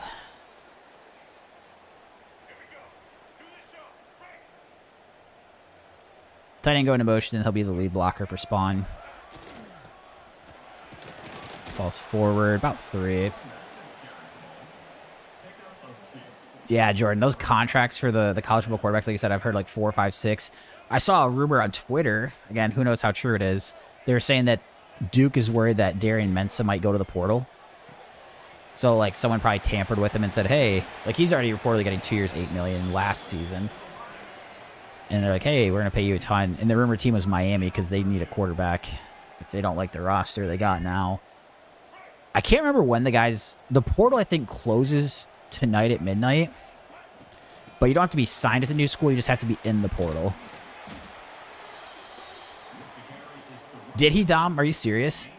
He tweeted he's going to the portal. Oh, my God. Dude, college... It's so frustrating as a fan, man. This stuff's so stupid. Like, he signed a 2-year contract. Like, how does he not have to stay? Like, I mean, I guess the same thing with coaches all these years. They can leave when they have them, but it needs to be like the NFL where it's like if you sign a 2 or 3 year deal, you have to stay with it. You can't go somewhere else. Like, that's the only way to make this nonsense, like, doable. Because then it's like the school, why would you ever sign anyone to a multi-year deal? Unless that's the only way you get them. Because if you sign someone to a 3-year deal and they suck, they're going to keep it and stay, right? But if they're better than it, they're just going to try to renegotiate or go somewhere else. Like that Nico, however you say his name, went from Tennessee to UCLA. Like, he had a huge contract coming out of high school. He tried to renegotiate. They said, screw you. And then he had to go to UCLA, take less money. Going to the left here. Cut back. Oh, try to cut back again. Not going to work. George said, I think Becker Mendoza's getting $6.5 million. They're not coming back, though, right? Because Beck can't. And then Mendoza, I mean, he's going to be the #1 pick. But Dante Moore was probably the 2nd pick, and he came back. So who knows? Charlie Becker in the backup running back. Oh, that's sick, Christian. That's pretty cool. Are you just, like, following or saying stuff on Indiana football, or how'd that happen? Jordan mentioned that Damon Williams got 4 to 4.5. Well, the rumor with him with LSU is what, like 6.5 or something? That's why he tried to leave. Spawn, not going to get much of a run there. It's not gonna, I'll say probably last play of the quarter, but not quite because he gets tackled. Jay talked about Mensa, said Duke has the rights to his name, image, and likeness unless they terminate the contract. So basically, he can't do any like commercials or whatever. But at this point, it's like the term's NIL for name, image, and likeness. But let's be real, it's like they're just paying him contracts. Like, assuming he goes to Miami, like they don't care. He's gonna be their quarterback. You know. Eric said, "Done with my paper and not my favorite TED Talk." Did you have to watch a TED Talk and do a review for it? Or write a paper on it? I remember watching a few of those in college. I think we had to for some classes. Dom, if he was just in chat. Me and him went to the same college. I'm pretty sure that was entrepreneur leadership. You took that with me, didn't you? For some reason, I think the night class. I think what's that professor's name? Forget. I think he had us watch TED Talks. Nice. Pick up the first down here.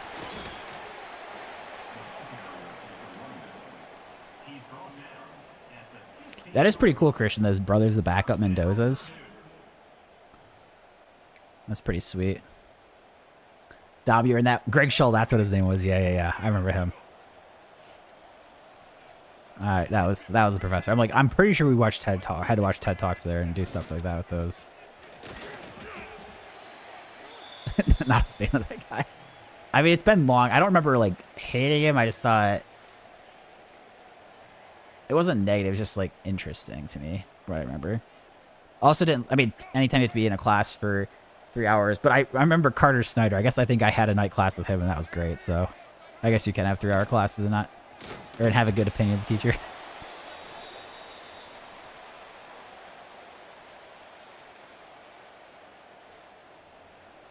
Oh, that was the teacher that told you that, Dom? I had no idea. That's crazy. Shull, I had no clue. I saw you post something about that a couple months ago or something on Twitter. I didn't realize that was him. That's too funny. Oh my God, drop a wide open ball across the middle of 3rd and 6. Dude, that like basically ends the game if he catches and scores there.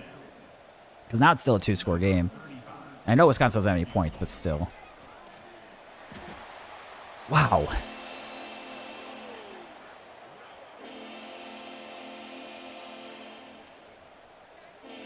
Oh, my running back's injured, Christian? I didn't see the injury come up, was he? Is it just that he's maybe tired and why he's not in there, Spawn? Or did it show that he was injured?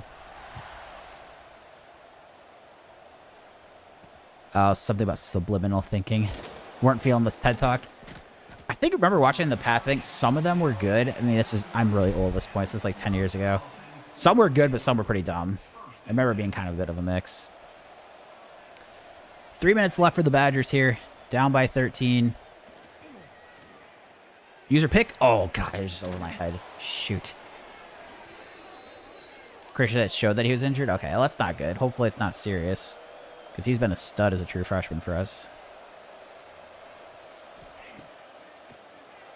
We'll throw the receiver here, make a tackle, nice.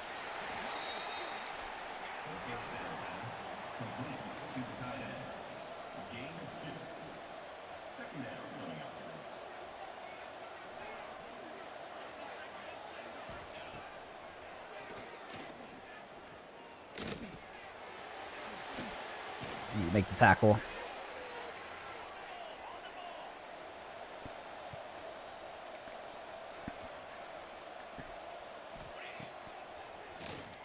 Oh, geez. I just didn't. Tight end was wide open down the middle. He missed him.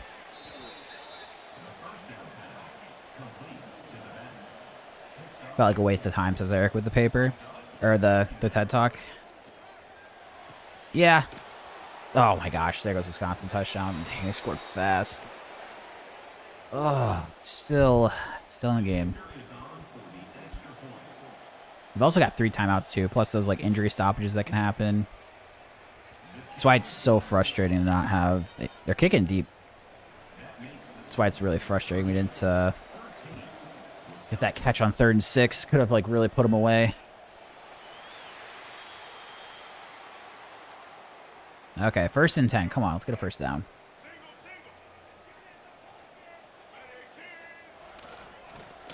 Ooh.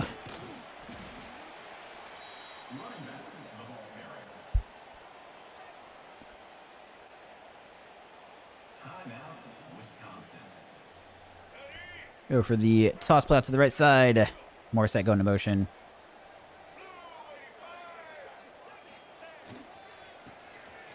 This toss plays a risk. I mean, I didn't like the other plays, but God, do I hate running the toss plays. This bad of a team. Oh. And then, I mean, look at it. Like, I hate the pass play here. It gives the same pass play twice, and then gives a toss play. On 3rd and 10. Crap, it's 3rd and 10. I should have thrown it. I chose the toss play against 2nd and 10. Well, too late now. I'm stuck with my decision. Oh my gosh, I might get it. Oh, we still got it. That's what I get for hating on the toss play. We go to the house with Knicks. To the crib. Touchdown. Chris said you're about to choke. I felt like we were about to before that play right there. And this is where they should be going for 2, right? Like, why are we kicking a field goal, make it or extra point, make it 13 instead of 14, right? All right, tack it on.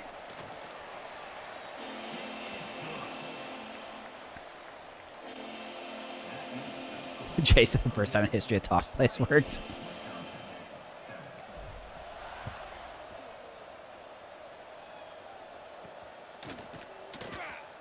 Oh. Ooh, big hit.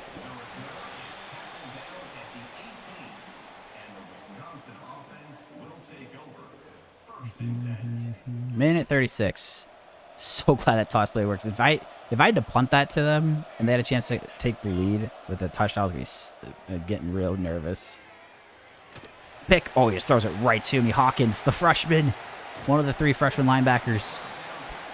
That is going to wrap it up there. That is going to wrap it up.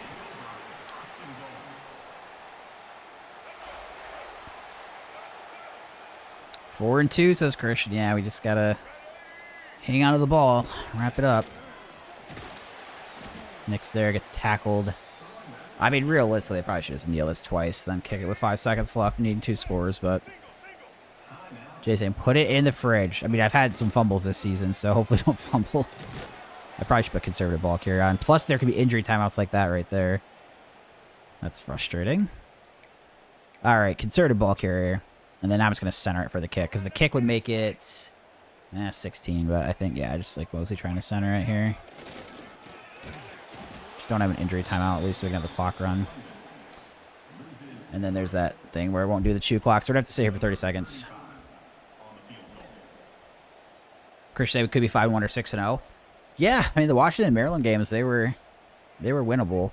The Notre Dame game was a good comeback, though, and close, right? So you can't just assume you're going to win every close game, but it is possible it could be 6-0 right now. We're in every game. Oh, no, you're fine, Eric. I get it. I was not a huge fan of school. I'm so glad I have my degree, but I'm definitely not a fan. I was not a fan of school, but I'm glad I did it. So me as a student, like, would always go to class, but I was in like, I never did like work outside of class. That was my biggest issue. And I'd say like most of the time I was paying attention in class, but you know, sometimes I was just off my own little world too. But at the end of the day, I'm really glad I have my degree. You know, a lot of employers really value that. So I think there's a ton of value in either doing that or going like a trade school option. Like I think trades are actually an incredible route to go because you can get to your career faster. Usually it's less expensive than doing like traditional college. And there's a lot of trade jobs that pay a lot of money. Like significantly more than I would maybe doing like office 9-to-5 jobs. So more than one way to be successful with things, but I do think having some sort of like degree or certification is helpful. I mean, it's kind of sad. I think more than anything, it's not like necessarily what I learned at college, but it's the fact that I have a piece of paper that says I graduated and employers care about that. But yeah, that's how the world works, man. You don't have to always agree with everything, but that's how the system is. And like it's once you graduate, it's one of those things that you'll always have too, which is nice, right? Like as silly as it is, like I've known people that are in their like 40s and stuff, and them not having college degrees can make it harder for them to move up at companies, even though they've been working traditional careers for like 20 years, you know? So it's definitely very valuable to have it. Interception. Oh, dropped it.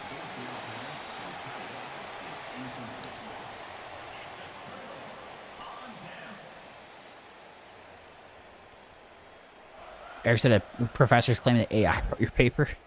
That's a compliment then if you wrote it, and they're saying that they think AI did it. JS, did you go to Michigan State? No, I went to a small school in northern Indiana. It's called Trine University. So they're like Division III for sports. So like people ask like, why don't you root for your school you went to? It's like, well, they're D3 at sports. So, you know, I grew up like 10 or 15 minutes from Michigan State, and I live like the same now away. So it's all, MSU sports always been a huge part of my life. So my mom worked there like my entire childhood.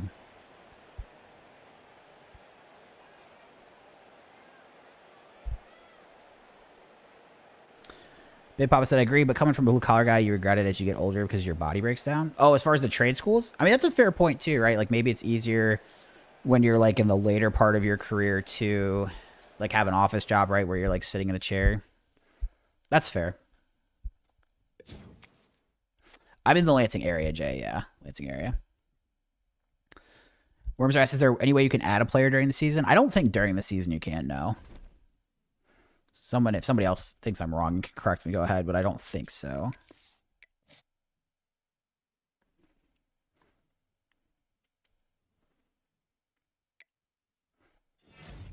So we do have a commit here. We got one of the 4-star running backs. I think it's the second one we've gotten, which is nice. And I think a lot of them were kind of getting like closer recruiting battles, so the fact to land them is good. This receiver...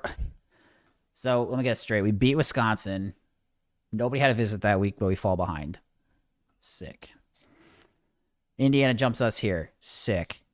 Texas way ahead here. Sick. I mean, now at this point, we just probably give up, honestly. I mean, I can even hard. This is one of the few guys I actually can hard sell to. Doing all right there. Falling a bit behind here.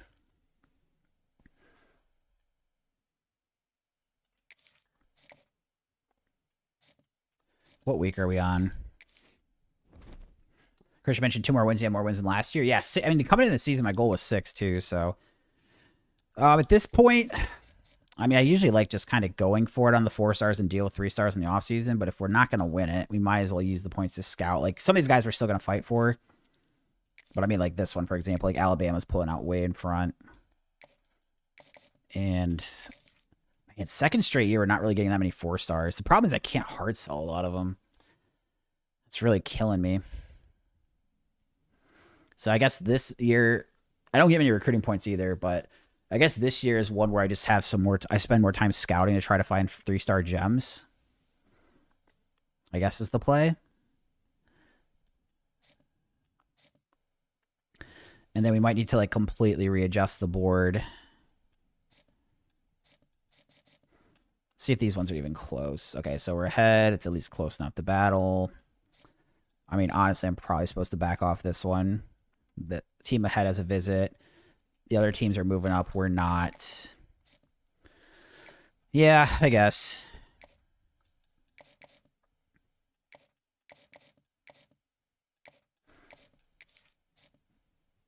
That's when we gave up on. And then here, I just got to see if there's anyone like this one. We can still fight for this strong safety, this 3-star. But the point is, there's not really a ton of incentive to. Well, actually, no. If we get the 3-stars that are interested in us potentially, then we can do more scouting in the off season, which is probably worth it. So we got a handful of guys here. So let's just go down and let's get the guys that have us out top. This guy, we're still the only offer, so that's interesting to go after. We're close enough here. We're doing pretty good. Let's go for it here. And then we got to pick one more. I mean, both of these are pretty good. 2 to 5, 2 to 3. All right. So yeah, I mean, I guess there is some value of getting some of these guys. So this is why I'll put like a lot of the 3-stars that have me as first. Now I think too at this point it's probably worth looking at moving the board a little bit. Yeah, we can do that next week actually.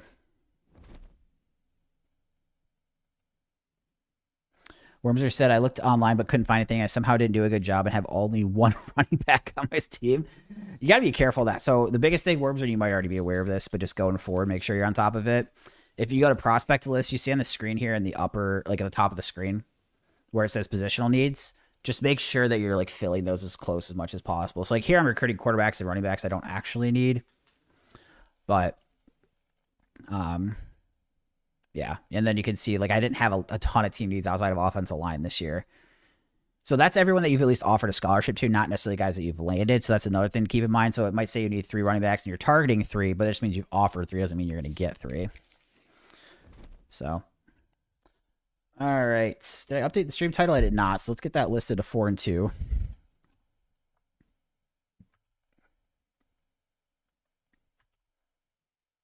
Two more wins to get to bowl eligibility. So I'm going to take a quick 60-second break. I'll be right back, so we'll play the UCLA game.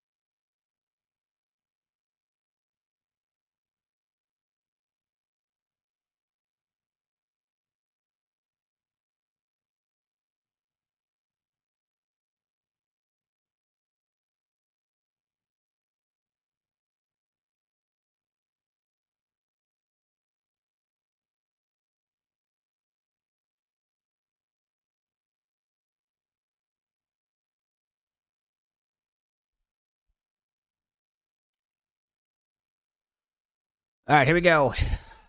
Boiler up. Bring on UCLA. 75 or 75 overall. I think they had a 5 and 2 record. We're 4 and 2, so pretty even matchup here. Pretty even matchup. At the Rose Bowl. Ooh, a little night game, too.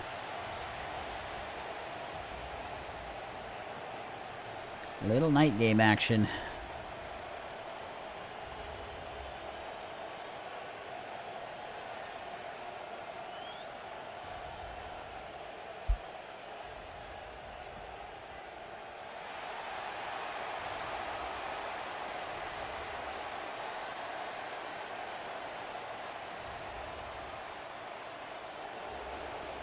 Boilermakers taking the field.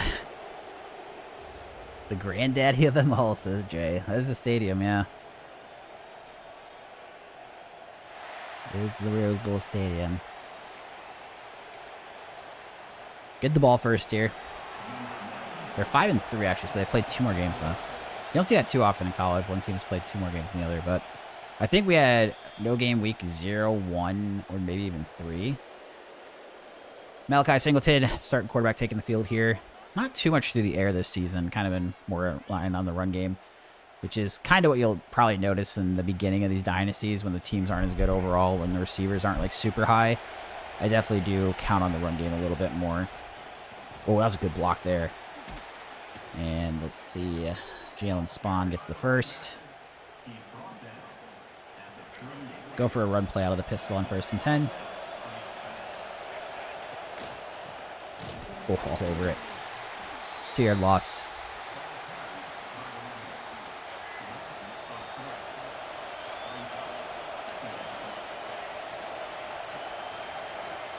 Smith going in motion.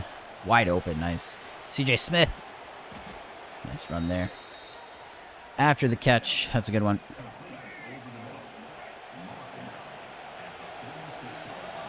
Tight end's going to go in motion and be the lead blocker here. Oh boy, nowhere to run. UCLA's front all over it. 2nd and 11.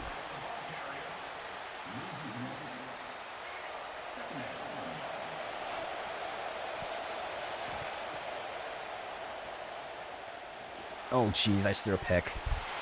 God, they brought the blitz. I was thinking it was going to be man coverage. It was definitely zone, though. Dang it, tried forcing that in there. Not smart on my side.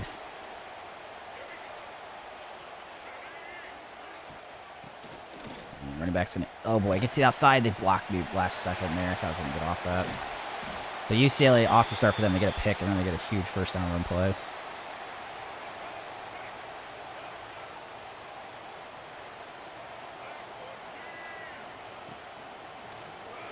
Throw across the middle, make a tackle there.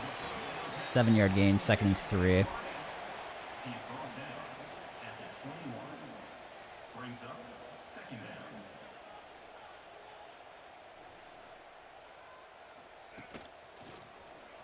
Oh. We'll screen the tight ends.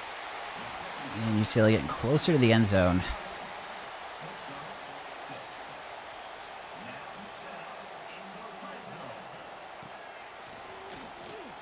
Throw the running back in the flats. Oh my god, he broke both those tackles. Yikes. Yikes, yikes, yikes.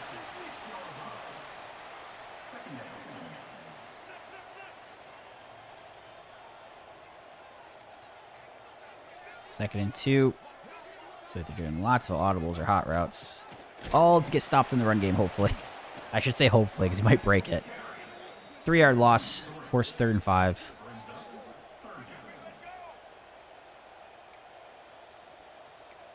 This would be a great spot to try to hold in the 3. Nice. Get a sack. Let's go. Landon Brooks. 4 sacks in the season. Not too shabby.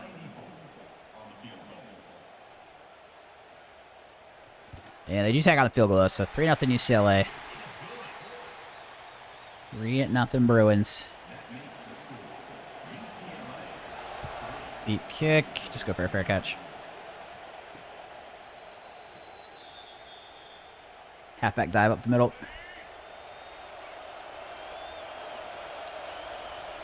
Hand off the spawn. Oh, go. Nice. Pretty good run there. 2nd and 4. Big Papa said, how long you been streaming? Are you asking today or, like, overall how long I've been streaming for? Today, it's about 4.5 hours in. Reading the end here. Bad read, David. Just going to take the push on the running back lane. Overall, I started streaming in July of 2020. So I streamed poker for 5 years. I don't know if you're here from college football or poker streams, but I streamed poker for 5 years. I stopped last April. And then I took like 7 months off, and then I started streaming a little bit again November of last year, like the last 2 months, like 3 months ago. And then now I'm just like purely streaming video games. But yeah, I streamed poker for like 5 years first. Oh boy, that might be another pick. Oh, thankfully it's not. Actually, even a completion too. Hand up to the left side here. Nice, good blocking lanes. Oh, I thought you might break those and go to the house. So, very good first down.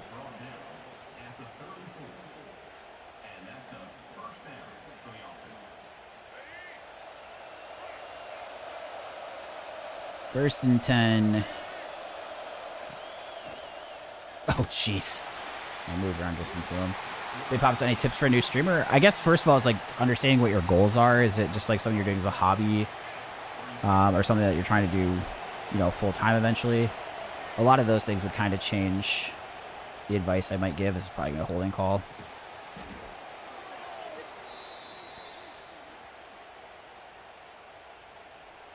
Holding on the offense. Either 2nd and 30 or 3rd and 18. Both of those sound terrible. So it's going to be 2nd and 30. I'm going to try to get a few of these yards with the halfback or quarterback blast, although we're probably not going to get the playoff here before the quarter. So we were driving the ball well. Doing it for a hobby. So I think the first thing is just make sure you're having fun. You know, play games that you like. Play when you want to play. If you don't feel like streaming, don't force yourself to stream. If you're doing it for hobby, just purely that. As far as like the growing it side, as long as you're doing that, making sure you're having fun, you know, just if you're trying to grow the stream, like being consistent with when you stream is important. So like that's one thing I'm trying to figure out right now myself for the college football streams is like, what days of the week do I want to play and what hours do I want to play? You want to be consistent, have a schedule for people to follow.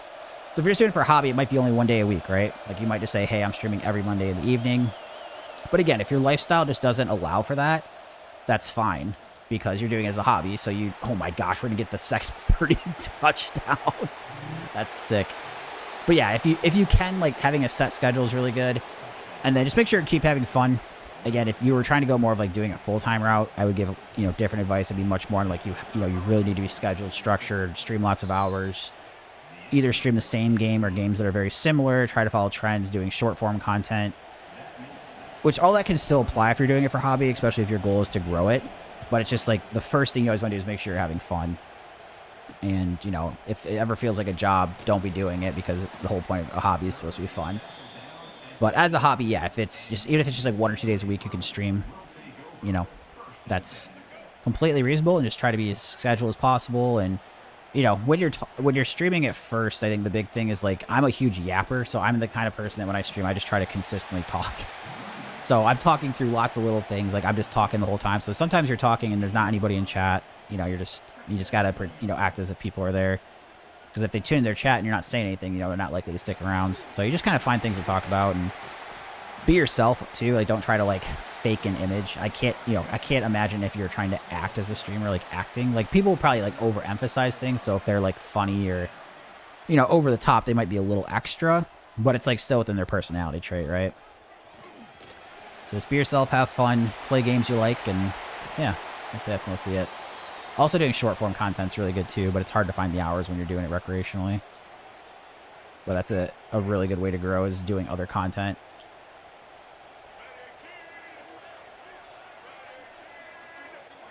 So drop in the box here. Oh, get him. Nice, good pass breakup. What games do you plan on playing or what kind of streams are you doing? Big Papa, have you thought about? I love streaming. It's a ton of fun. So like I said, I did it for 5 years, and then I took a huge break, and then I've come back to it playing a completely different game, and it's been a lot of fun.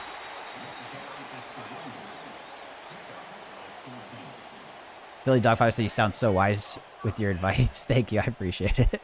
I'm glad. I hope it's good advice. Like, obviously, I don't know everything, and a lot of things are based on perspective, but I would say that's a lot of what I say after suggesting to people that are trying to do as a hobby.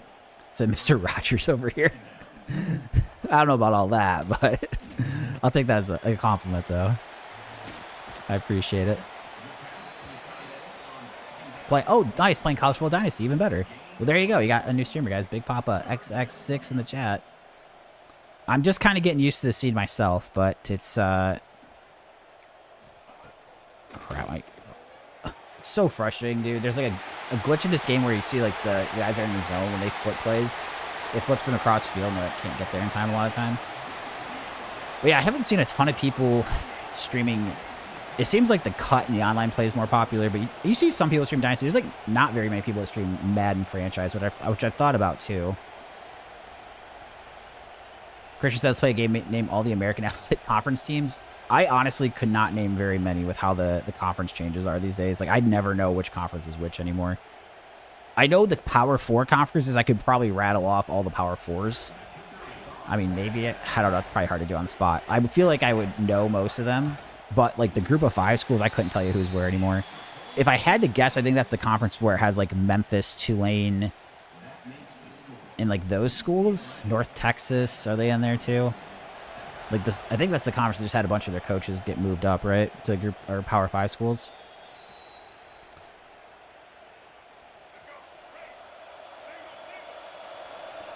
Hanging off to the right here. 2 minutes, 18 seconds left in the half. Army and Navy are in there. See, I didn't even realize they were in that conference. Yeah, it's so weird these days with the. It's hard to keep up with the conferences. With college football, like I like following the Power 4. I do not follow the small schools at all. I just, like, have no interest. Think he might drop that across middle. Well, he says the ACC is basically group of 5. Thank God for Miami. Oh, man. I mean, it really, to me, it really is like a Power 2, like SEC, Big 10, drop off, Big 12, and ACC. Like, I think Power 4 is almost kind of misleading because it's, like, implying... Oh, my God, it's a different route than I thought it was. It almost worked out anyways. I wouldn't say all the Power 4s are equal either. Because like you said, the ACC I don't think is on the SEC or Big Ten level. But the difference is they do have at least a few big school, like good schools like Miami. Clemson's obviously had plenty of good years in there. Florida State, I mean, they can never make up their mind if they're going to be terrible or good.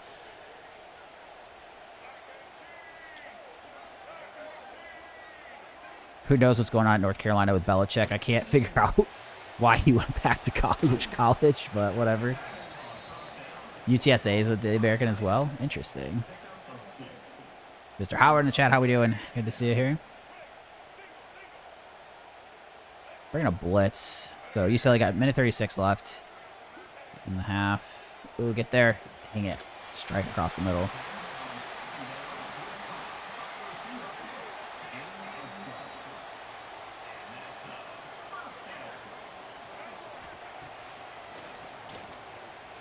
Check down, make the tackle. Nice. 8-yard gain.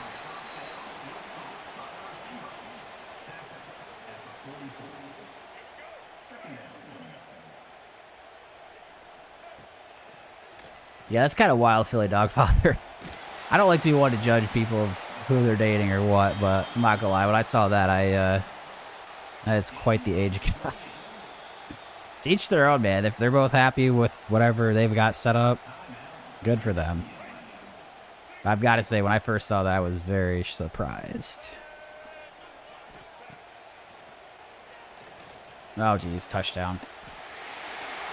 We're having a hard time stopping UCLA this game. Nico torching us, 127, 2 touchdowns.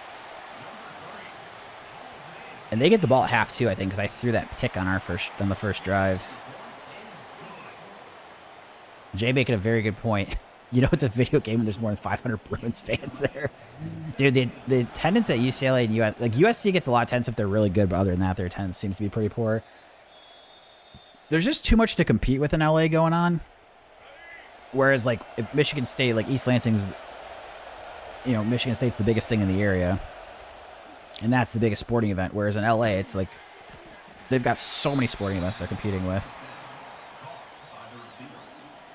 I think that's the problem. Like, a lot of times, like, you have to have... It has to be, like, college towns, right? You don't want to have, like... For fans, like, it's hard having tons of really big fans in, like, huge markets that already have pro teams. Jay also mentioned it's... Yeah, far from campus. I've heard that, too. Which also, obviously, does not help with the student portion of it. But I mean, saying just, like, general fans, right? Call one of our timeouts here. Christian, you're wondering how to say his name. Nico? Yeah, I'm not even going to bother trying to say it. It's too hard. UCLA's trying to move to SoFi, where the Chargers play? That'd be interesting. Is that closer or farther from campus? Jeez, didn't even get the first there. All right. Got ourselves 3rd and 1 timeout. I mean, really got to try to get at least 3 here. And I'll save the timeout. the first down, the chains move.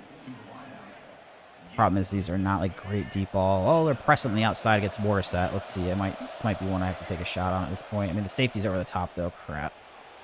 Catch and run. Oh, good thing he dropped it. Actually, getting hit there. Probably better for an incompletion at that point.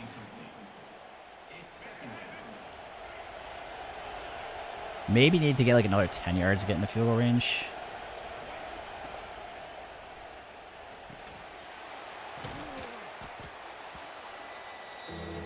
All right, man. This one's tough because the route I kind of want to choose goes straight across the middle. I think we're going to go for the all-go. When I'm not audibling, it's hard because this route is going to be kind of bad if the running back doesn't go. But if he goes out, it's actually a good one to try to pick up like 5 or 6 yards while getting out of bounds. All right, he's going out. I'm just going to have to try to get some time here. Get out of bounds. Okay. So I pick up about 5, and then that's going to be 56-yard field goal attempts.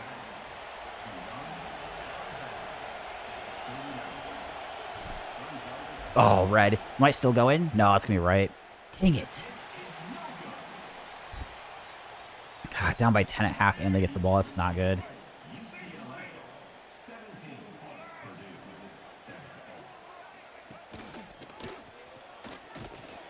Not good. All right, into the half. Chris said GG's. Unfortunately, it might be going GG's here. Oh, not looking great.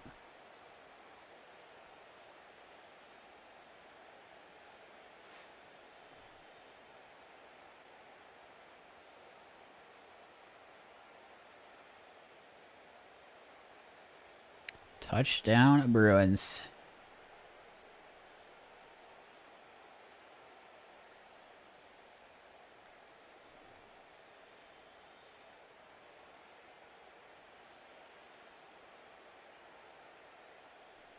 That's right. I can hold A as Braves fan told us. Gets us through the halftime, 17-7. And then kick this off to the left corner.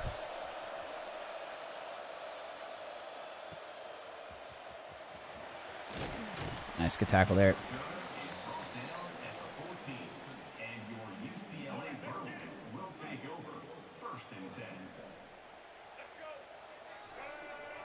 Need to try to not give up any points here. Oh, so we give up a huge pass play right away. Yikes. That was not the plan.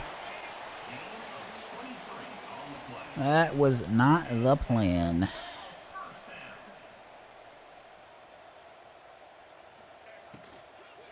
We'll out route here. Oh my gosh, somehow I did everything but hit him. That's too funny. Everything but hit him. We'll play action, underneath ball here, make the tackle. Maybe gets 2. So we have 3rd and 4.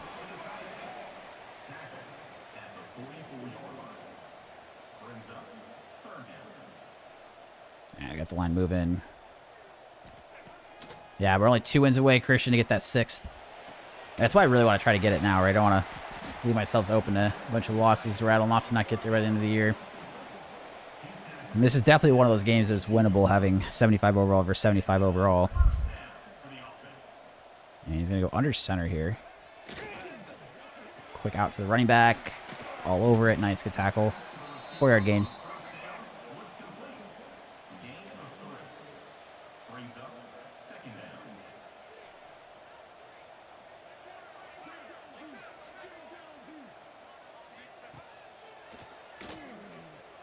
Tackle him short. All right, 3rd and short. I'm saying, let's go Hawks. Why don't you root for your favorite team? Why don't you say, let's go Lions?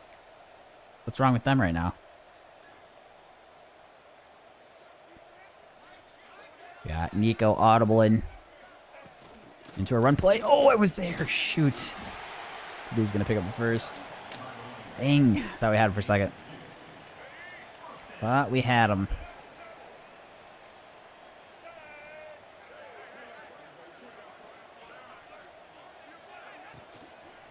All over running back that time, though. So they're just resting for our Super Bowl next year. Oh, my gosh. Bruh. Come on. Oh, man. This guy, chat. This guy. One of my buddies that's a big Lions fan that hates the 49ers because of me. Which is fair, because I do talk a lot of crap about the Niners. I'm going out with him and a couple other friends for the playoff game. So, I'm sure they'll be rooting for the Seahawks. No surprise. 3rd and 24 here. Just be kind of trying to stay in front of the first. Jeez, good thing I was there, because if not, that could have been a first down. So 4th and 9. I mean, the bad news is we do let him get into like field goal range there. I don't know. Maybe should have been not laying off so far back. Thank you, Christian. Exactly. He said he's mad that your 49ers beat. Dude, that game was hilarious. Like, the Lions choke. That's the worst choke I've ever seen in a conference championship game. Like, the Super Bowl, there's been bigger chokes, like the Patriots 28-3 comeback. But as far as conference championship games, that was a choke. So you want to refer to the hometown team? I mean, dude, I can't. You guys are too obnoxious. I can't be rooting for the Lions. We don't talk about that game. I mean, if Christian wants to talk about it, I'm happy to talk about that 49ers-Lions game. I could chat about that for the rest of the stream and be perfectly content. Throw the receiver here. Morissette makes about a 5-yard gain. Speedster Senior. Press coverage on Smith on the outside. Let's see if that safety gets over the top. He is there. Tight end looks to be open, though. So good game with Walker. Good run after the catch, too.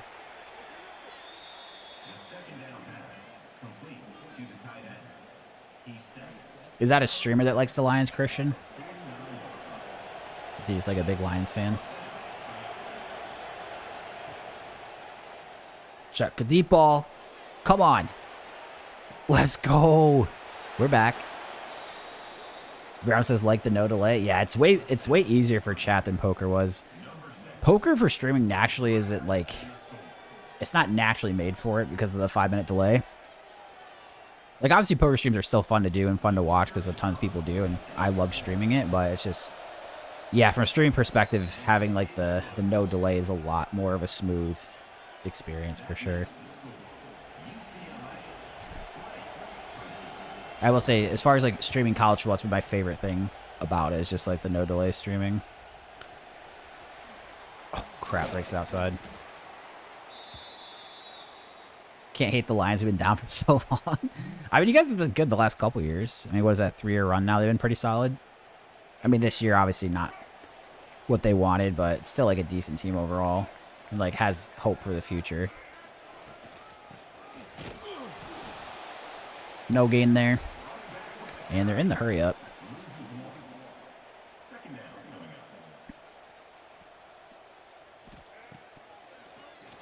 Uh-oh. Stop him short. Oh, wow. Thought they were going to get first down there for sure as soon as he caught it. Big third. Yeah, I mean, the injury, it's kind of funny. I mean, maybe I'm just biased because I follow the 49ers and Lions a bit, but to me, it seems like the 49ers and Lions have had the most injuries in the league the last 2 years. It's just crazy, both teams. But we'll see what the offseason looks like for you guys. It's always hard for me to know too much on the cap stuff, but like my instincts would be is it's hard for you guys to do a lot because you have so many good young players that contracts are going to be coming up for. So like you can't pay everybody. But again, I'm not like a cap expert. Duke #2 in the country in this, by the way, which is kind of crazy for year 2. When you get farther in the dynasties, you'll see weird stuff like that. But in year 2 to have Duke #2, that's kind of wild. I'm going to have to guess Darian Mensah didn't hit the portal in this one. So earlier we were talking about that he did hit the portal apparently while I've been live. Have they said for sure that he's going to Miami? Oh, geez. Deep ball. We need a pick. Oh, pass breakup's good too. Could potentially move things around. I have 120 million if you do it right. Do you have to lose a lot of players to do that, though? Salary cap with the NFL is so hard to follow because it's like the contracts aren't guaranteed and there's signing bonuses and all that kind of stuff. Oh my gosh, dude, what is this tackling I'm doing right now? HS, what happened to the poker streams? So I'm not playing poker online at the moment because the tax law changes in the U.S. I'm not comfortable playing online in the current environment with the not being able to only be able to write off 90% of losses. Plus, the bigger thing being that it's not clear how the wins and losses work from my point of view. So I'm hopeful that it will get reversed at some point, and then either the 90% gets removed, or they clarify how the wins and losses function, and it's like a favorable thing.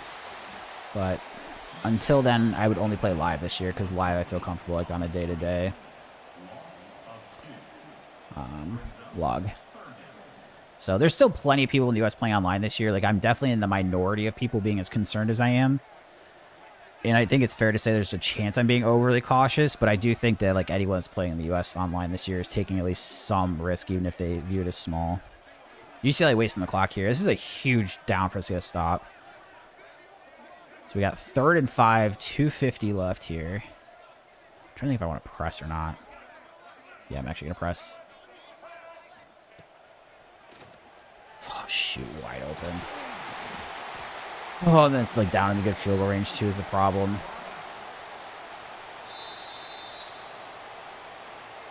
Not worth living abroad. I'm really happy where I live. I would never move for poker, to be honest. As an American, your taxes, like, there's very specific rules you'd have to follow for them not to carry through. Like, you still have to pay taxes to the U.S. even if you live outside the U.S. a lot of times as an American. But yeah, the tax stuff, it's just because of how the wins and losses work. So with live, there's really no way to track each session as other than per day, right? Like, that's just like clearly the only way to really do it. Whereas if you do online, I have concerns of like, it could be each site is independent, or it's like the transaction logs, which are huge numbers, and it drastically changes how it works. But like I said, not everybody agrees with my level of concern on it. I just tend to be pretty cautious when it comes to things that are in like gray areas. Hey, what's up, Chill? How we doing? I said, let's go. Let's do it. Gonna need a pretty big comeback here, given the fact that UCLA is in field goal range to go up 2 scores. Could use a pick or a fumble, or just give up a huge pull. Injury timeout. Biram said, you cautious? Never. No, I know. It's just like, especially when it comes to money, it's, yeah. I'm just not willing to take that risk and have an issue. But, I mean, everyone's situation's different too, right? Like, you know, if someone's like a pro and they're living paycheck to paycheck, you know, just stopping and not having necessarily a backup right away is not easy to do. And then for people that make tons of money, like, I make a living playing online, right? But for me, a lot of what I did before was streaming too. So, you know, it's a lot easier for me to find something that's replaceable from like an income standpoint than say someone's like crushing high stakes. Need a pick so bad. Oh! Injury timeout. All right. Well, the good news is the game does miss these short angle kicks sometimes. This would be a great time for one. There's no guarantee they make this. Dang it, right down the middle. Shouldn't have said that. I'm just giving you crap. No, it's fine. I know I'm very cautious with a lot of stuff. It's just a fact. I'm not... For someone that played poker for a living, I've got to be like the most conservative person there is that's played poker for a living. That's probably not exactly true, but yeah, I'm... Especially, like I said, when it comes to finances and when I think things aren't clear, not one to take big risk. All right. 1st and 10 here. We've got a minute to go. Try to hit the tight end and get out of bounds here. Problem is I need a touchdown and an onside kick. It's a lot. And another score.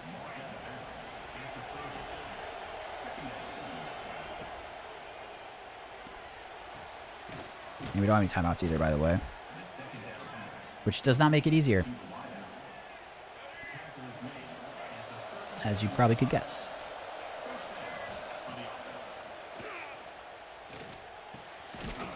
And we don't get a first down. The clock keeps moving too, which is a really big problem. Problem is the defense, they're usually pretty good about not pressing when it's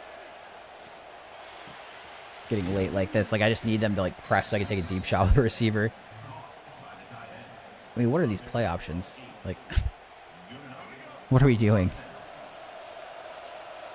The only go route is a slow tight end. Oh, crap. I just got to run backwards and get out of bounds. It was weird, but I've just got to get out of bounds, even if it's a loss of yards. All right, now it's at the point I just have to chuck one of these deep.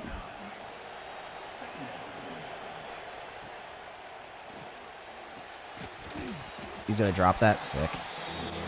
Sick, sick, sick. 3rd and 18.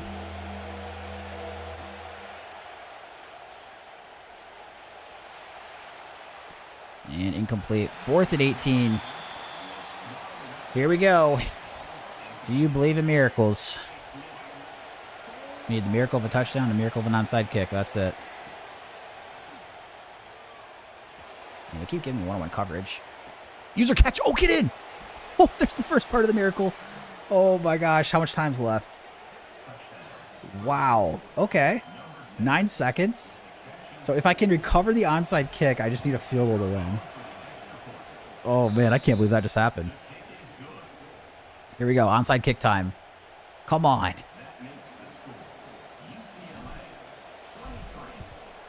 Oh, it's off his leg. Oh, my God. We got it. Oh, my God. We got it. Okay, so we have 9 seconds. No timeouts, though, is the problem. The issue is the route I like has to get to the outside, needs a lot of time to develop. And if it's just completely covered, we're just going to throw it away right away. That took way too long, though. Crap, 5 seconds. Oh, I need 2 Hail Marys. Do we have enough time for the out route for the field goal? I mean, that's probably more likely that we win that way. I mean, they're pressing X on the outside. Oh, my God, it was open. Oh, my God, I think I had it deep. Give me the same look, please. I think X might have been open.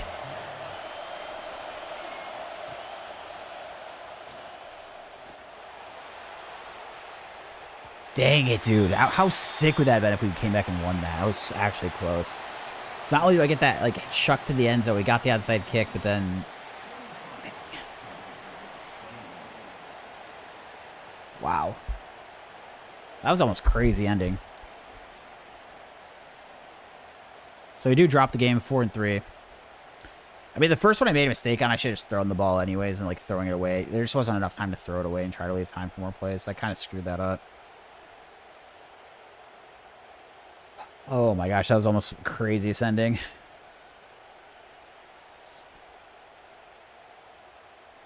Almost the craziest ending.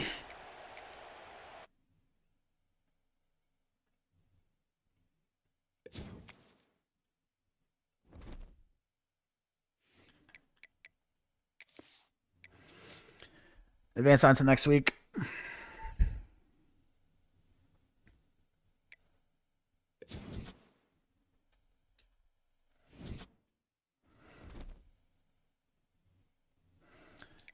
Go into recruiting. Lost out on that receiver. That is really unfortunate. Falling behind Indiana. How is UConn catching us on this guy? And I'm hard selling. What the heck, dude?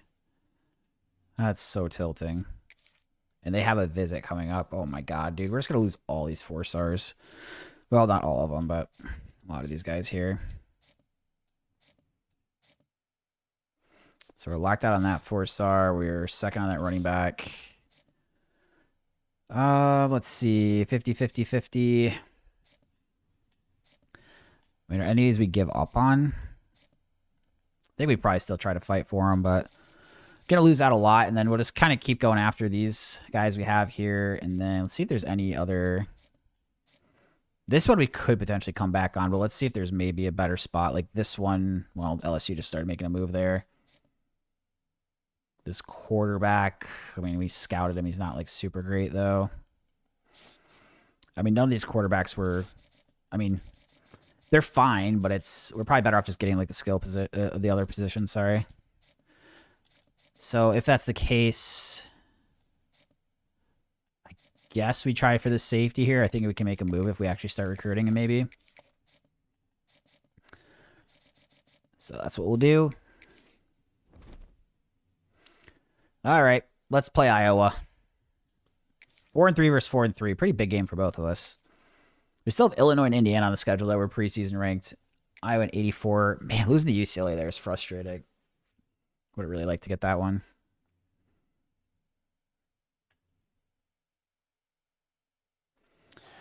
Would have really liked to get that one.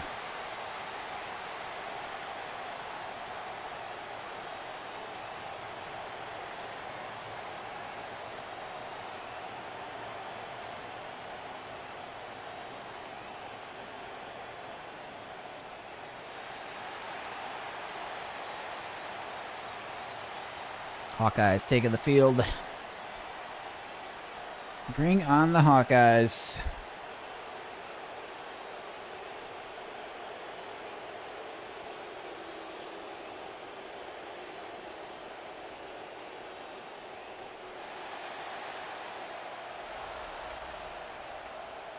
Set up for a return here. Deep kick. Go for a fair catch with Harris.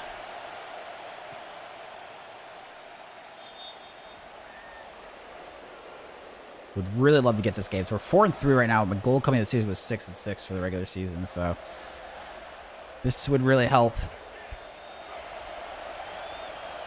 So we got Jalen Spawn, the freshman in the backfield. Take a handoff here.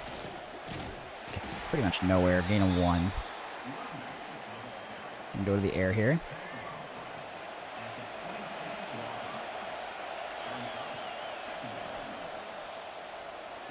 Throw the receiver underneath. Maybe get a yard. Yeah, it's going to force us in the 3rd and 8.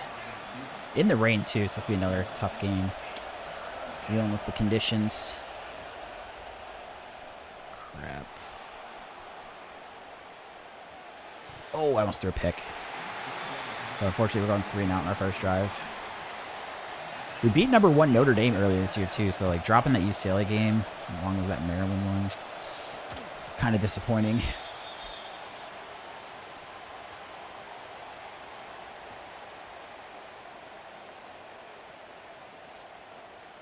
$1,600 yards and 20 touchdowns. It seems like a lot of touchdowns for that many yards. So we have 1st and 10. Hand off to the running back. 1-yard loss. Looks like they still got the Kirk Ferentz Iowa offense going. In the last Dynasty with MSU, they switched to like a spread up-tempo offense. It's kind of weird seeing Iowa play that way.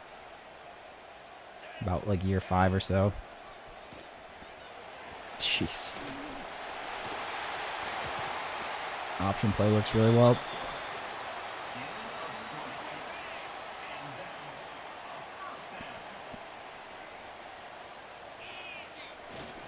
Oh, got me at the fake. Get the running back, though. Still get a loss. -2. And they're going 5 wide.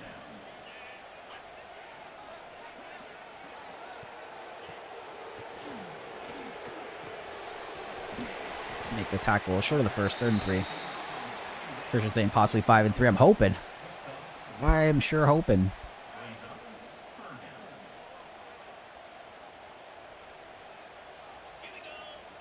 Would be a nice win to get.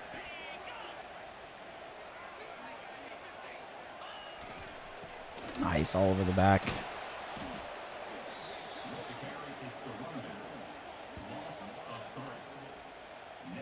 Set up for the return.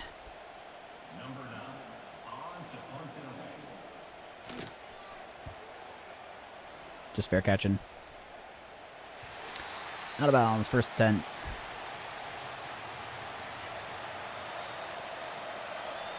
And then here's Spawn running out to the left. Maybe 2 yards. 3. All right, 2nd and 7.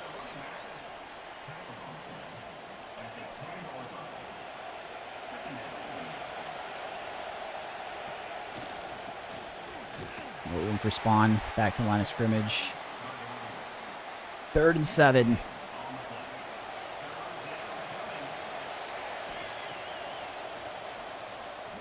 Try to hit the running back. You're going to run after the catch. We get it. Nice. Beat the safety. Good. And get all the way almost to the 35. Very nice run after the catch.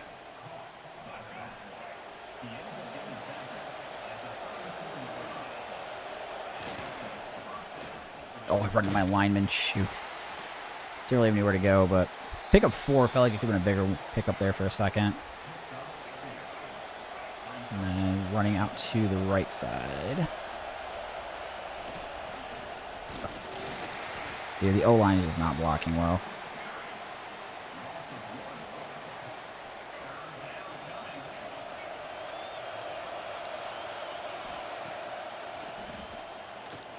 Oh, tipped. Oh my gosh. Oh, we almost caught off the tip. So, unfortunately, not really going to get the ball moving too much there. We forced the punt.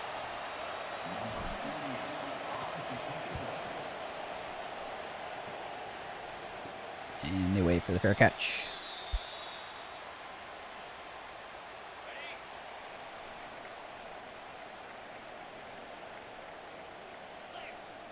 Maribel into the box here. It looks like play action. Nice, good stop. Maybe picks up 2 or 3. 2nd and 7.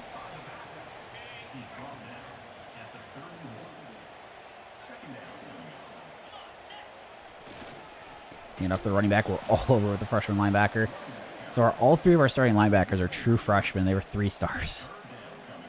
But they've got decent development traits, and we were just crazy thin at linebacker. So we're starting like 71, 70, 68 overalls. Just brutal. Oh my god. I thought he tipped it away. Wow, they beat us in the deep ball. Pain. Pain, pain, pain.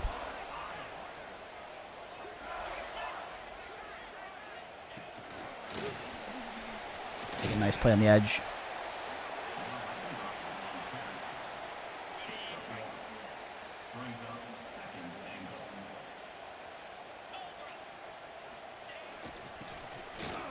Somebody get him. Touchdown. Somebody.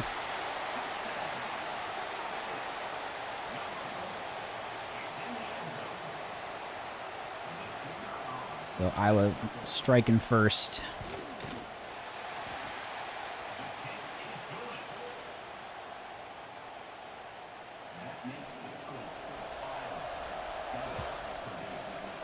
Let's go for a fair catch.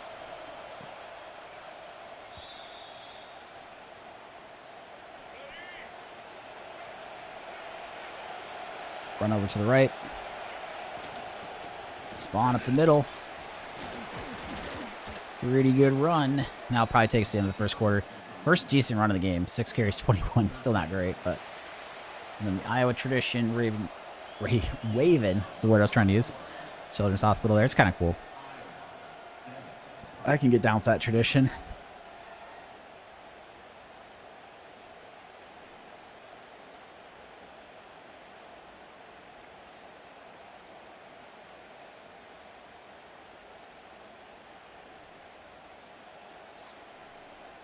Back to the ground game. Try and see if we can get the momentum from the last play to continue. Not really. Get 3. Pick up 3.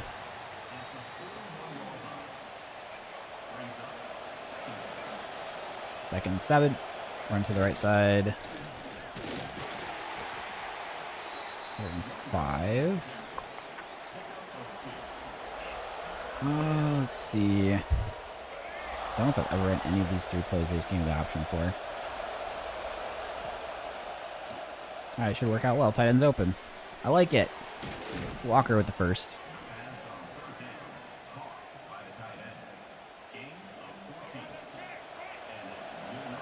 Run play to the left. Based on the alignment, might be okay here. Oh no, they're blitzing. Oh my god. My tackle just got toasted on the outside. Absolutely toasted off the line.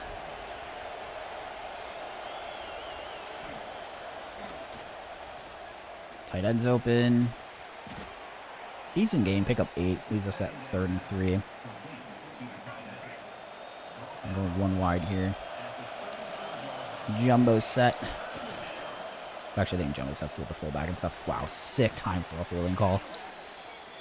Oh my gosh, Purdue, why do you put me through this torture? So instead of getting the first down, we're gonna have 3rd and 13. That is quite the difference.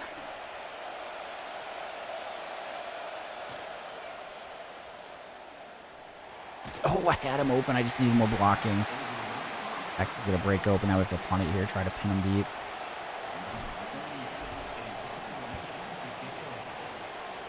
In the air, goes for a fair catch, and Iowa gets the ball to 12. Hawkeyes up 7, getting the ball. And then bringing Baxter down here into the box.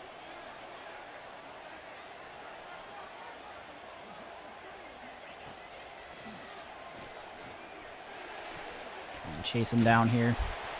Maybe 9.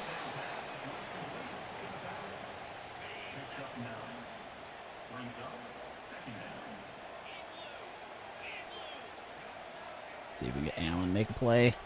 Oh boy. Running back might get outside. Oh no. Oh no. Maybe run for 10 or 12 yards.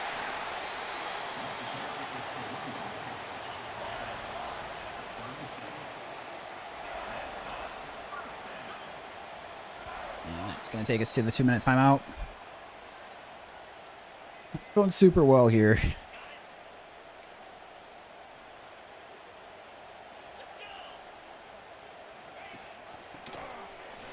Nice hit. Good hit in the hole. Still a gain of 2.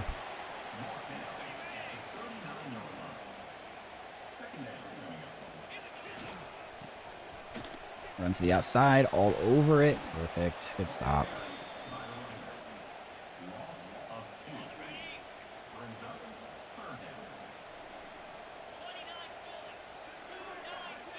Bringing Baxter down into the box here. Uh-oh, deep ball. User pick. Oh, I was all over it. Still break it up, though, which is good. Force the punt. Force the punt. Deep kick to Branch. Try to get outside. Get upfield a little bit. Minute 22, so we got some time here. No need to panic.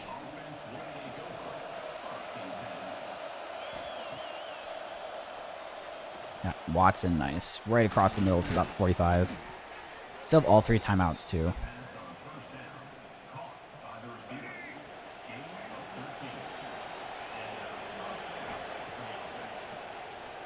Put the running back in the flat. Try to get him out of bounds. Pick up 4. Not a huge game, but something.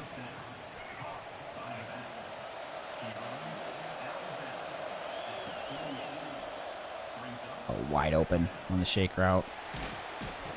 And a minute left. I think for the next game we might up the quarter length a little bit. I was trying these 4-minute quarters out. It feels a little short. So if I want to kind of go back to 5 next season, we might do the last few games at 6 to try to balance out the... 5 seemed pretty good.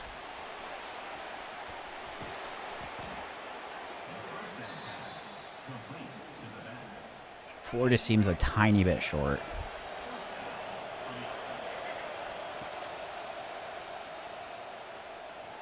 It's a risky ball. Oh my god, it went off my guy's hands and intercepted. You gotta be absolutely joking me. I mean, that was a risky ball, but you've got to be kidding. Makes me sick. So we get no points here. That's brutal. Unless we get a safety. Nope, they're going to get it out of there. Wow. That's crazy. That is crazy.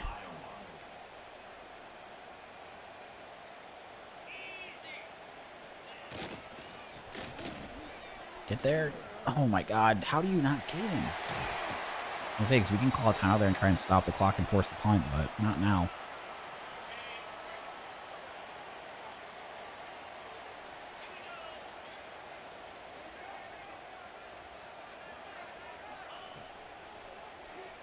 Quick out to the receiver. Not too much there for the tight end. 1 yard gain.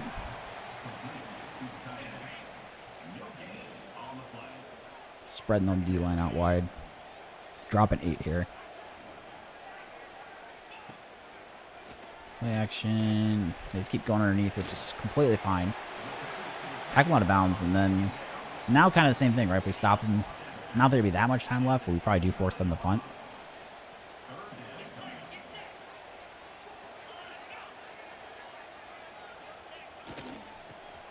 Oh, I just missed right there. Call time about 16 seconds left. I've had 2 punt return touchdowns in the last 2 seasons I've played, so this would be a pretty opportune time to get one. So we have 2 timeouts left. By the time we get it and the ball stops, like, might be down like 5 seconds. So my best shot is definitely trying to get a huge return here. Cut it back. Oh, I almost cut it back. 7 seconds, so we can still, with the timeout too, we still have a chance to try and get a completion, call a timeout, but we'd have to get probably down to like, I mean, it's in the range, maybe like 35. I don't know. This is kind of risky, but... All right, 2 seconds, and we'll take the Hail Mary now.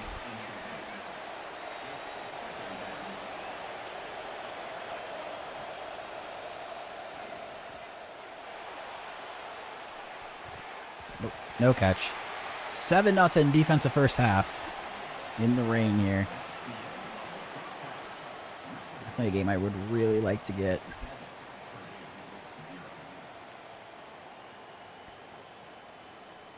Still can't believe I threw a pick on that one in the end zone. I mean, it was probably not a good idea to throw that, so that was a mistake.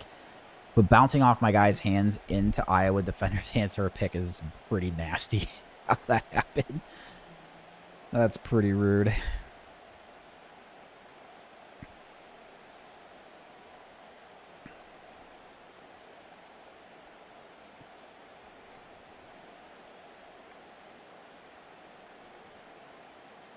That's wild that was the case.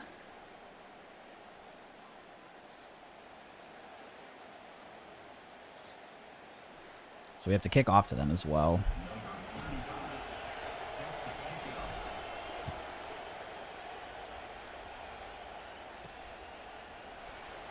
Oh, spin move. Oh no, make the tackle. Thank you. I was worried about not making the tackle there for a second.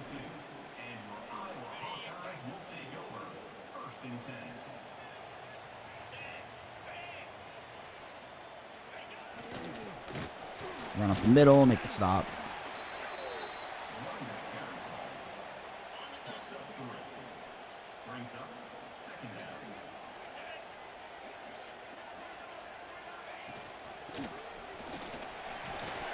Nice, all over him. 3rd and 5 after a 2-yard gain.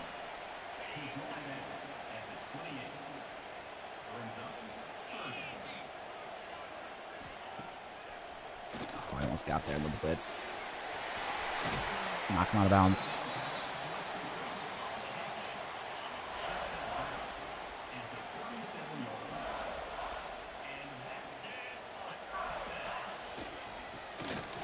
Get outside, all over it. Very good.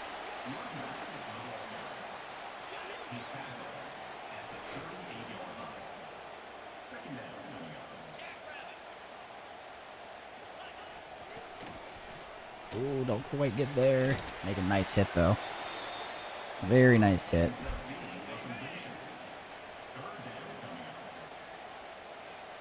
Baxter coming down in the box. Oh, drilled the running back. Let's go. Force the punt, so good first defensive possession.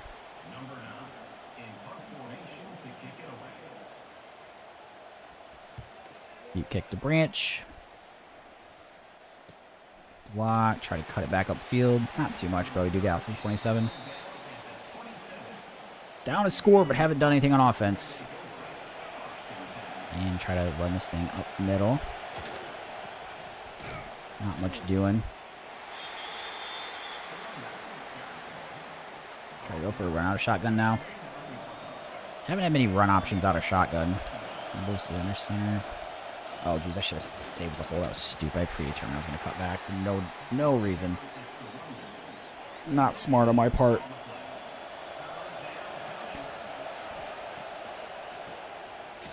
Underneath. Man, nothing doing. I'm just going to punt it. That's a terrible offensive performance. I'm sorry, you guys got to watch this right now. The play options I get in bad weather is just extremely frustrating because it gives me the same few plays that all kind of suck for 1st and 2nd down a lot of the time. So anytime you see me playing a bad weather game, I get very concerned offensively when I'm doing the coach suggestion play calling rule. It seems to be really awful a lot of the time. I don't know why, it just like limits the playbooks, and then the run plays it gives you are just like not great a lot of the time. Yeah, receiver going in motion. Oh, we broke the tackle. Loss of 2 still though, 3rd and 7.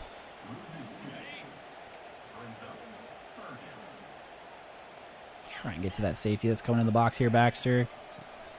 Oh, they run on 3rd and 7. Oh my gosh, I almost threw him forward for the first. 4th and 1, they will play the field position game and punt it.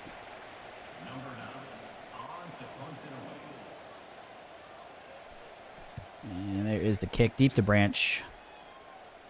Set up for a return. Ah, they're all over it. Dang. Trying to go for the run over to the left side. It might work. Oh my, the receiver, dude. Why do you not block the one guy in front of you? Oh my God, what was he doing?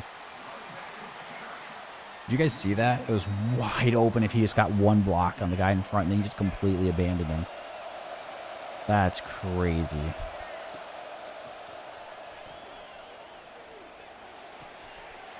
Tight end close to a first. We'll have 3rd and 2. Try to get the first down, the run up the middle. Nice. There we go. Good first down. Needed that badly. I still cannot believe that receiver just didn't block the corner.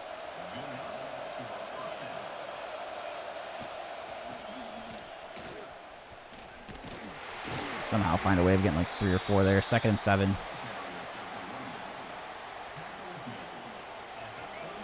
And go for a run out to the right. Nick's into the game here. Dude, this offensive line is so bad. I mean, it makes sense. They don't have a good team rating, but yikes. It is frustrating to play with. What passing style are you using? Whatever the generic setting is for the game. At least I think that's what it is. If someone can see it and that's incorrect, let me know. Oh, boy. I'm not going to get the first down. I should have thrown a step earlier, more room to run. Going to the 4th here, I think they're going to make me punt it, but I wish they would let me go for this. On 4th and 2. Like the 40. Duke, #1 in the country in football in Florida, too. This is like year 2 of the Dynasty, too. It's not something I'd expect at year 2.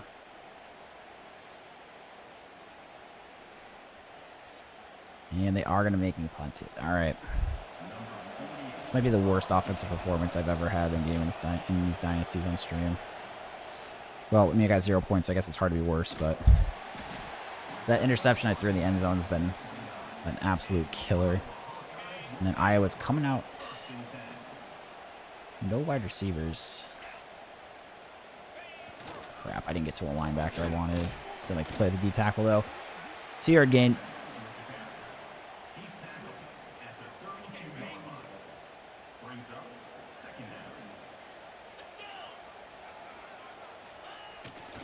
Nice, all over the running back there. Nowhere to go. Timed that one perfectly. And Iowa not really utilizing the clock like they should right now.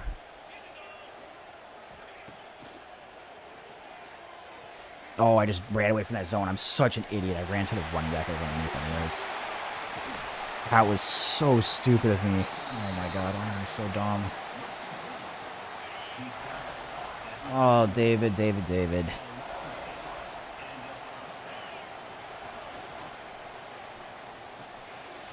Now they're in field goal range, too.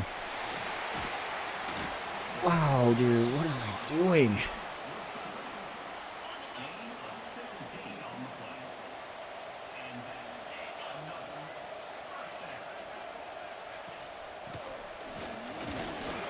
Shoot the gap there. Use one of our timeouts.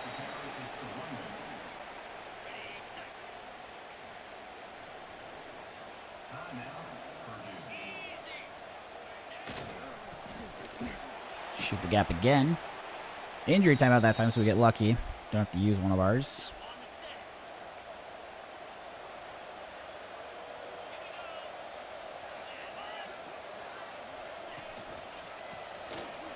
And running back up the lane. Use our 2nd timeout.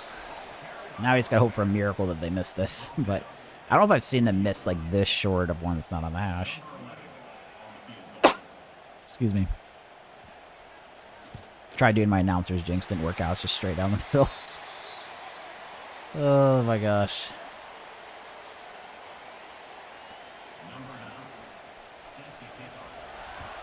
Deep kick here. Go for a fair catch with Harris.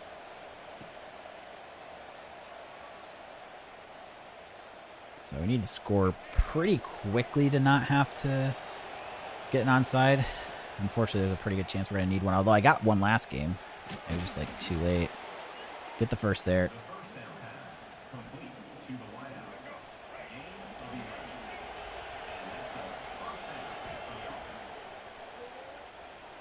Hopefully in front of the safety catches it. Nice, that's a good catch.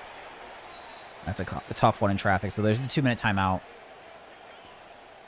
I mean, I guess we're probably... I mean, unless we score in like 20 seconds, we're going to have to recover the onside or we still lose.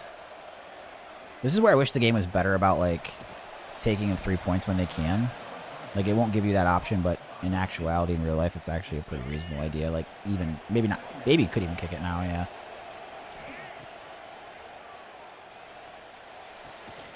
Nice, another good catch across the middle. I mean, especially the weird thing with the injury timeout, sometimes we could get lucky here if I score this play.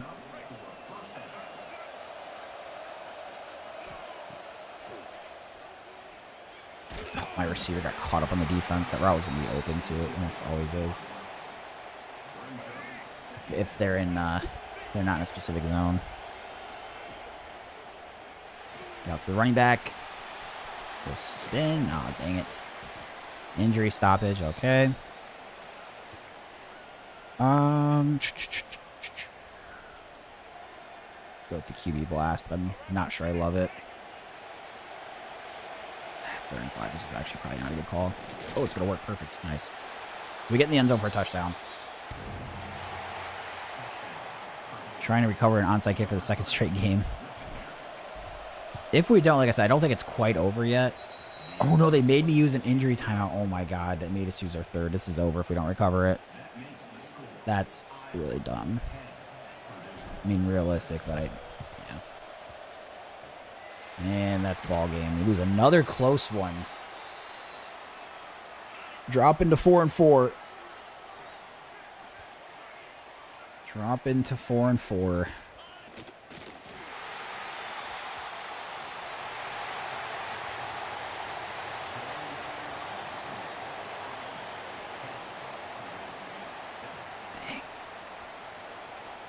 All right.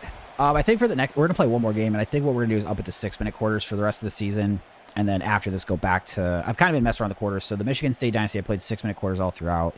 Year 1 of the Purdue, I tried 5, and then this year we've been doing all 4-minute, but 4 feels a little short. So I think what we're going to do is go back to 6 for the last 4 games of this year, since we just played, well, 7 were at 4, and 1 was at 6. We'll play the last 4 at 6, and then back to next year, probably go back to 5. Christian's saying 5 and 7 season. Again, I'm hoping not, man. There's a real chance, though, because we have Indiana and Illinois on the schedule, which I think we're both pretty decent. Dropping 2 in a row definitely hurts. We beat number 1 Notre Dame, too. To do that and then lose some of these other games, a bit disappointing. Take a look at recruiting. I mean, we lose out on the edge and the corner to IU. God, man, we just like can't get these 4 stars, which is tilting me.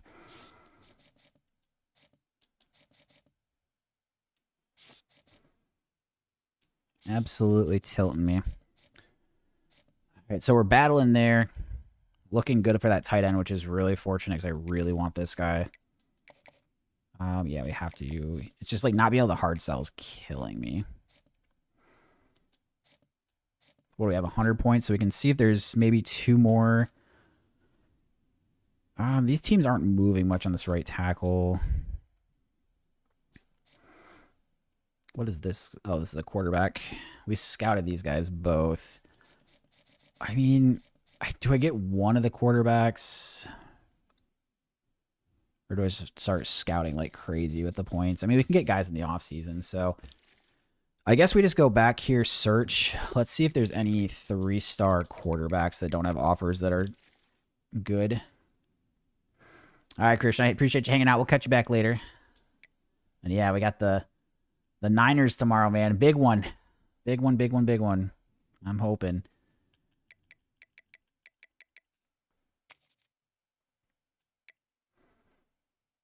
I don't really need running backs.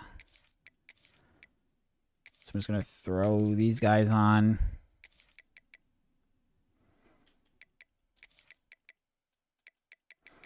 Geez, there's actually a lot of... I can just probably just straight up do guys that we have. That's probably more than I'm going to be able to scout anyways. But let's finish scouting. Because we can always get the 3 stars later. So like, I'm just trying to find 1 3-star gem at quarterback. I'm just like not getting it. Oh, I saw the green first, but he was a bust. Dang it. And then not enough points. Okay. So that'll wrap that up. Let's play the Minnesota game. And like I said, we'll do real quick. Let me update the settings. To 6. We'll finish the season out at 6-minute quarters, and then start next year, probably go back to 5. January is going to continue being just like tinkering a little bit with the stream setup, both in terms of like time of day and minute quarters, stuff like that. But I think I'm getting pretty narrowed in what I like. This like 5 to 11 p.m. Eastern time slot seems pretty decent. And then probably streaming like 5 to 6 days a week, taking off Saturdays all the time. And mostly streaming 6 days a week the other nights, but maybe have some days off here and there other than that. But we'll see. Getting a feel for it. The only time, it could be slightly different some days too, where I go daytime. Like, for example, Monday, the College Football National Championship game is, which I'm sure a lot of you would want to watch. So I'll be watching that as well. We'll probably just stream during the day for that. And I might do, if I do daytime, play Madden. So that way, for those of you that want to follow the College Football Dynasty, like, you know, it's a lot of different times for people to watch, right? They might not, a lot of people can't watch during the day if they watch in the evenings. So if I do like daytime streams, then play Madden, so you're not missing any of the College Football Dynasty. I started a 49ers one, so it's, you know, kind of something we can look at doing on Monday. So my plan is I'll be offline tomorrow, and then Saturday or Sunday. I kind of need my schedule to be open because I'm waiting to hear back from a friend on something, but I expect to be online Sunday. I just don't know what time it's going to be at yet, but I'm hoping evening.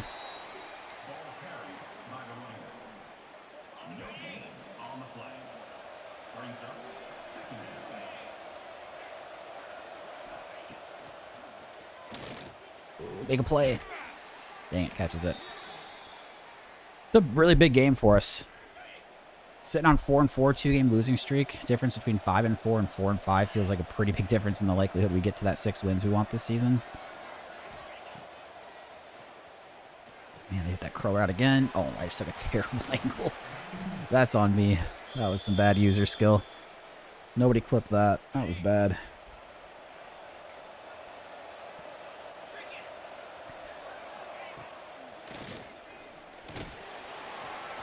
Nice, that's a good sack. CJ Madden, speaking of Madden, our left edge with the play.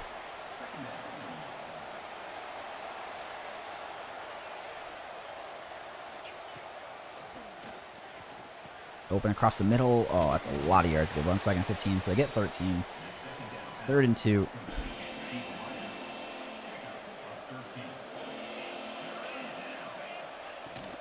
Oh, I did not hit that hole very well. Oh, he might have stopped him anyways. Yes, 4th and inches. Please kick it. No, they're going for it. I think it's a good call to go for. I was just hoping they wouldn't. I'm probably just going to straight up commit to the run here. No, they're not running it. Oh, they take a deep. Oh, he's open. Shoot. Oh, he overran it.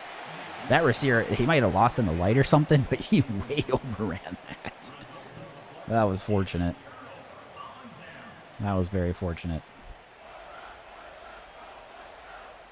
Wow. Talk about catching a break. We got Span back in here in the backfield. And gets the first. Hurt on the first play. That's not good for Deion Span. Holding his shoulder, it looks like. Not what we want to see. But we do have another freshman, Nix, coming into the game. Both of them 4-star recruits, which I was really happy to get about last year. We're recruiting really well at running back. It's just the rest of the position's not really too much, unfortunately.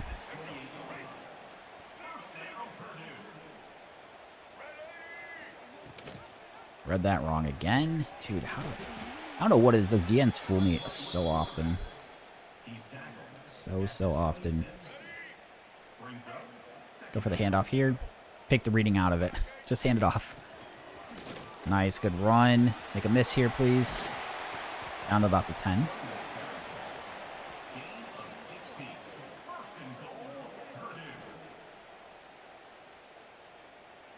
And then run to the right side. Get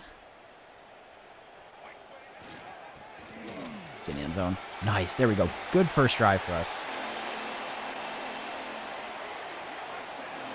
Good first drive. So we get pretty fortunate on a 4th down that they take a deep shot that was wide open and the receiver just misjudged it. And then we go down the field and get a touchdown ourselves. Very, very good.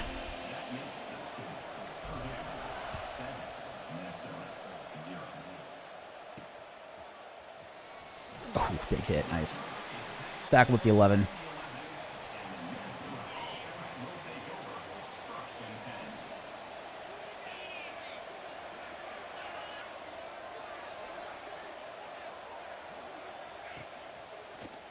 Oh, I left my zone to try to get to the quarterback. No, somebody get him. Oh, he juked for no reason. Should have just kept running. Jansky? How do you say that name? I'm sure there's no way what I just said is right, but it's how I would guess. Baxter down into the box here. Oh, drilled the quarterback fumble. Dude, I smoked him. I smoked that quarterback. How did he get up? Oh my gosh. Laying the hit stick down.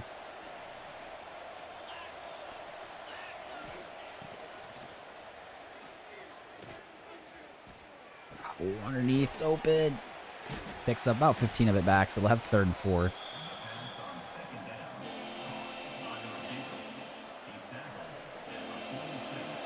Baxter into the box.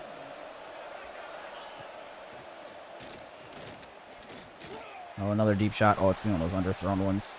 User pick. Yes, let's go. I'm going to bring it out because I don't know if I was maybe out there when I caught it. Ooh, it's actually going to be a good return anyways. Let's go. Oh, receiver, if he didn't catch me there, I was probably gone. Could have tight end otherwise. That was a really good return. Down to the 44 after it. Hot start here. You just got to keep pounding the rock here. Take advantage of this. Get out of here with a win.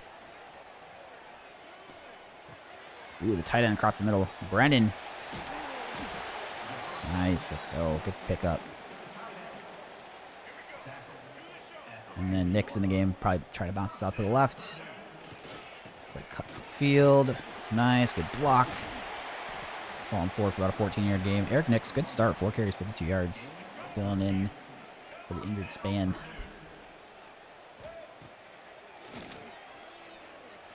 Tight end. That's a good catch in traffic. Picks up 7.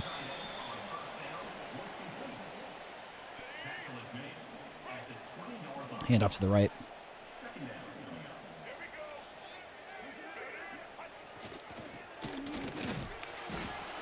Try to cut back. Nothing really there. 3rd and 3.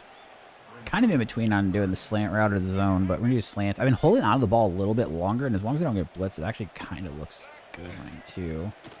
Unless this is just, oh, I got blitzed. I got to get rid of it. Oh, nice. We get the first.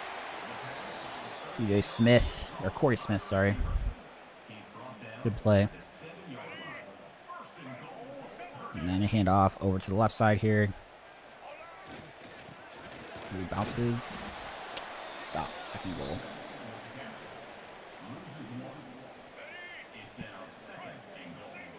Go over to the left.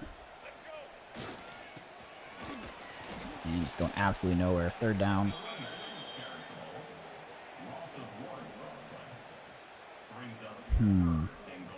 Not a big fan of these.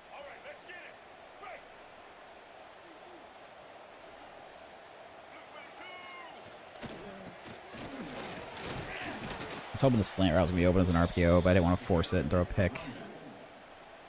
And we'll go for the field attempt. Kick is good. 10-0, so we take a double-digit lead. Would have loved to punch that in for a touchdown, but all in all, I would say still pretty solid. Deep kick off to the end zone. Oh, I whiffed. Oh, I whiffed. So 1st and 10 Gophers.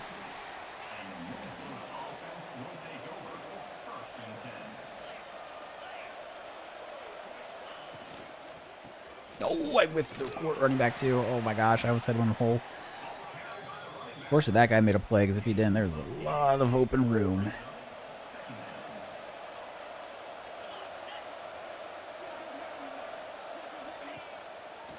Get there. Oh, yes. Sack gets there. 3rd and 7. 3rd sack of the game. And if we can be up 10 getting the ball, that would be incredible. Baxter into the box. Screenplay. We're going to have to make the play. Yes, let's go. Pick him up, throw him down. All over it. As much as we struggled the last 2 games, man, we are looking good early. I say like we got blown out last 2 games. The last 2 games were close. We only lost by 3, I think, in both of them, but that was not a good time to catch it. What's the flag behind you? It is a Michigan State flag. So I'm playing College Football 26. So this is like it'd be like the university version, as a lot of the rest of the world calls it. So university or college sports is not big in the rest of the world, but the U.S. it's really big. So Michigan State's my favorite university. It's actually the one I live like 10 or 15 minutes away from. So I used them in my first Dynasty here, but I've won a national championship, which is like the equivalent of like the Super Bowl being the NFL. So now I'm using a new team, Purdue.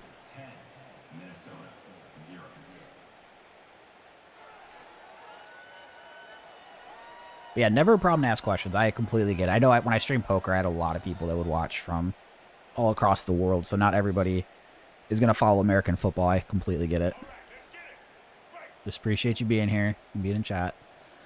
Nick's out to the left on the run play. Oh, boy. Run play all over it. The Aussies have tons of punters in college football, though. A lot of the punters they've got huge legs, and they'll play from us. They'll come from Australia and play. For the handoff to the left, maybe 2 yards. 4 more than I thought. 3rd and 10. So we got press on Morris on the outside. Let's see if the safety over the top does. He's kind of going that way. I'm just going to throw it here. Get there before the safety. Yes, let's go. Deep ball to Morris down to 2. So we play Aussie rules from birth so we can all punt somewhat. And that's what I would assume it has to be, right? Because there's like, it's not even just like a few Aussies. It's like these days, it's like a lot. I'd be curious what percentage of the college teams have punters that are from Australia. Because it's actually got to be, considering Australia's on the other side of the world, a lot. Have to do on the run at full speed. And that's the other thing, too. Their style is a bit different. So a lot of punters in the U.S., they'll just catch the ball, take 2 steps, and kick it. Whereas a lot of the Australian punters, they'll run out to like their leg side. So say they're a righty, they'll run out to the right and kick it a bit more. So it's interesting, and I assume that's more of the style of like Australian rules, which would make sense. So 6 start here, up 17-0. This is very welcomed after the last 2 losses. Minnesota, pretty decent team too. They're 5-3, decent overall. So I definitely got my hopes up after we started the year 3-0, and then to go 1-4. After that's a bit disappointing. After beating #1 in the country, Notre Dame, kind of fallen off the face of the planet. Second straight year, we had 1 huge win. So I beat #3 Ohio State last year, and then went 5-7.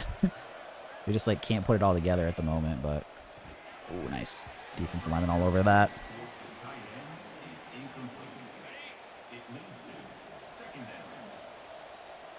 They need. So place kicking would be a little bit different. So in American football, we have like the kicker that kicks the ball off a tee or tries to go for the field goal post. The punter is like when it's like 4th down and they just are sending it to the other team. So the place can be different, but I wouldn't be shocked too. Like you said, you guys drop the ball, whereas with punting in the U.S., you just drop and you kick it before it hits the ground. So it's definitely different. But yeah, even place kicking and punting are different. I don't think a lot of the Aussies do the kicking, like the field goal kicking, but I think a lot of them do punting, which would make sense because it's probably more close to what they're used to. And like the collegiate and pro level, like you almost never see someone that's doing both. Like you have one guy for each. They're just different skill sets, even though they're both kicking the ball. All right, kicking here. That's the punt. What they're doing right here is what a lot of the Australian guys do. Jeez, dude, we are killing these guys right now. Yeah, they said rugby kicks field goals, but it's more of an angle versus distance. Okay, so you're saying it's more about, like, they're not kicking from super far out. It's more of like trying to make them at tough angles.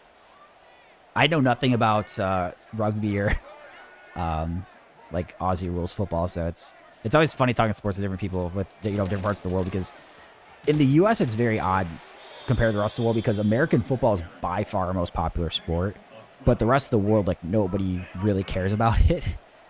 And then like something like basketball, I really like basketball, which is much more watched in the rest of the world, but in the U.S. football is definitely bigger than basketball, like American football is. But if you ask the average person outside the U.S., would they care more about professional basketball in the U.S. or professional football in the U.S.? Significantly more interest probably in basketball. 2nd and 10. Nice little cut up field. Let's go. Oh, breaks the tackle. Down to the 5. Down to the 5. Hand off up the middle. Maybe gets back to the line of scrimmage.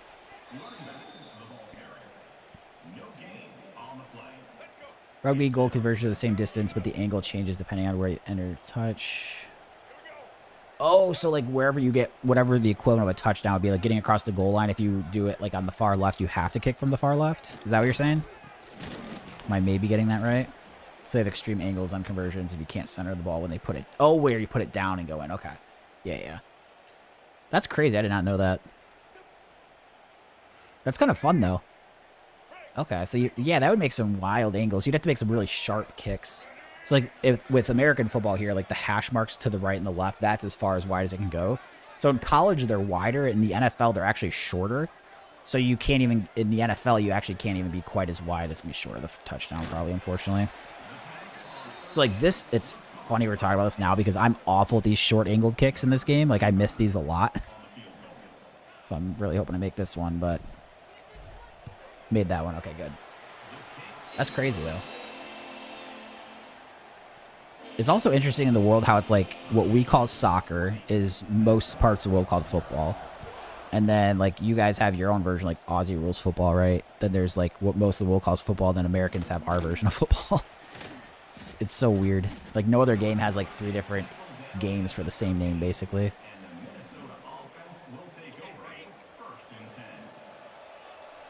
So we got Allen here playing 3 true freshman linebackers. Oh, get there. Nice. Good tackle.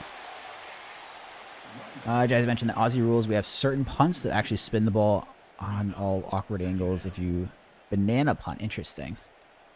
So you're saying when they spin it, like when they throw it, they're spinning it, or they like kick with the like almost the inside of their foot, which puts the spin on it. You know what I mean? Like, is the throw or the drop the spin, or is it the angle they kick it off their foot at that does it?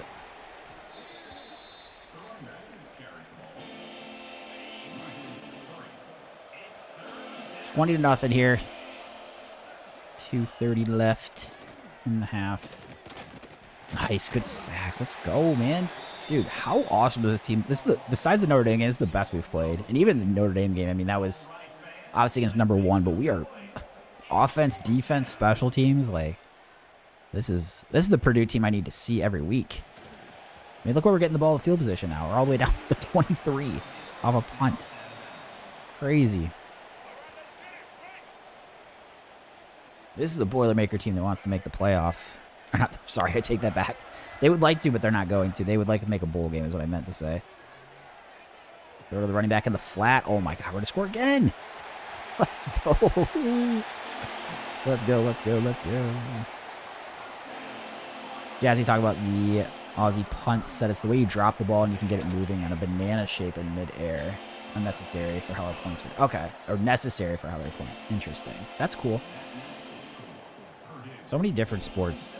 I had someone come in the other day, too. Like, it was someone else from outside the U.S. They're like, I have no idea what's going on in football, but I just like watching because I like sports. And I was like, I get that because I just love sports myself. I have my favorites. So, like, I like American football, basketball, and Formula 1.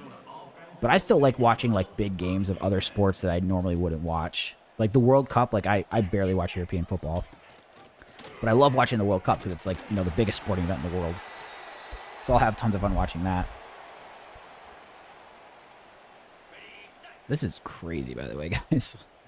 27-0. And Minnesota's not, like, terrible either, I don't think. Were they? What was it? Does anyone remember their overall? I don't think it was that low. Maybe I'm just telling myself that because I want that to be the case. But, I mean, what is he doing? Where was that thrown to? Like, what are the Gophers doing? They're falling apart, man. This is, like, the worst football I've ever seen from the CPU. I'm not mad about it. I'm just saying. Pancake block. Make a little move there. Ooh, my running back got hurt. Second back to get hurt this game.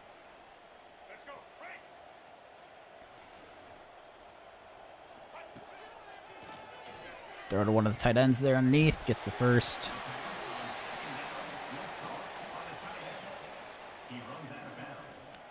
Jazz got the Formula One. Those who watch engineering, I just like. I don't know how. I guess I'm not even either. I just like the races. I don't know how to explain it. Like I don't know much about horsepower and math, as far as like race cars are concerned. Like obviously I needed math when I was playing poker and stuff, but I love. And I think a lot of the off-track stuff is the stuff that's interesting to me too. Like I always tell people, like none of my friends like Formula One, but my dad does, and I always tell them like, dude, Formula One has the most off-field, off-pitch, off-track drama of any sport I've ever followed. And I hate real life drama, but I obsess with sports drama. I love it. Like not like what they're doing off the field, but like within teams, if there's like team dynamics or, you know, things like that.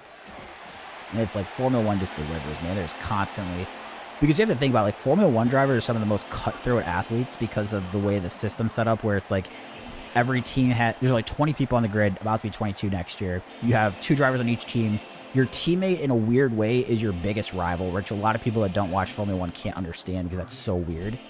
But in Formula One, like your biggest rival is a lot of times your teammate, which is crazy because you're supposed to be working together at the same time. And you're still expected to. And then, you know, there's weird team dynamics and all these guys are just like absolute, you know, competitive killers. And then you get them in a car going super fast. And dude, yeah, I love F1. I wish it was more popular in the US. It's getting a bit more popular, but I love it.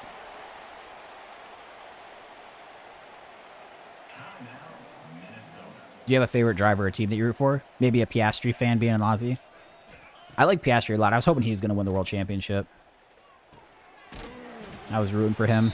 We're going to call a timeout here, try to get the ball back.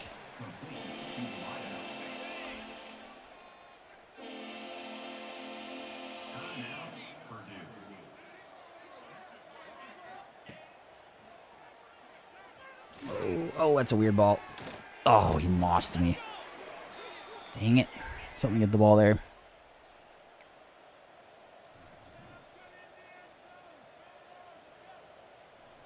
That's the other thing I've always noticed that's very interesting. The difference between Americans and other sports fans is like Americans don't necessarily just care. So just because someone's an athlete that's an American doesn't mean we really root for them or care for them in national. Like say they're playing a sport that's like more international. Whereas like a lot of other countries, like because you're Aussie, a lot of people will really like Piastri. You know, whereas in the U.S., like when, say, Logan Sargent was driving for a year, I mean, to be fair, obviously he wasn't very competitive, but, like, I don't think many Americans were like, oh, I want Sargent to do good because he's American, you know, compared to what you might see with, like, British fans or, you know, whatever other country. Liked Mark Webber. Okay, that's fair. Another Aussie. So followed Red Bull and had Ricardo as well. I love Ricardo, dude. Especially just watching him in the Drive to Survive episodes. I love Ricardo. I'm so sad it didn't work out with McLaren with him. And then like the return to the junior Red Bull team didn't really do much either.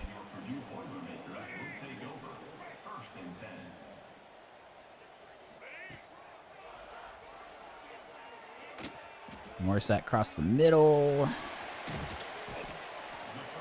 Gain there, 35 seconds.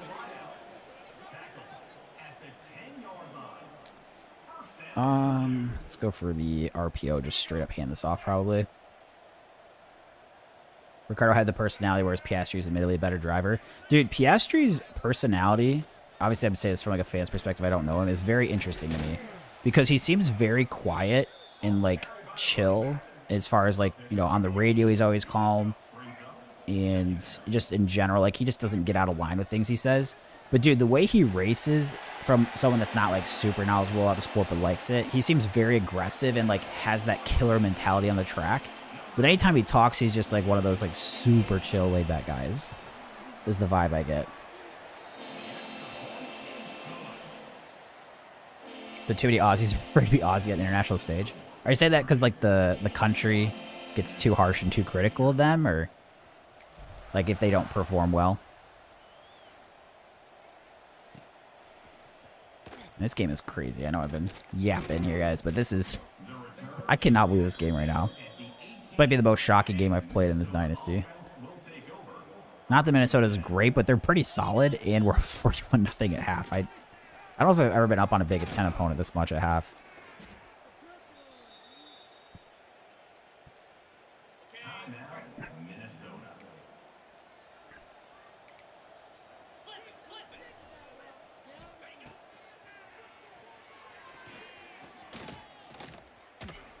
I'm just going to cover over the top here in case they get beat. They don't. I mean, best first half of the season, guys. 41-0 over a Big Ten opponent. We're sitting on 4-4. I said going into this game, this is a big one.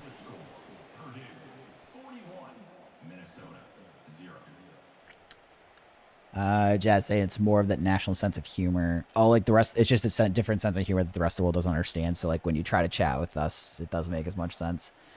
Well, PSG, like, grew up in England, right?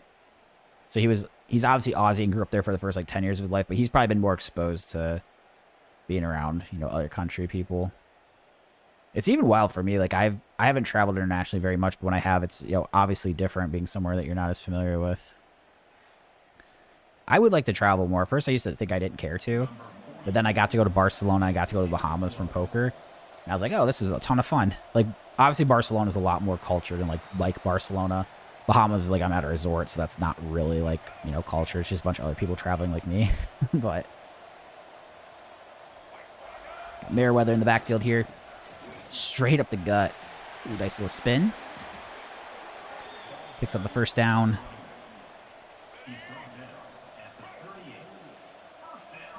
And then go for a run to the right side. And maybe a gain of 1.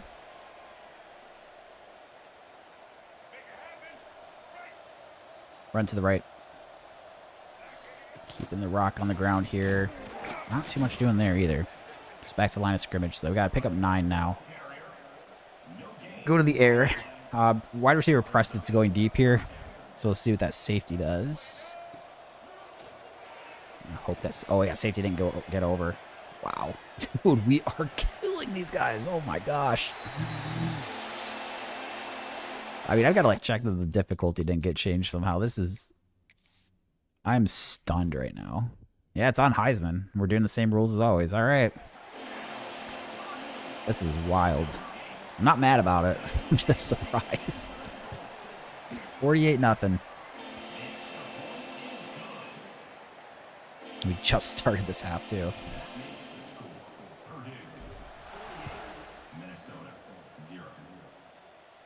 Comparative. Oh, Nicky Lauda? Yeah. I didn't see him drive, obviously, but I've seen a few of the documentaries on him.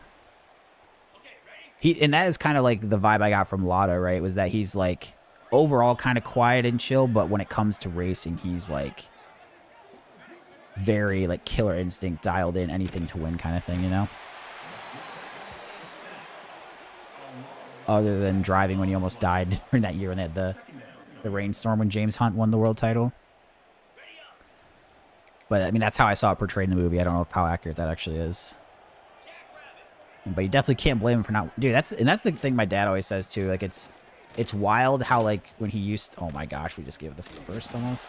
Like, when you would watch Formula 1 way back, like, it wasn't even on TV in the U.S. He would have to read articles about it. But he said when he's following Formula 1, it's like, it wouldn't be uncommon to see a driver die every year back in, like, the, I don't know, maybe 60s or 70s. But nowadays, it's like, there was the one guy... Jules, I'm going to say his last name wrong, Bernard, back maybe, what, 15 years ago? And then somehow Grosjean survived that one with Haas. That was crazy, that fire. I have no idea how he survived that. But other than that, you know, you haven't... the other one that was scary, too, like, it never seemed like he was at risk, really, but when Gui Zhang, the Chinese driver, crashed at the British Grand Prix a couple years ago on the first turn, that was crazy. Merriweather up the middle. That's true, too. We definitely take sports and injuries more serious. Like you said, concussions wasn't even a thing like 20 years ago to care about, and now it's... So it's just like safety's better. I mean, I think with racing, a lot of it's just obviously the cars are a lot safer, right? A, they do care more about safety, but B, it's just like technology has made them safer. It's kind of a mix of both.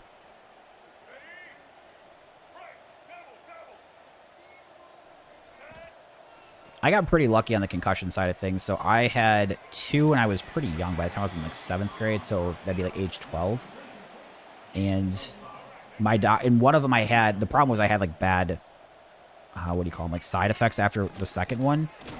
So I developed migraines, which I had I only got like 3 or 4 over the next year, but they were like really bad. Luckily, I just like grew out of them after a while. But I was having like bad memory issues and just like constant headaches. And like my doctor... basically told my parents, like, I shouldn't play contact sports after that. And this was, geez, 22 years ago. So that wasn't as common for doctors to be on top of it. And I remember I was extremely upset because, like, I never played American football because of it after. Like, I played basketball, which was fine, but, like, I couldn't play, you know, football, which is something I really liked and wanted to play. But, like, looking back, that doctor, you know, I'm very grateful for that. He, like, you know, encouraged my parents basically to not let me play. Go for the handoff here. And it wasn't even necessarily that I had 2 concussions, which is, again, the younger you are, the worse it is. But the problem was I had, like, bad... It was like for 4 months or a while, I had, like, actual, like, problems. And then the migraines lasted for a year. But again, they were only like 4 total. Oh, geez, get in the ground. Dang it, don't pick up the first there. Settle for the field goal. Field goal's good. Can't really tell you to feel like otherwise. So, like, the side effects for me, it was more of just, like my brain hurt. Like, I had headaches all the time. Not migraines, but just, like, headaches. I couldn't focus on anything. Like, I spaced out all the time from, like, what my parents were telling me. Like, I couldn't focus on anything. And that was, like, my problem. And then that lasted for a few months, which, you know, when someone's pretty young, that's pretty scary for your parents to see. And my parents already didn't want me to play football to begin with. I'd, like, beg them to play. And then that happened in, like, the preseason. I never even played an actual game. I got to, like... I think the first time I really ever got hit, I go across the middle, and I get, like, clothesline tackled, like, legal hit in a way. I'm not saying it was, like, illegal. It was a legal hit. And then I just, like, I fell back and hit my head. It was the problem. And then that's what got me. At least that's what I remember, right? This is, like, 20 years ago, so I could be misremembering something. But that's, like, the gist of what I remember happening. But yeah, it's like the first time I ever really got hit playing football in a scrimmage. I was just done immediately. That's like the softest story ever, but it's just what happened. And then I played basketball growing up, which is fine. I loved basketball, so that wasn't an issue.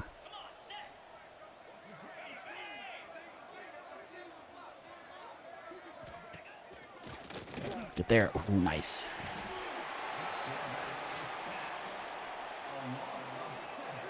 Dang, that's great. Head-to-head clash with no helmet. Ugh, yikes. That cannot be good. I mean, especially in Aussie, if I'm thinking of Aussie rules football, like in rugby correctly, like those got to be even more dangerous than American football, I would think, from a head injury standpoint. Oh, no catch there. Force the punt.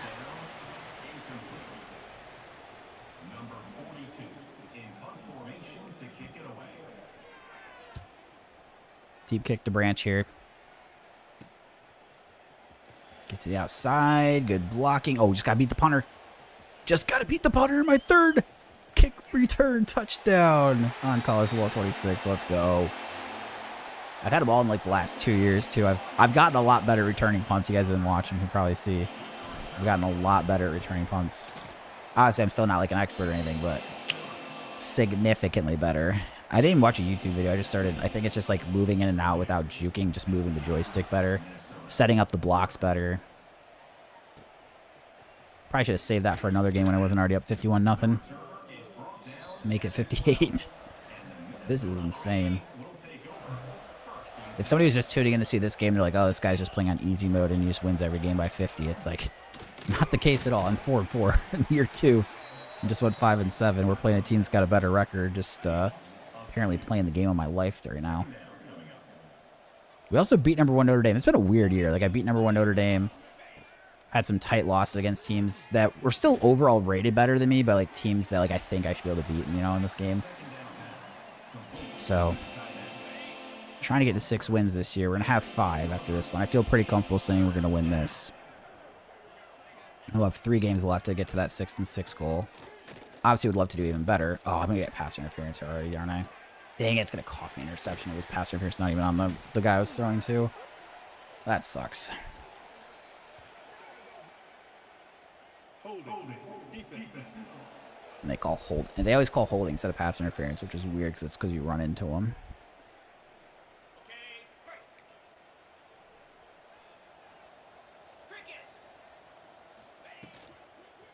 Ooh, all over that running back. Throw him down. Let's go. Very nice.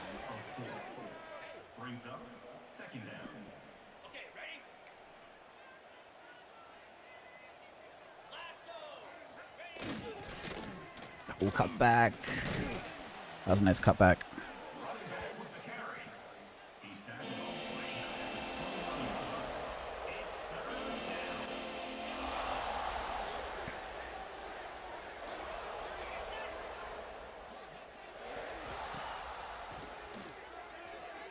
Deep ball always burned. Oh, I make the tackle at least, though. That's good. At least make the tackle.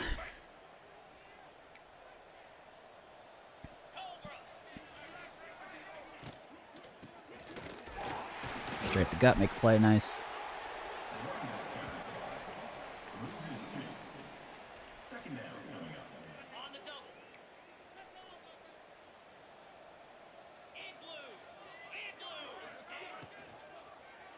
Oh, RPO pulls it.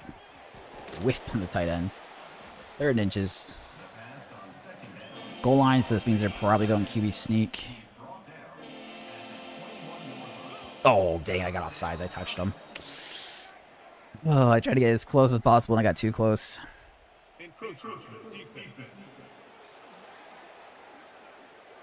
Nolan Hawkins, encroachment.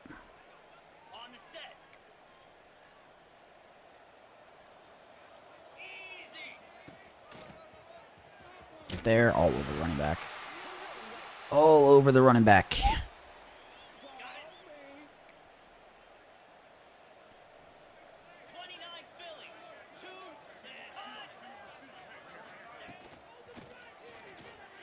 Get there. Another sack. Let's go. That should be the end of the 3rd quarter. Go on to the 4th. And shocker, we'll be throwing chew clock on in the 4th.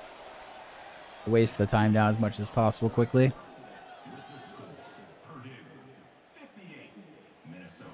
So stream's coming up. It'll probably be a little mismatched the next couple days. So tomorrow will be offline for sure.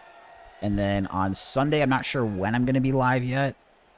So just kind of keep notifications on if you're interested in checking it out. And then Monday will be a daytime stream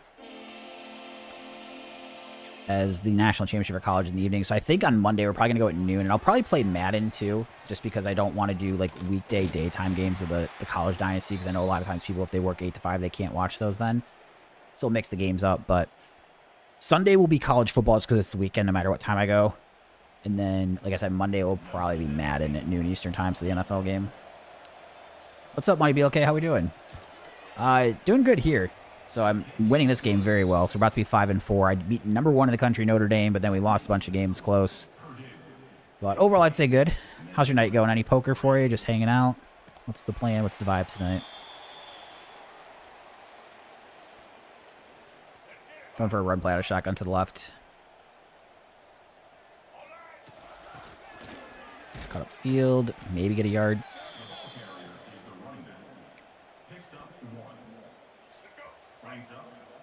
Run to the left. Nice, good hole there. Ooh, go, go, go.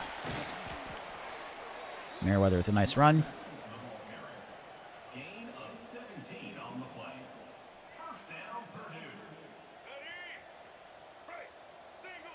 And go for a run up the middle. Ready to cut here. Pretty decent run, 8-yard gain. No poker seeming a little bit tired, so decided to not play. I mean, that's probably good. I agree with that. Especially when you're playing for fun. Like, you don't want to be forcing yourself into it. Taking nights off is completely reasonable. Enjoy yourself a Friday night. Slant route really quickly across the middle. Oh, fumble! Oh my gosh, I didn't see that until it was like half a second late. I think he fumbled it too. So I'm not going to challenge. We're going to have a fumble, I guess, to get it out of the way now. Nice. Oh, I was going to say nice catch. I spoke too soon and dropped it.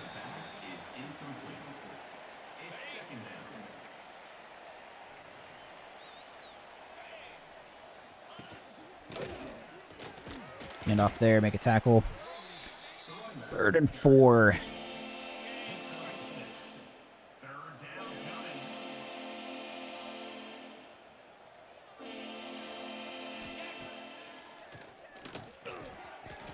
Oh, I took a terrible angle with the safety. Dang it, David. there's no business. He should have scored. It was going to be a catch, but I just took a terrible angle. That was bad. I've had some embarrassing stick skill moments on defense today, I feel like. Not been my best foot forward at times.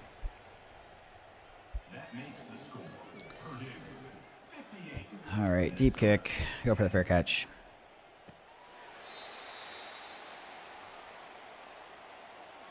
Hand off out of the shotty.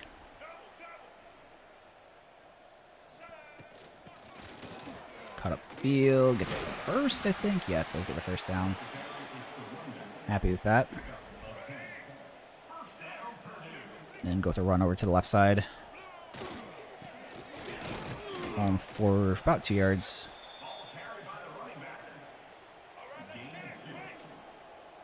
Tight end goes in motion, then we run to the right.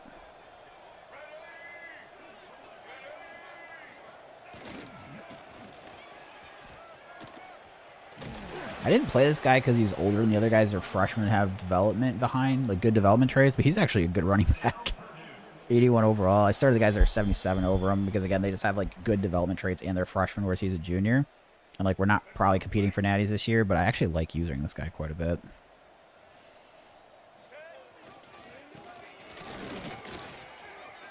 Seems pretty good. He's our third back last year, too.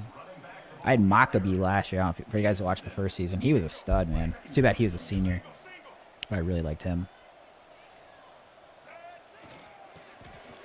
Only a few more plays left here. Probably need to run one more. And as long as there's no stoppage, it should be it.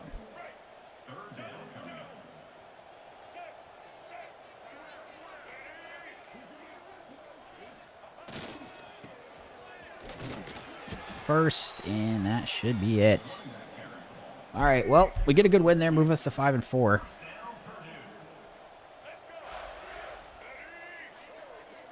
Oh shoot, I have to snap it. Never mind the play clock. It's like, wait a minute, it's not going to cut all the way. So I guess we're going to get an extra 10 yards from Meriwether grounds. I guess we're going to get another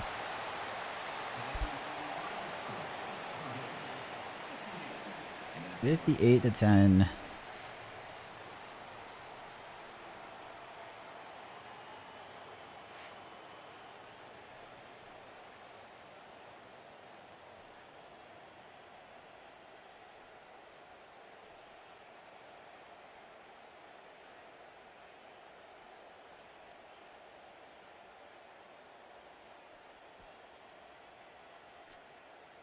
All right.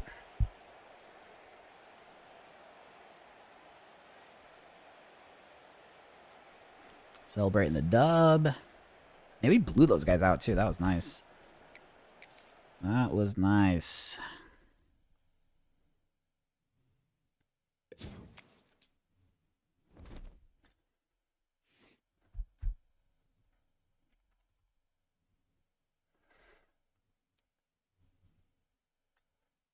All right, guys, we are going to wrap it up today. I'll be offline tomorrow. Online some point Sunday, and then Monday probably at noon. Monday will be Madden. Sunday will be college football.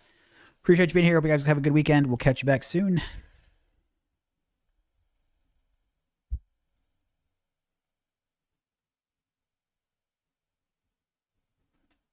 We have Bert